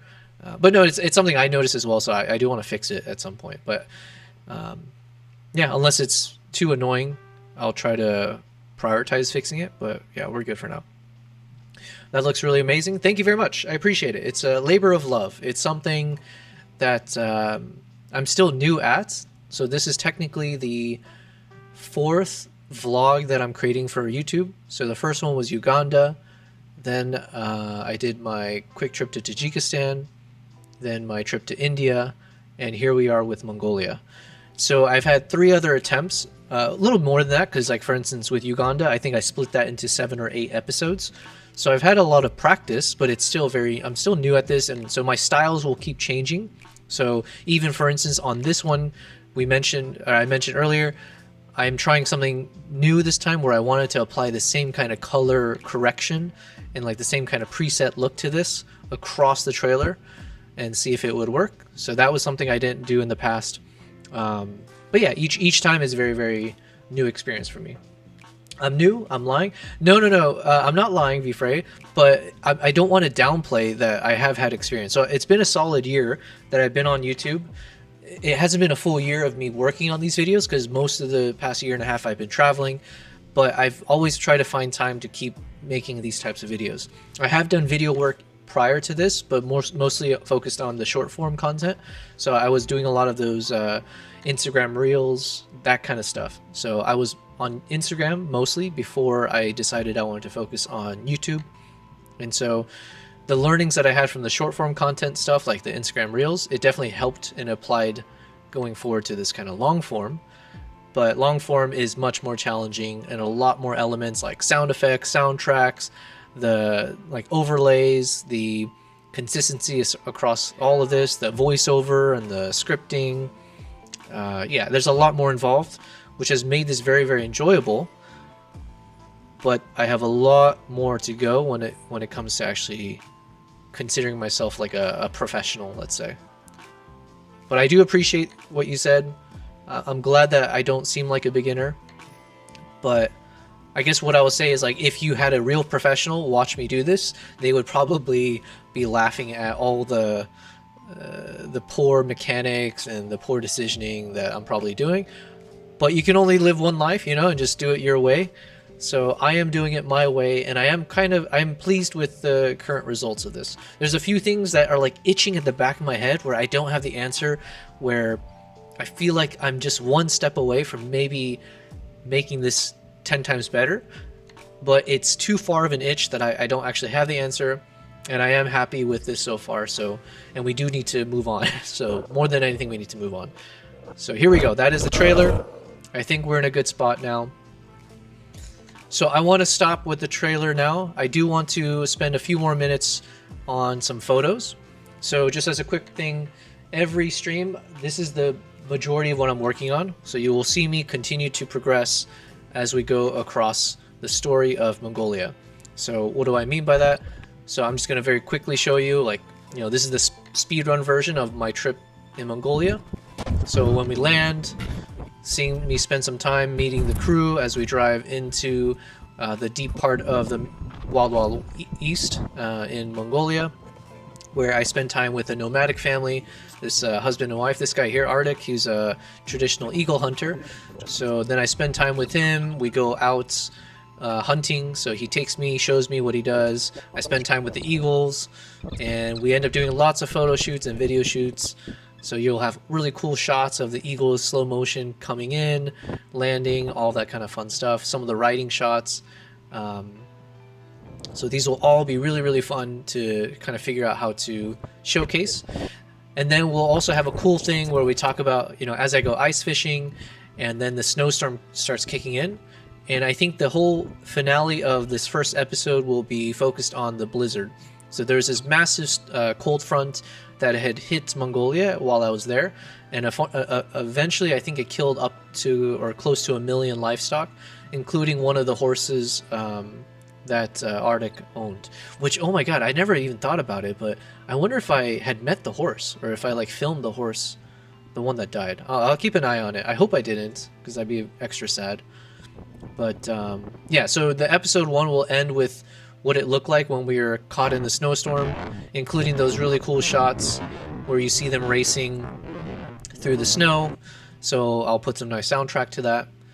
And then ending with what it looked like from the farm perspective, when the snowstorm hit the farm, and you see how it affected all the animals, how they prepared for it. So I think, and then the final part of that episode will show the aftermath, like I mentioned. So in this case, one of the horses died. And watching as we when they dragged it out of the pen, and it took the gate with it. As I'm looking at this video and I'm looking at the horse, I don't believe I actually met this horse, or at least it wasn't one of those horses that I had filmed. I don't think. Which I guess it doesn't really make a difference, but it would feel a little bit sadder now in retrospect as well if it was like, oh, that was the horse that I rode, or like whatever. But anyway, so that's going to be probably episode 1. All of this section here, I need to trim it down and fit into like 15 minutes and be a cohesive story, you know, going from point A, B, C, and beyond. And the thing we'll need to figure out is, what do we do with the rest of the video? Do we split it into 2 episodes, or should this be just one remaining video? We'll figure that out tomorrow. I think we made good progress, so. But yeah, it's going to be a fun one. It's going to show everything as I spent time with these eagle hunters, including when we went back in because it was hitting negative 40 degrees outside. So it's too cold for the eagles and for us. And then I got drunk with these eagle hunters, and they performed, you know, they were just singing traditional, they were singing along to traditional music and all that. It was really cool. So we're going to have a lot of highlights across this trip. And then I've got 12 other trips to go that I need to share. So once we're done with this, we just keep moving on. So if you find this kind of stream enjoyable, for those few of you right now, and hopefully the growing audience eventually, just know that there's a lot more to go. And it's enough that it will last for the rest of the year. And then I will continue traveling starting next year anyway, so there will be fresh content, and there will be a good balance as I figure out how do I balance being a live streamer or live streaming a lot of this, as well as traveling abroad to capture more content and document it.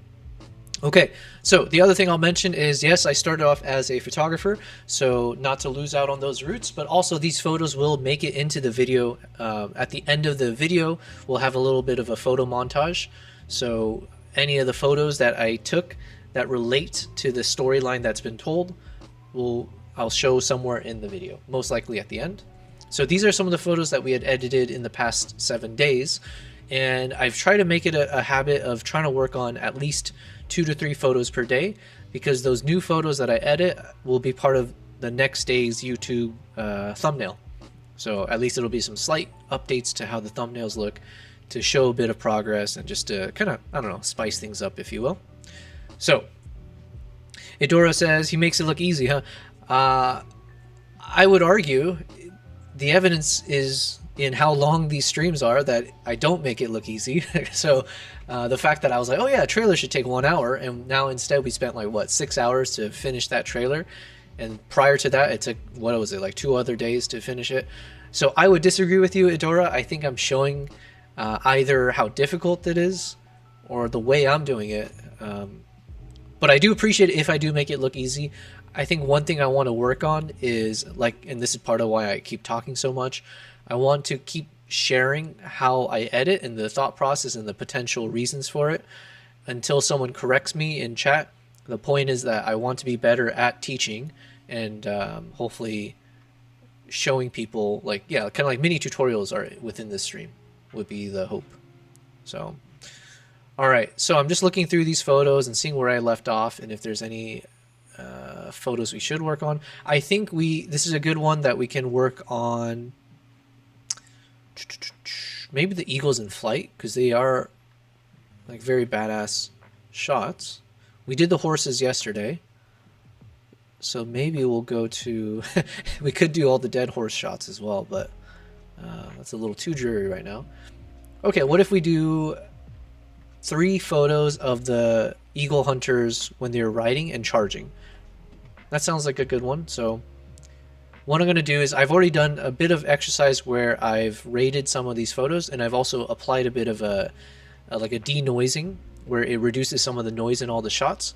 So I've done that already across these photos. So if I trust my instinct of what I selected as 3 stars, then we can up it. So I'm now just filtering for only photos that I had 3 stars for. So let's look at these photos. And you can see at a high level, these are all the 3-star photos or higher. And so we want to choose 3 of these that we can edit. And ideally, I can try to make them somewhat related to each other. So when I post it on my thumbnail, it will feel cohesive. So let's say for tomorrow's 3 photos, it might be these kind of close-ups of the eagle. So it might be like a shot of the eagle in flight, which we'll edit and make look better. It could be one of these photos where we see it landing, and it could be one of these kind of close-up shots of the eagle in flight. So that could be like the 3 photos together. For today, let's see if we can find 3 photos of the eagles riding out. Okay, so you can tell these photos don't really look like much right now. The hope is that as we edit it, we'll make it look very, very, very flashy and epic. No guarantees, but it's all part of the process. I think what I'm focusing on is, excuse me, I'm trying to see the framing of the shot, if the pose of the horses and the eagles and the riders look good. So right now this one seems like a winner, or it seems a little bit better. So I'm just gonna color code them so I can jump back to it in a bit. And the only thing not going for it is the distance. So as it's far away, I might notice that the image is not as sharp. So here it's a bit on the softer side. The good news is, because I'm trying to show all 4 riders, we're not going to be zooming in that much. So it might be more like this. So if it is a bit soft, it's not as noticeable. So this one looks decent. This horse on the right is just so you know what, actually this is great, because you see the black horse has a really cool it's got a really cool pose, This one also has a decent pose because you can see the tongue, and the hair is just wild, and you know. And the rest of them look neutral. Like there's nothing they're doing incorrectly. It could be better, but it's not bad. So I'll that's a potential one. Okay, this one I think it's starting to get a bit sharper in focus. Maybe I could be mistaken.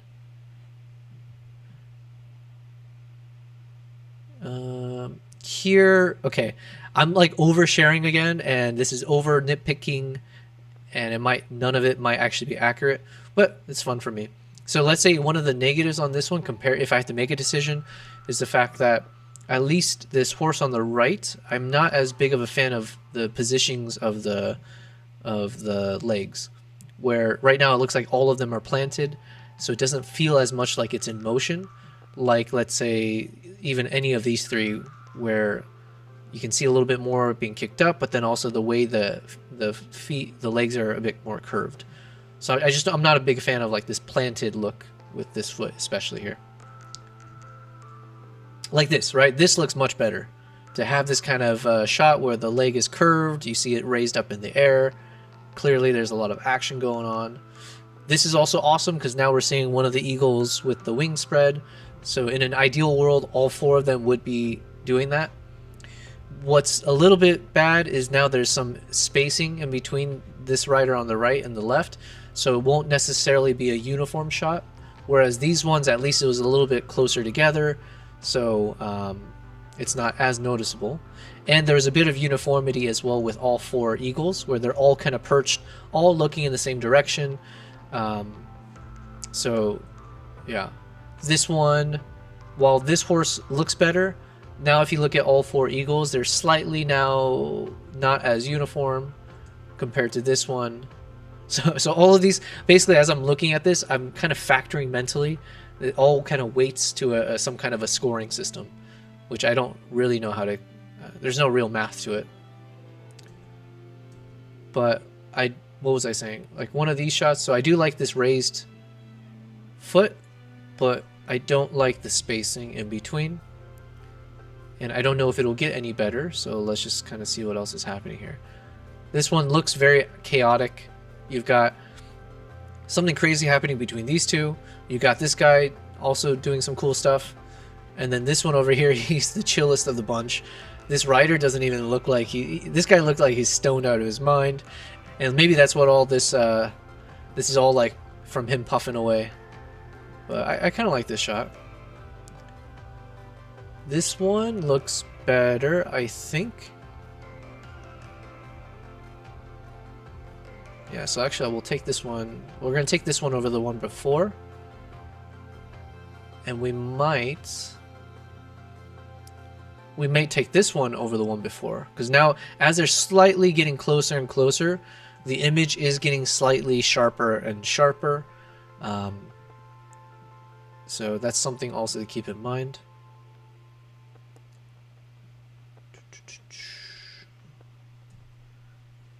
Vfrey, you said, I love how you're just explaining your thought process while looking through. Okay, cool. Looking through the photos.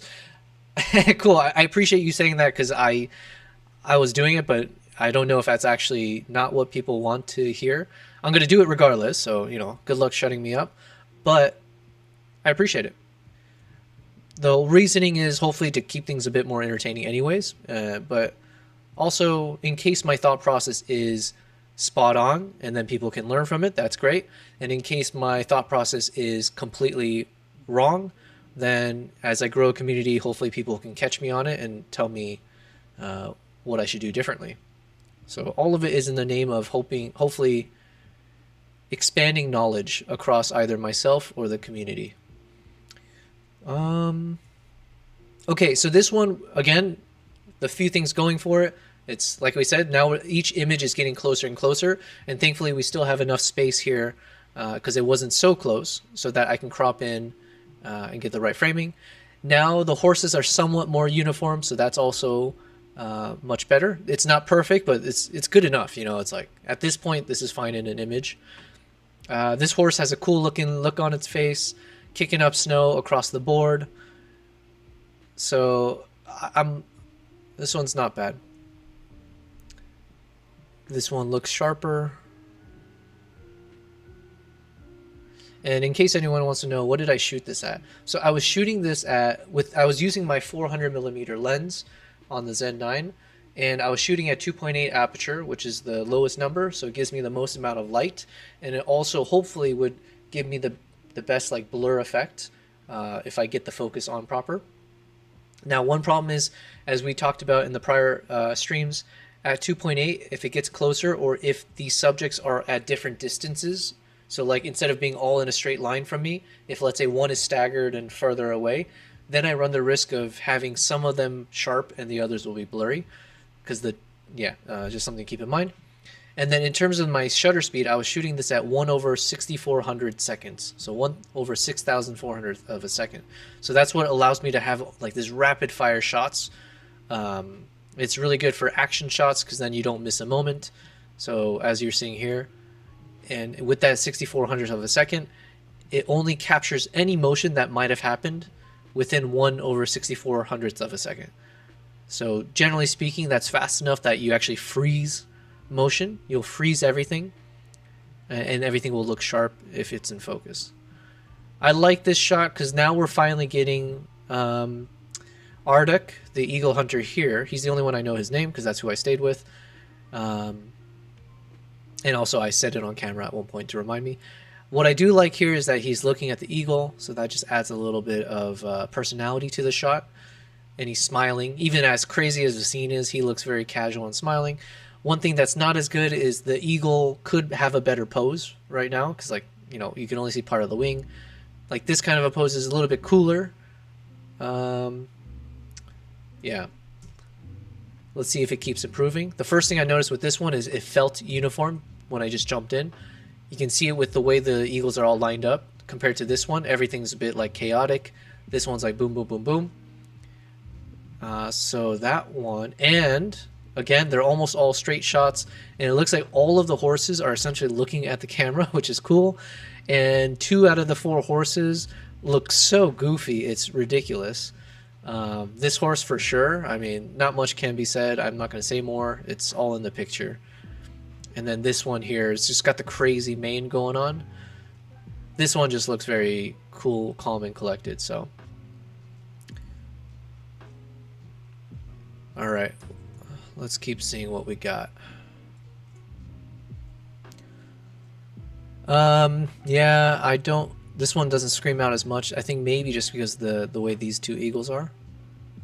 Same thing, same thing.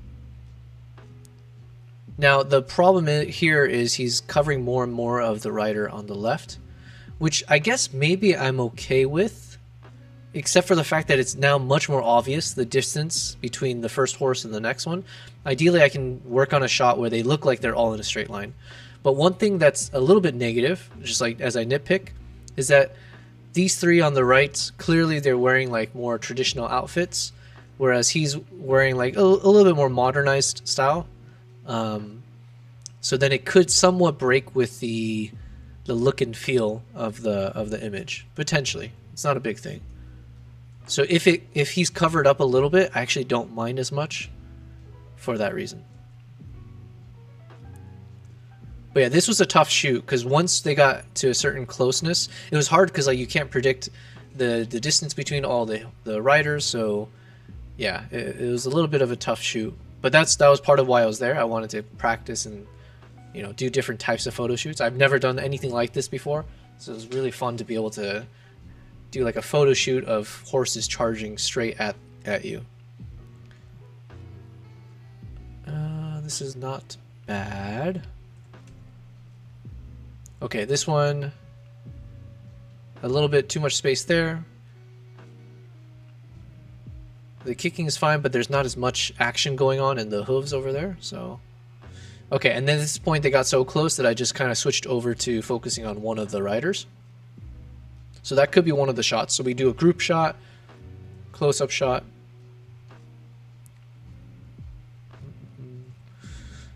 Problem with this one, I think I've mentioned this before, but the problem is the background here is very dull. It was basically just a lot of the sky, so it just kind of takes away from the cinematic feel. Whereas here, you can at least get some texture. So there's a lot more you can work with. So I probably wouldn't choose a photo like this. This is a cool shot. I don't know if I'll include it in the 3 that we're working on, but it's very like, it evokes more emotion, I guess. I can see if we work on this further, we can make it feel something, you know? So there's some potential with that one. Okay, so we've kind of gone through it. Now the question is, can I choose 3 photos from this selection that look different enough, or I can focus on different aspects of it so it doesn't look like I'm sharing 3 of the same photos. So that probably means I need one of these photos when it's close up, or I can crop in on one of them. Maybe it means one of my photos I crop in on the wacky look on the face of the horse. I don't know. I don't know yet. Or it could just be like a very, very far away shot, middle shot, close shot. So you can just show the progression as it got closer and closer. World's your oyster on this one. So what I'm going to do is, of the ones I've selected, let's now start cropping in. Let me choose one of these ones where they're far away. So let's see.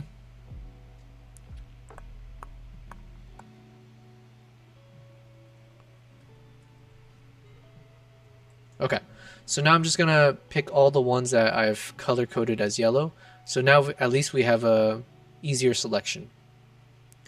Something we can do is, to make this process faster, is just edit one of the photos and paste it over to the rest. So let's choose like our potential hero image. So of these shots, let's try to figure out which one is our favorite. And it could just be on the uniformity or other things. So this one stands out to me because the eagles are somewhat uniform. Now there's not as much action, so they're not like being raised up in the sky, which would be the best if possible. So something like this is kind of cool because we're getting, again, a lot of kicked up snow, some of the birds being raised up. This one I think is standing out to me the most. Actually, this one as well. My God, this is tough. The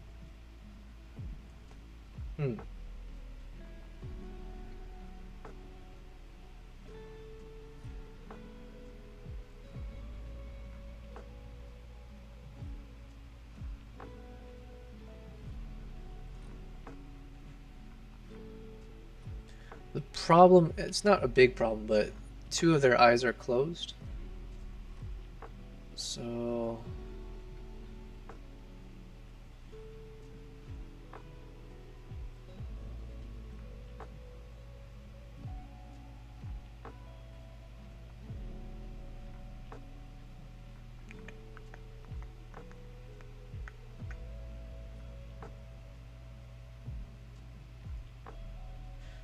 I'm leaning towards, I want the most chaotic looking one. All right, let's see this one real quick. Let's see if I have a lot of space to work with. 16 by 9.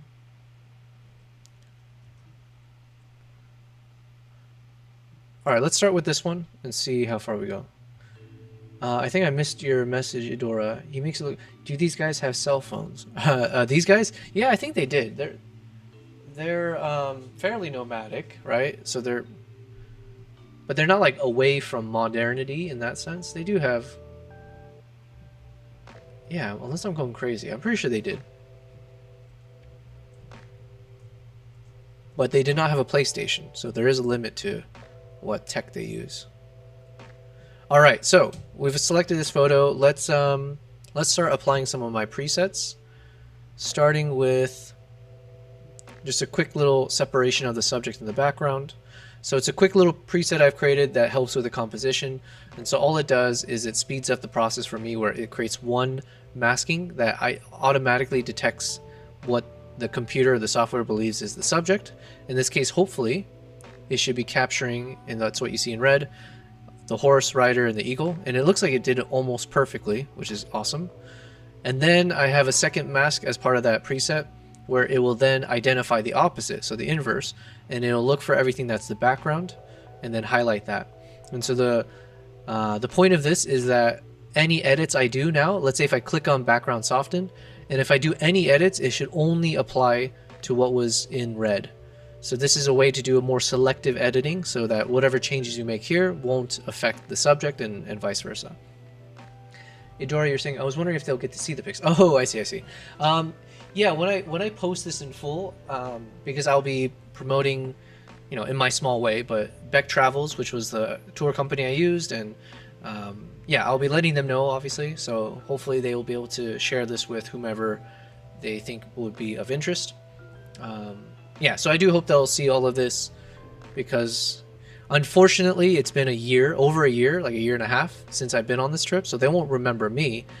But I am trying to be faster. That's why right now the goal is for the rest of the year I'm catching up on all those trips that I've missed, or like I haven't created content for the past, whatever, 12 trips.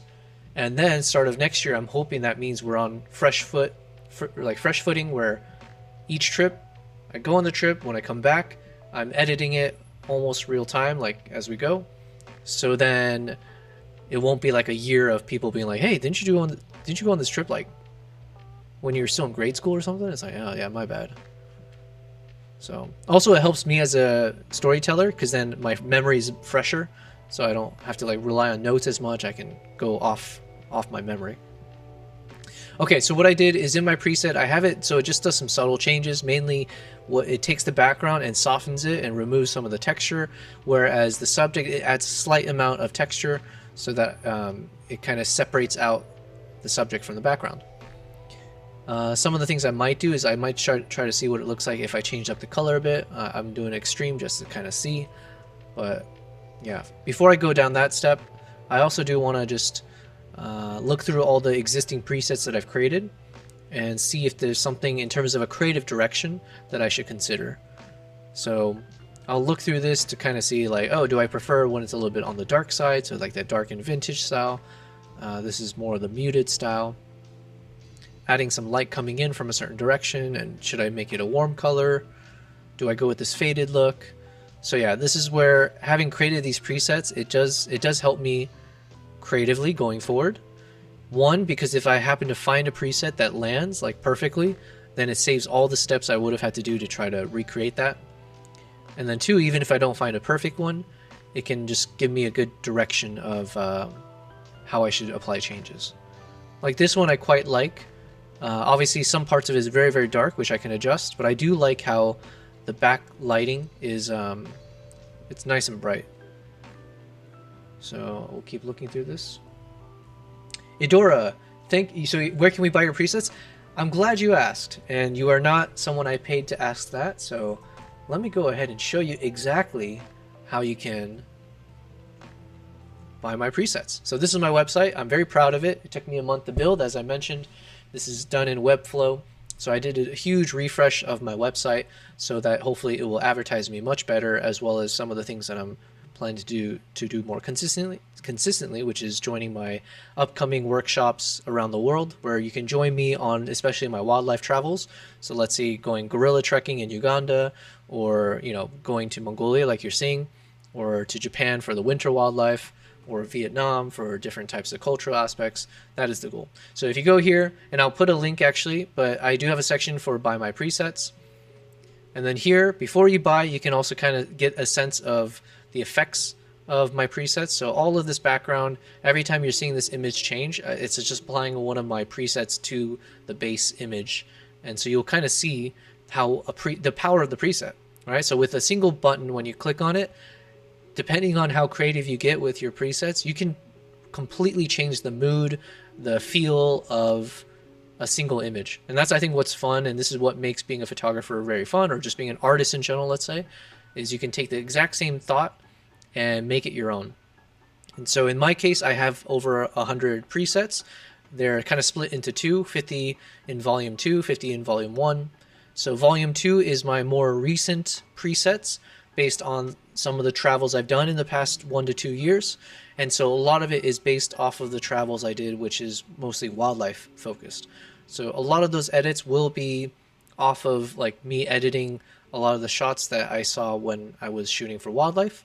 It doesn't mean it doesn't apply to other scenarios, but just know that that was the baseline of my travels.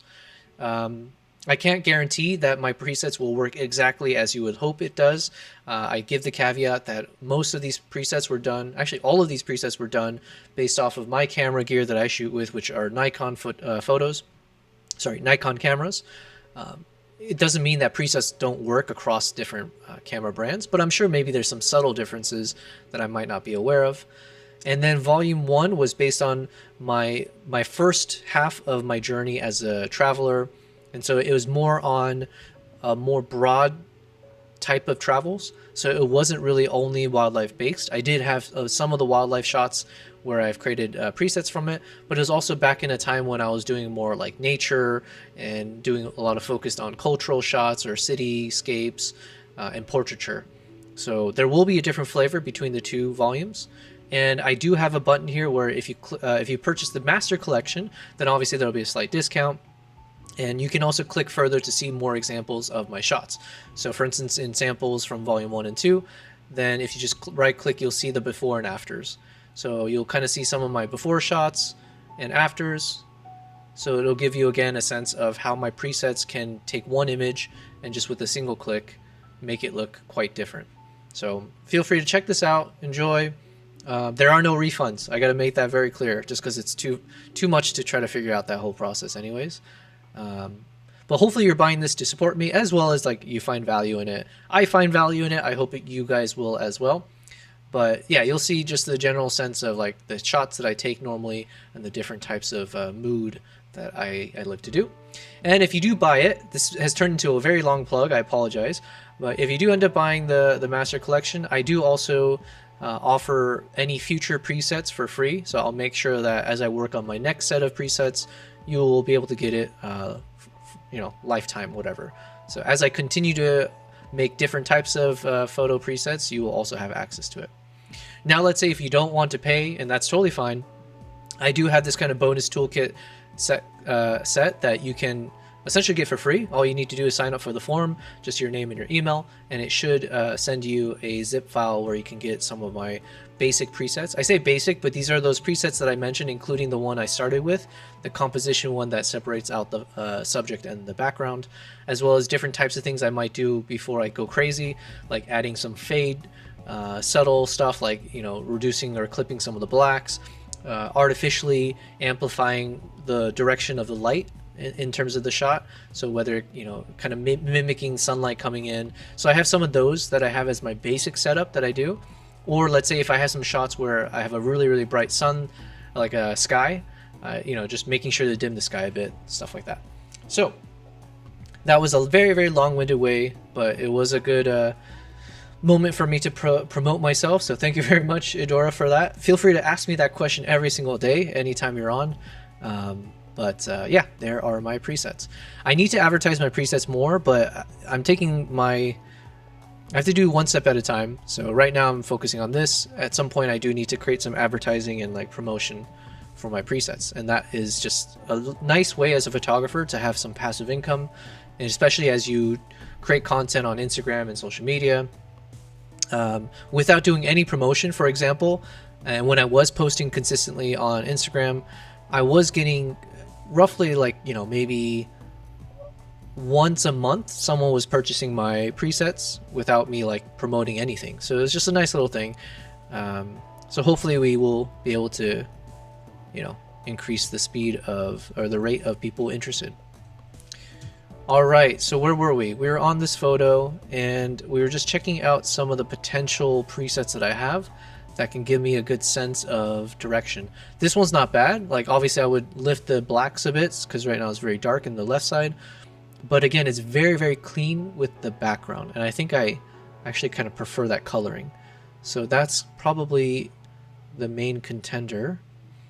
Then we got some where I go a little bit more crazy with the coloring or the fades. So I can briefly see. I like the faded look on this one. So this one is the Swampy Shoebill Stork preset. and it somehow works for this shot. So let me zoom down, or scroll down a bit. Let's look at some of the others. This is a very faded look. It's meant to be for the more creative shots.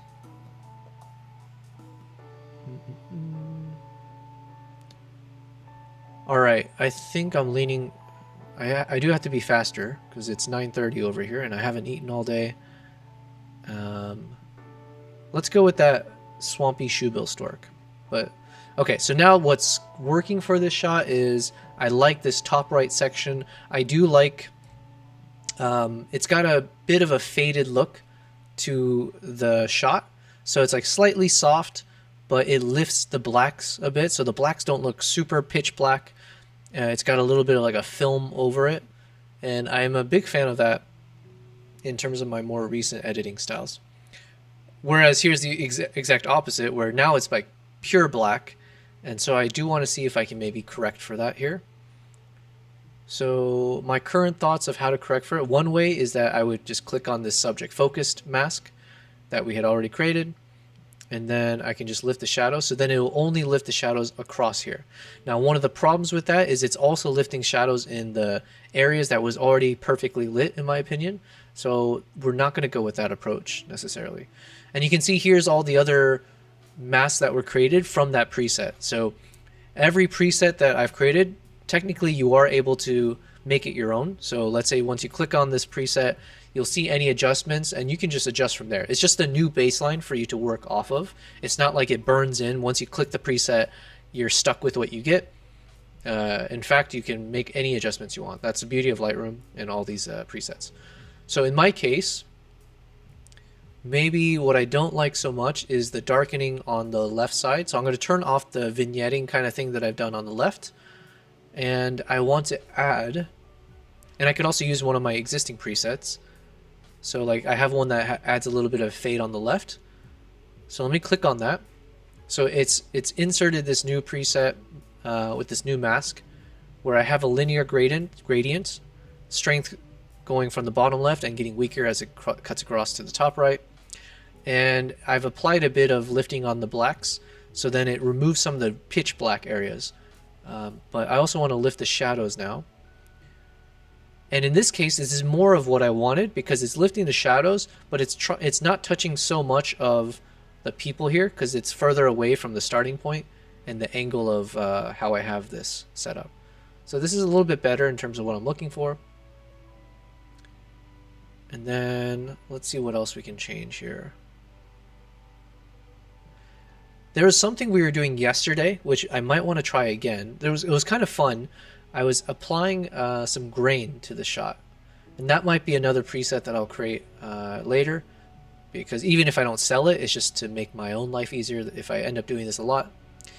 Does this look better? This does look nice. But I'm not looking to...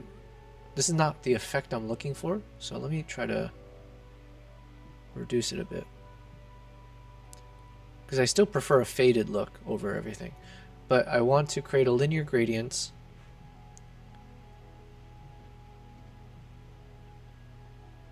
Actually, each time I do this, it makes it look pretty nice. Okay, we just discovered a new editing, a better version. What I meant to do is, let me create this now. And I want to increase the grain.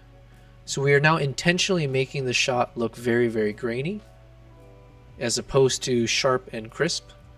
As you can see here now, it's a lot of noise. But the benefits of this is that you can end up with something that looks more like filmish or vintage, which I kind of am in the mood for. So I think I'm going to stick with that for now. Midori asked, how tough is it to travel through customs with all your photo and video equipment? It's actually been pretty easy, but part of that's been because I have a US passport, so I'm sure that will open doors quicker than in other cases. I have, more than anything, I've had people stop, like the customs, they stop because they're so impressed by the camera gear, so they like ask questions, especially when I'm traveling around with the 400mm lens. It's more of a wow factor. I haven't had like danger issues where people think it's a weapon. Probably just the way it's constructed, and when they look through it in the x-ray machine and stuff, I'm sure it's pretty obvious what it is. Because Because if you think about these lenses and camera gears, it's, you know, like a lens doesn't have some kind of secret compartments in it. It'll just be the lens. Otherwise, yeah. So if I was using that to hide a weapon or something, I think it would probably look obvious. Whereas like when you do the X-ray on a lens, it should just look like, you know, I don't know. I'm completely making this up. I don't actually know what's on the inside of a lens. But yeah, I haven't had problems. It's been fine. All right, just to speed it up. Where was it? What did I just do? This image here. I'm now going to 5-star and make it red. So we're good with this photo. I'm going to copy and paste everything, or most things, to speed up. So I'm just going to copy all the changes we just made, except for maybe how we cropped the image. I don't think I made any changes on some of these things, but sometimes I just click more than I need to just in case. And the masks. This one for sure. So let's say once I copy this, then we can technically just apply it across the board, and it might not be perfect, but it does save me time. So I'm just selecting all these images, I'm hitting Command V, and it is now editing in a rapid form to all of them. Idora, you said you had a photographer telling you that in some countries he had to list all the serial numbers. Oh geez. Yeah, I haven't had that issue. I don't know where he was going. I want to avoid it because that sounds like such a pain. They were giving him a hard time because they think, or they're worried he's going to sell the gear. Ah. Is he American? Because like, I don't know if it is about just having a US passport, but for whatever reason, that does seem to solve a lot of these customs issues that most people deal with. So, yeah, he's American. Oh, well, I don't know how much gear he was traveling with, but that's unfortunate. All right, I want to be speedster, so all I'm going to do now is I still have all these photos selected, so I'm just going to make a universal change where I'm going to switch this to 16:9. So now all those photos should be switched over to 16:9, and then let's just quickly look at them and see if there's one from a distance that looks good. Because I want one close up like this is fine. Maybe this shot could look good from a distance, because the eagles are up in the air. So we'll leave this as is, but I might just kind of center the shot a bit more. Okay, that's good enough probably. So this will be shot number 1. This is shot number 2. And then one of these close-ups will be shot number 3. So I'm going to apply the same edits. And now we're going to do that super close up. So I'm switching to 16:9. And I want to see if I can completely crop out the other 2 people near him. So it's just a nice, clean shot. This is not bad. Not bad.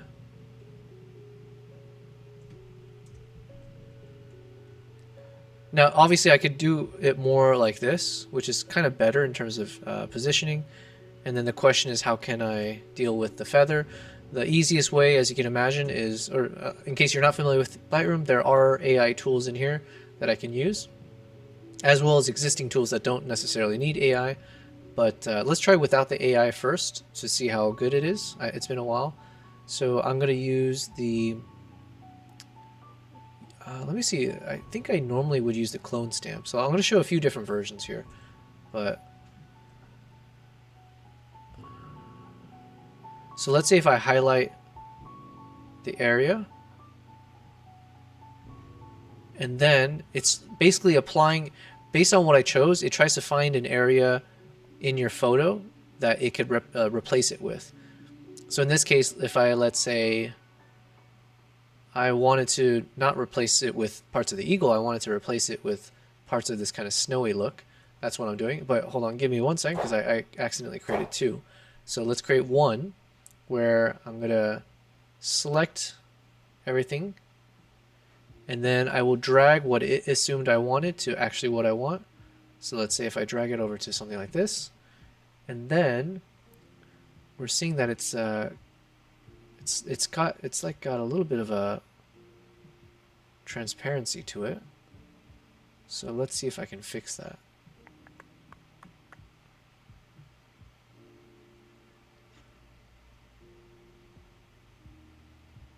seems like with this tool, I'm not able to really fix it the way I want to. There's probably something I'm doing incorrectly. So there's this tool that's called remove. So then it tries its best to remove whatever I've highlighted. And it's also not doing the best job. So we're going to try generative AI and see how good that is. So let's say if I select this and then hit remove.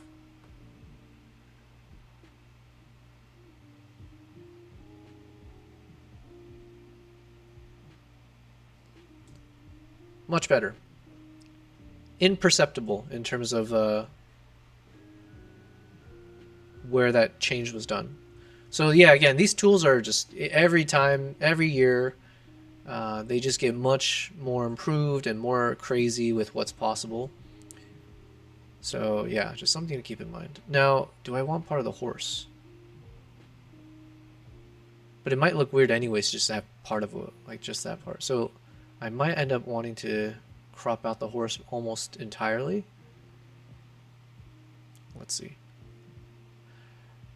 I'm leaning towards that, but at the same time, this sequence is meant to be like the eagles on the ride. So in some ways I do maybe want to retain the horse, even if it's cropped out a bit.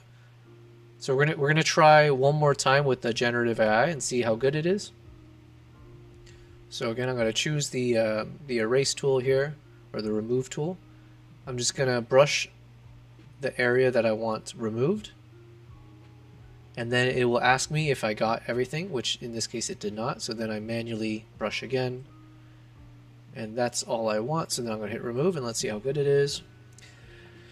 Eudora, you said Adobe is ahead of Apple in AI products. Yeah, I don't doubt that. I think Apple is quite far behind with AI from what I've randomly heard. Everything about like their version of like the ChatGPT equivalent or whatever, Google Sora or whatever it's called. I've heard they're not so good on that. And then I've also heard on the flip side that Adobe, I think it got some negative press for this, but I think there was some controversy that people were saying that Adobe was, without your permission, like adding all photos that you ever edit on their software. It was like adding it to their database for AI generation. So some people, I'm not sure if I'm really quoting it correctly, what the story was, but something to that effect where it was not news well received from people being like, what the heck, you're using my photos to replace me in the future, right? And that can't feel too good. But yeah, I don't have like strong feelings positively or negatively about that kind of technology. To me, it's just about progress, and yeah, like we talked about before, it's just how can you embrace that kind of technology. All right, so this is our shot. Now, it is a little strange to have the horse, kind of peeking his head, but I think for the theme of these three photos, I do want to keep the horse, so then it's like the horse riding theme, right? So you got all three in all three shots. So these three, I'm going to now select them. I'm going to put it into the little collection that we'd created earlier. And now I can export these photos and it will be on my next thumbnail. So you guys have gotten the sneak peek. We've gotten to see the three shots and hopefully you guys like it. Hopefully there was some learnings to be had in terms of whatever I said out loud or what you saw me work on. But this is what's fun, and you get faster and faster and faster. So this was kind of like the medium speed of how I might edit. Obviously, we'll show examples where I can be very fast. Maybe it's even just a one click and we're done because the preset just works magically. And then we'll show examples where I am fine tuning to the most autistic level, but hopefully the results are great. All right. I think we are at the end. We're at 9:40 p.m. my time. What I want to leave you guys with is just one more refresher. Let's look at what we created today. Hopefully it's something you'll be excited at the progress of. I do appreciate everyone who's contributed and provided compliments or praise or feedback throughout this. We have a lot more to go. So we've got 7 more days, or less than that, 6 more days, where we're going to keep working throughout this video now. All we've done is closely almost finish the trailer. So we've got a lot more to do. But let me go ahead and play this for you guys. Go full screen. Let's make sure the audio is proper. And let's see the results.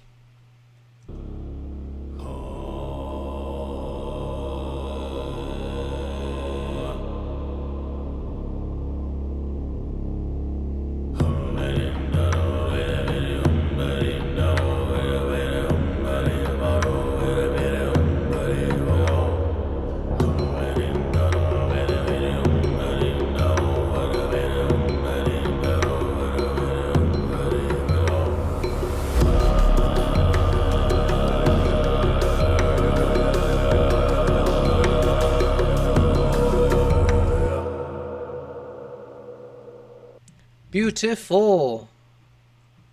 I hope you guys like it. I do. I'm very, very proud of this. I'm very happy with it. With that said, I might still make some adjustments here and there, but as far as progress, we are there. So thank you guys. Thanks for everyone who's tuned in. Thanks for everyone who's also been a part of this first week of streaming, and as we enter week 2. I do feel very strongly that I can continue doing this. I feel productive. I feel like we're doing some fun stuff throughout. Thank you, Adora, as well for I think, yeah, being here from the very start of the stream and just making this much more enjoyable for me, and also everyone else who's contributed at different times throughout this. Okay, well, thank you guys. Appreciate it, and I will see you guys hopefully around, yeah, we'll start roughly around the same time, maybe a little bit sooner. We shall see.